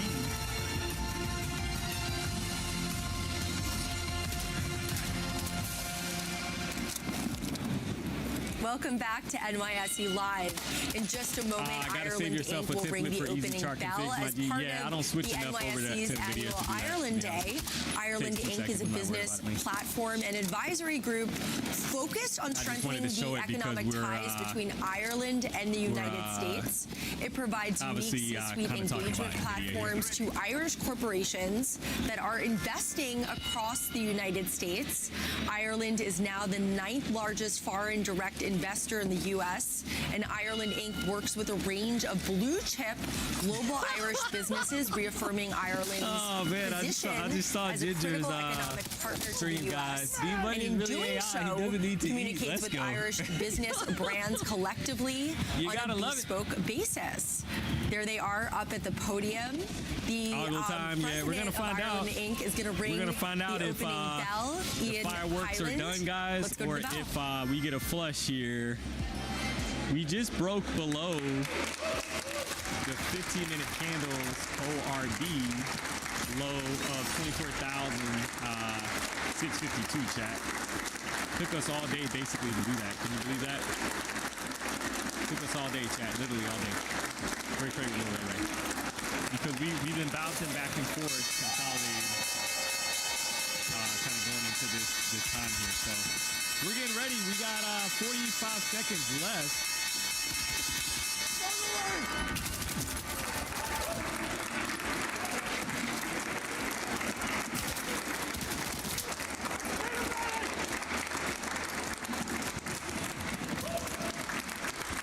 And the luck of the Irish has landed at you got the New York NQ on the left, guys. You got NVIDIA on the Ireland right-hand side of your screen. Ringing Both the on the opening 5-minute chart. bell on the eve of St. Patrick's Day.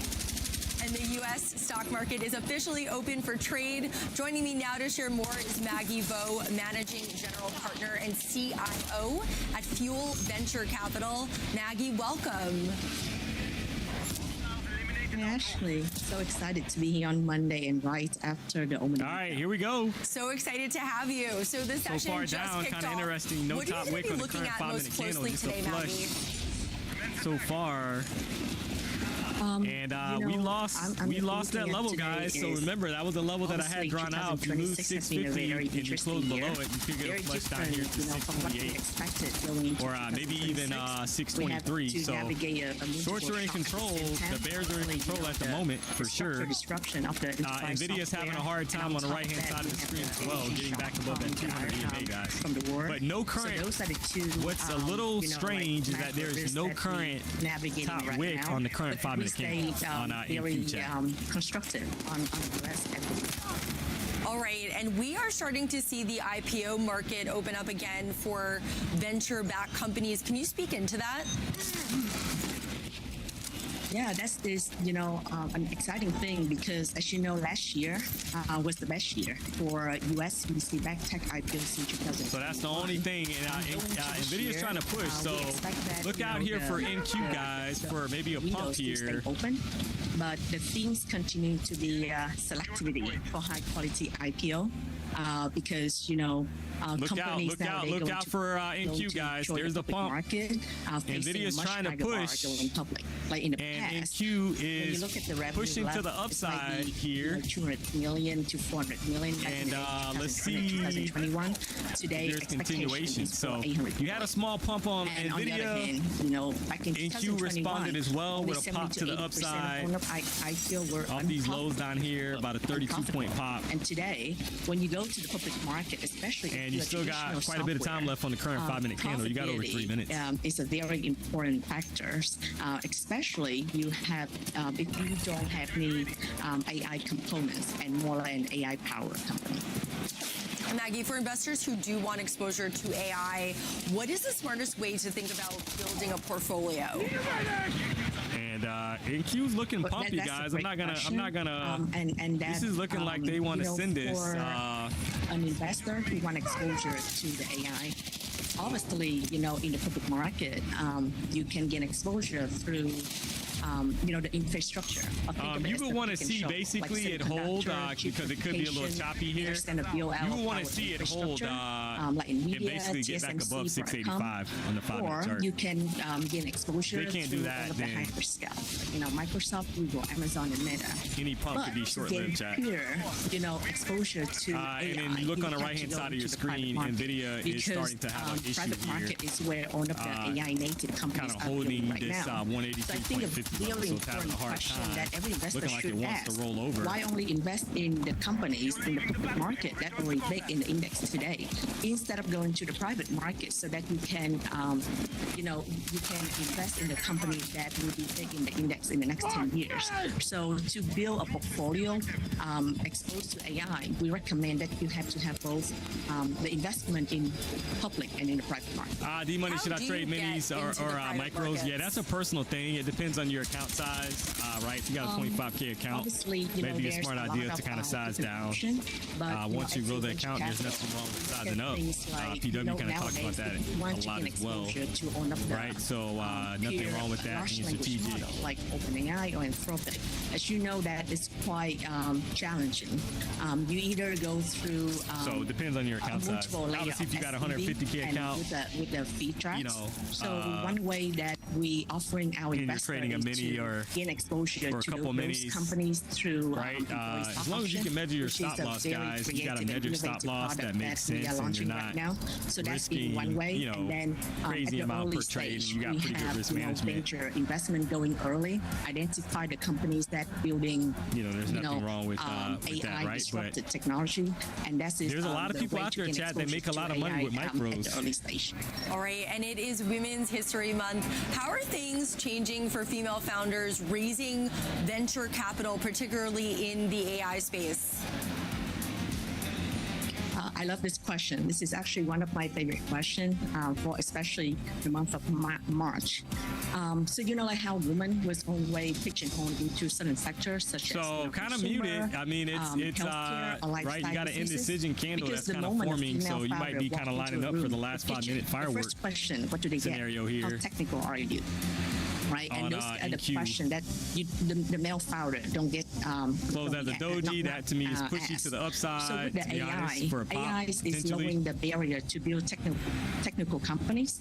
So with AI, it's allowing female to build, technical companies, and launching a deep tech startup require a large engineering team, significant infrastructure, and access to specialized network. So with AI today, the female founder can go and build those technical companies. Which NVIDIA is struggling, chat. You are having some struggles here on NVIDIA. All right. And anything else on your radar in our last 30 kind of gain seconds momentum that you're looking here. at right now?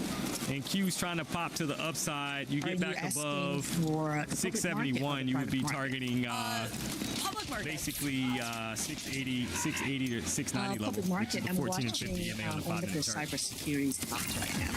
They have been corrected since the beginning of the years, and I believe that cybersecurity is, the sector that has Kind of trapped some people down here that tried to short it, possibly going into the close. I'm Throw some people off, right? Watching them to build a position in cybersecurity. All right. Thank you, Maggie Vo, Managing General Partner and CIO at Fuel Venture Capital, for joining us on NYSE Live. Thank you. Thank you so much. Still to come, Base Power is a Texas-based electric company that aims to like I kind of felt, chat. customers with low-cost We had that energy. huge, crazy Its pop co-founder earlier, and COO, and in my opinion, that was probably the best price action. Anything can happen here, though, going into the last 3 minutes. And on the eve of St. Patrick's Day, it is Ireland Day here at the New York Stock Exchange. I'm going to speak with Peter Burke, Ireland's Minister for Enterprise, Tourism and Unemployment. Thank you, D-Money. See you tomorrow. Then I'm going to speak with Alex, today's bell ringer, Ireland Inc. President Ian Hyland, about why the economic ties between Ireland and the U.S. matter. You won't want to miss it. Keep it up.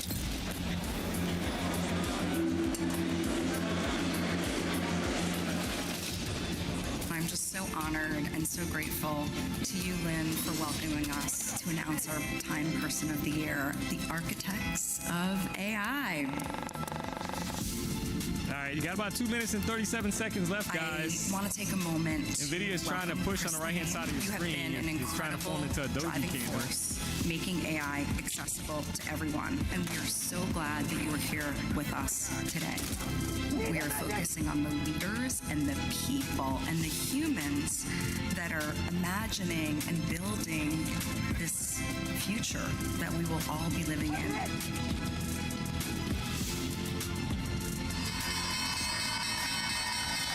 And it's funny because sometimes, guys, you can kind of like sense it, right? You're like, yeah, that 100-point swing in either direction probably was the why are you going out at this was the highlight play. The reason we're doing this is so far that's kind of holding up, but we're going into the close. Let's see what happens here. Our motivation for doing this transaction is to make this a better place for the next generation. We have a stewardship responsibility to our people to give them a professional and a financial opportunity that's better than what we have. NVIDIA turned green.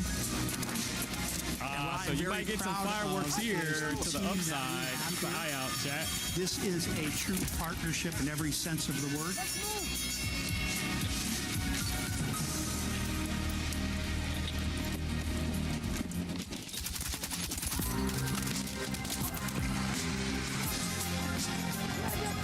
Got about a minute and 12 seconds left.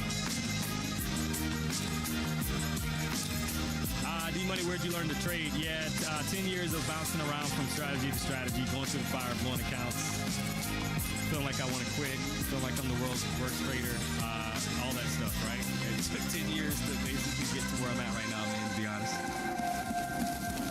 But I appreciate the kind words. Welcome back to NYSE Live. Base Power is a Texas-based electric company that aims to empower customers NVIDIA is trying to push on the right-hand side of your screen as well. Its co-founder and COO Justin Lopas recently joined me here at the New York Stock Exchange to share about the company's growth. Take a listen. Yeah, so we're a energy technology company. So felt we like design it and took too long manufacture to, energy storage break down, devices. right? If it was gonna break we then down, install guys, them on price. single-family homes, and then we own and Just couldn't operate do it, them right? alongside So our that's when you partners that kind are of start looking utilities for price to to possibly support reverse the back grid. the opposite So we direction. charge when there's excess Going into abundant the energy, close and raising the floor then you kind of go of the from there. demand, So and then we you got about discharge 10 during seconds peak left. times to lower that peak demand. Pretty good day here, guys. And This utilize the account's existing green, grid right? infrastructure far more effectively, $2,245. We'll all take while it lowering costs and adding for the day reliability today. for Tomorrow's homeowners. another So day, the battery guys. acts kind of We're like not a gonna force backup anything generator here. for the home. We had When a the pretty power good goes pop out, the homeowner gets paid everything in the battery for their access. This craziness from NVIDIA news related, right? 305 and What 310 you had to drop. differentiates you from other energy companies? Nothing to write home So about we're now. a To be distributed honest. energy company. So most battery developers will go but buy that's or what- that's build all she shipping wrote, chat. container-sized batteries. They'll buy some Tomorrow, farmland. They'll we'll put be those back batteries again. on that farmland, and then they will wait many, many years in the interconnection queue to get For the that market connected to the open. grid. So we'll be back We do it at in a far 9 different o'clock. manner. We So take that big battery, do we me a chop it solid up if into you much haven't little already, pieces, guys. we Hit the put it like at button. the edge of the grid, co-located with the load. So on the If you're not home. subscribed to the channel, And you know also, what to do. We own and operate We the just out here batteries. trying So to make a instead of little money. selling them to the homeowner as a traditional battery company that sells to homes would, we don't charge the homeowner almost anything. It's just a few $100s instead of the tens of thousands of dollars that most batteries typically cost. Because again, we continue to own and operate that battery, and that battery is used 99 point whatever percent of the time supporting the grid, and just those handful of hours or days a year, it's used to support the home in an event of a backup. Oh, And man. you announced See you at AMD partnerships Money. with Thank El you for Paso and keeping the chat in line Break while those down making for money. us. Hey, Yeah, great so day. I appreciate we have kind two words. different business models. One is in the retail choice So, areas. We're a yeah, guys, I retailer. think pretty good day These today. are We're in not the going to regulated force parts anything of at the this state of point. Texas, as well as most Officially of the closed rest at of the this country. point, right? It's You got vertically integrated, regulated utility model. after hours trading. We're not going to mess And so around these with that. partnerships are ones Had where a few trades today, we got partner chopped with up on. That's utility. trading in We a go to the nutshell, homeowner guys. When you together and spend say, hey, basically we'd like to give you a all battery day at inside of almost the no opening cost. range. And funny enough, and that Jack, battery guess will what? back you up if the grid is We literally, off for whatever reason. we're back But more inside. importantly, the utility gets to use it You to gotta laugh support their about it. day-to-day I mean, operations, it's to reduce 4 their o'clock. peak loads, and to add capacity to their So, existing infrastructure. So that's we're so all she thankful wrote, we're working chat. with El Paso, We're gonna West call it Texas, co-serve in the tomorrow. Dallas-Fort Don't Worth you area. fear. Just today announced Another 100 D-Money megawatt show deal is with here. them. And these are forward-thinking utilities that are looking 9 o'clock, at their, we'll be their back systems doing it and they're live from looking the to add BDH. capacity quickly, and they're coming to us because we can add that capacity quickly, reliably, and most importantly, affordably for them and the homeowners that they serve. And speaking of Texas, you just opened a new factory where you're based, Austin, Texas. That's right. Tell me what's going on there. So the batteries that I'm speaking of that we put I'm on gonna go tens of do some thousands of shopping, homes throughout the guys. state today. I Those don't have come my out of our daughter for the factory. next 2 days. Our factory is just across the street from our office. And, We're downtown Austin in the old Austin American Statesman gonna building, the old printing press. enjoy my it's little a very break. historic site. We're so thankful to have been able to from the terrible utilize it So, to build our factory. I'll catch there. you tomorrow. It's But been we're real. building, We gone. battery modules, battery packs, and our power electronics that convert all the energy to go in and out of the battery, all there. And we're hiring across the board for folks in the factory, our manufacturing engineers. A lot of the equipment that we've developed inside of the factory is custom and ours. And so it's a really vertically integrated approach. We design and manufacture, we install, and then we own and operate. And why did you decide to go into the energy business? Yeah, it's always been an interest of mine, and there's, energy is really the foundation of so much. The big, discussions and talking points today around AI, and certainly energy is the bottleneck, and the grid we think is the bottleneck to AI. More importantly, what we find, and this is, there's many studies on this, that the more energy that a society is able to, produce, transmit, and consume, the higher the standard of living. And so our real, model at the end of the day is increasing the amount of energy that humans and Americans and Texans can consume. We're doing that with our distributed energy technology, and we'll continue to expand into other energy technologies and other business models over time. And I understand there has been an increased demand for energy, not only because of AI data centers, but things like climate change, and there's other factors. What do you think about the grid? Do you think there is enough energy? Well, no, we have a very large deficit from what we could pull from the grid to what we actually can. AI is definitely driving a lot of that. There's a very large increase there. But even just electric vehicles, heating and cooling being electrified, electrification of heavy industry and steel and such, it's sort of this Jevons paradox issue that we see, which is as you add more supply, you get more demand because there's more new use cases for that energy. Also, if you look at the AI race with China and other countries around the world, we are far behind China from a total energy generation and transmission and distribution capacity perspective, and so we need to keep up. And hopefully at Base Power we're able to play a small and increasingly large part in that story. But no, to answer your question, more energy is definitely needed both on the generation and increasingly on the ability to actually get the energy to where it's going on the transmission and distribution side, which is really what we're focused on today. What is your hope for Base Power in 2026? Well, we hope to sign more partnerships and do work with more utilities both in and out of Texas. We're also expanding our factories. We're increasing our production rate and developing more and more batteries and installing more of them. Right, we have an increasingly large workforce that we're so thankful to have alongside us, helping to install these systems throughout the state and again outside of Texas. And we'll also start looking at new products outside of just the residential energy storage systems that we're currently building today, and again expand that kind of energy platform company plan that we have. I know 100 years isn't much in the New York Stock Exchange laurels, but we're very proud. First U.S. airline to reach 100. The resilience and the determination to move forward despite all odds is something that I think we're all proud of. We've had a great opportunity to celebrate this year. The power of obsessing on our customers is what makes Delta really great. And my superpower, I'd like to think, is obsessing on them, these people, so that they can go do their job. And it's not just me, it's our leadership team in terms of making it happen. Enemies neutralized.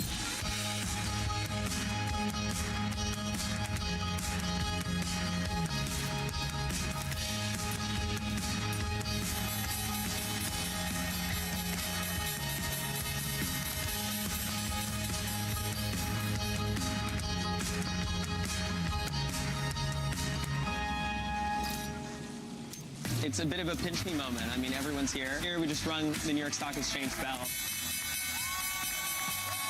In a lot of ways, it's a dream come true. When you walk around the NYSE floor, it's just emblematic of the American dream.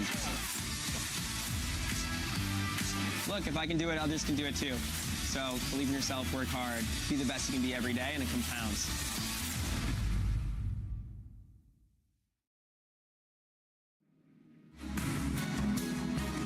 A plan to go and change the way people fly. It is the next step.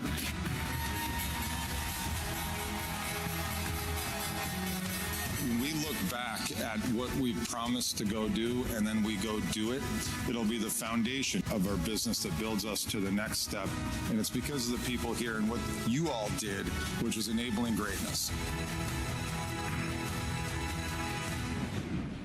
Ireland Day just rang the opening bell to open today's session, and joining me now is Peter Burke. He's Ireland's Minister for Enterprise, Tourism and Employment. Peter, welcome to the New York Stock Exchange. It's great to be here, a very exciting day for Ireland. We are announcing €6.1 billion of investment in 2029 with Irish companies exporting out here in the US, currently employ over 200,000 people across the 50 states, and we're really looking forward to the next chapter of that investment. What was it like for you to be up at the opening bell podium, and why is it so important for you to be here in New York as we approach St. Patrick's Day? I have to say it's a very unique experience, and when you think back a couple of decades ago, you'd see so many traders go around with pieces of paper. It shows you how much we've evolved over the last number of years.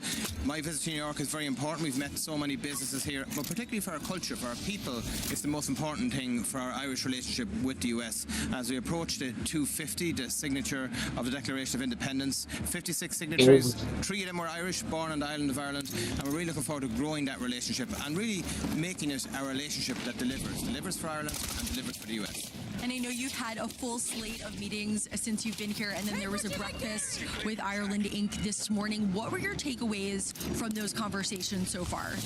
The takeaway is that we really keep working on a very unique relationship, that we have to encourage business, academia, everyone around the table to ensure that it grows over the years ahead, because it is delivering. It's delivering for citizens on both jurisdictions, and you can see that's very, very big. Right now, every single day, over €4 billion of goods and services crosses of the Atlantic between the EU and the US. And that is the most integrated, the most global trading relationship, and it's one that really needs to be protected. And what we're looking for is stability, looking to grow it, and looking to invest more in the US. Why so? Because it's unique in terms of the scaling opportunities in the US. About 32 million people have Irish heritage, 10% of the population. And for Irish companies coming out here, that connection enables them to grow business ties and grow their export markets. And right now in Ireland, we're really focusing on delivering on our exports. The top 10 companies in our country employ 450,000 people globally. And Enterprise Ireland, and Kevin Sherry, the chief executive that's with us here, is very focused on doing that. We have our own agency working with Irish companies to get into the market here in the US. How would you describe the current relationship between the US and Ireland economically? Very strong. We're the 5th largest investor in the US economy from an FDI perspective. When you consider our size geographically and our population, that's a huge statement. We're second only to Germany from a European context. So that's why we want to continue growing that, continue investing more, and that €6.1 billion of investment over the next number of years will add to some great companies from Dimplex to Curry Group. Curry Group invests $1.5 billion in raw materials every single year in the US, and Ryanair have huge contracts with Boeing, over 300 MAX aircraft to come forward over the next number of years. That's what we're at. We're about business, about growing relationships, and we want that to continue. And I know part of the reason you're here is to do outreach for St. Patrick's Day. What do you want people to know and investors to know right now? I want them to know we were a very pro-business jurisdiction. We're a small country, but an agile country. We have a common law jurisdiction. We offer certainty. We're very much at the heart of Europe. And if you invest in our country, you have absolute certainty to know how your investment will be treated, and you have access to the gateway that is the European Union. With such a global market, Ireland is the place to do business. All right, Peter Burke, thank you so much for joining us at the New York Stock Exchange. We are going to bring in Ian Hyland, the president of Ireland Inc. Welcome to the New York Stock Exchange. Thank you for having us this morning. It's a great honor, as always, to open the market. So let's hope it stays green for you today. Yeah, yes, we do hope to see green across. There is green. You're bringing the luck of the Irish. Green across the board. Absolutely, of course, it's green. I think in that context, the greening of America from an Irish business perspective is very, very important to us. The work that Ireland Inc. are doing. 200,000 people across the United States get up every morning and go to work in Irish companies, and that is expanding at an unyielding level, which is very exciting for us. It's also a great balance in the context of what's happening with US corporations and their incredible investment across the island of Ireland, which runs back 70 years. So what we're doing here today is cementing that relationship and the positivities around it.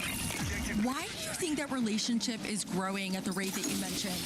Well, from an Irish company perspective, the United States is the only place to expand. I mean, the level of scale potential, the access to capital markets here in New York Stock Exchange, for example, it is a no-brainer from that point of view. But also, those Irish companies, listed here, for example, Westrock investing over $1 billion new fresh dollars a year, CRH, Ardagh, Shipping, and the list goes on. And I think over the next year or so, we're going to see a further expansion of that in a very, very aggressive, positive context. And I understand Irish companies support over 200,000 jobs here in the U.S. Why do you think we see that huge number? Well, the thing to remember is that's 200,000 direct jobs. When you add the indirect pieces in service and in tourism, it gets bigger and bigger. And why you see that? Well, Irish companies recognize the value of scale. And to scale, they employ. And that's what we're seeing here on the ground across all 50 states, 52 weeks of the year. St. Patrick's Week is a very important week for us, but there are another 51 weeks of the year for Irish companies who are here with boots on the ground. And I understand there are 1,000 U.S. businesses in Ireland. Why is it so important for U.S. businesses to be growing in Ireland? Well, I think it is what it says on the tin. Those companies have been there for decades. And companies like Pfizer with us this morning, and they're making a significant return to the U.S. economy through their output from Ireland. And that has been going for 70 years, and it still runs, particularly now where we see the expansion of technology platforms, AI particularly, and also Ireland's proximity geographically, but also its relationship with the United States means it's a perfect access to Europe for U.S. corporations. Can you tell us what Ireland Inc. does? What is your mission? So we promote and act for Irish business businesses across the United States. We work with the United States in helping promote the US as an investment platform and location. So what we do with Irish companies is we help them locate in the right locations, find the right talent, give them advice when we're required. Now we're helping them with their capital markets access, because it's one area that we feel is vitally important. Accessing capital for any growing business is mission critical, and no better place than the United States to do that. What type of advice are these businesses asking for? Where to play strategy. I suppose in a rather uncertain environment across the world, where the certain places to play. The United States is that. It's the most pro-business continent across the globe, and in that regard, it is simply, it's helping them with their first level transaction, getting into the United States. Where should they base themselves? Where should they position their CEO? Where should they access for capital markets? And where here to help them. Why is it so important to be sharing this message at the New York Stock Exchange? Well, this is the center of economic activities for all corporations. Here we also have an intersection of U.S. corporations invested in Ireland, Irish corporations invested in the United States, all here today, many of whom are listed, Irish and U.S. And I think to make that statement, this is the business statement for business people. Business people and businesses need to control their own destinies, supporting their state agencies, in our case, such as Enterprise Ireland, IDA, and the United States, Select USA. And the New York Stock Exchange is the perfect platform in which to communicate that. And in 1 second, how will you be spending St. Patrick's Day tomorrow?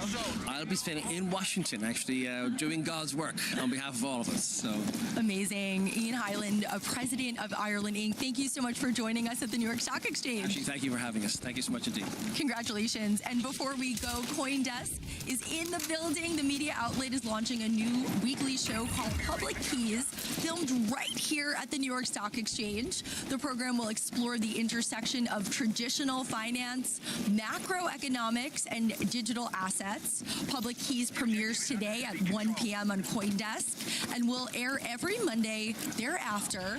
Let's hear from host Jennifer Sanasi for more about the show. Markets move fast.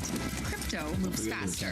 From the floor of the New York Stock Exchange, CoinDesk's Public Keys tracks the money, markets, and moves shaping digital assets.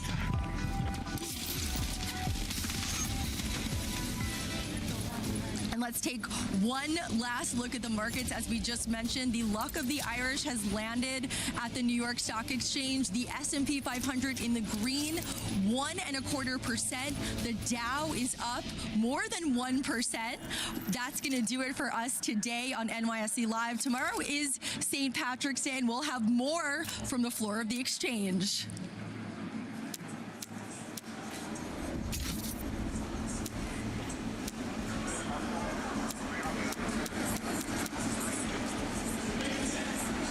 Welcome to the public market. The New York Stock Exchange is the cathedral of the capital markets. So there are a few places more fitting to consider the future of American financial system than this one. So thrilled for this next chapter to begin today with all of you in this historic building.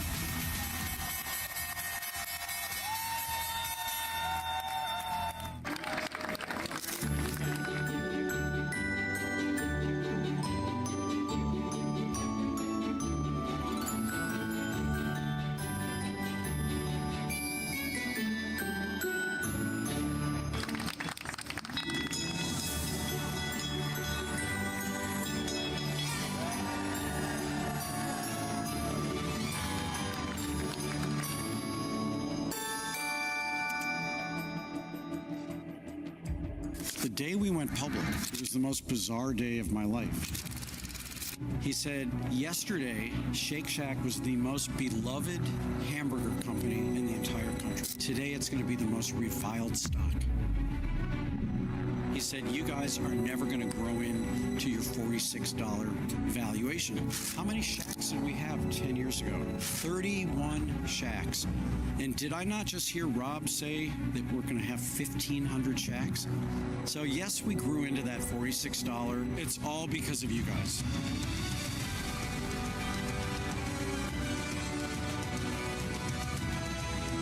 I'm so proud of you, every one of you. You work so hard to make so many people happy, and you make your communities better. What more could you ask for?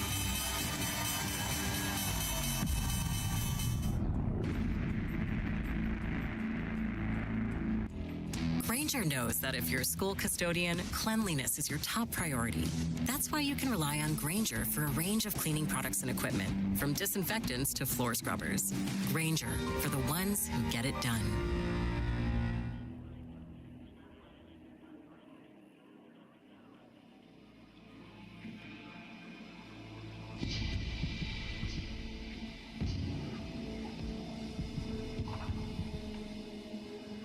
Hmm.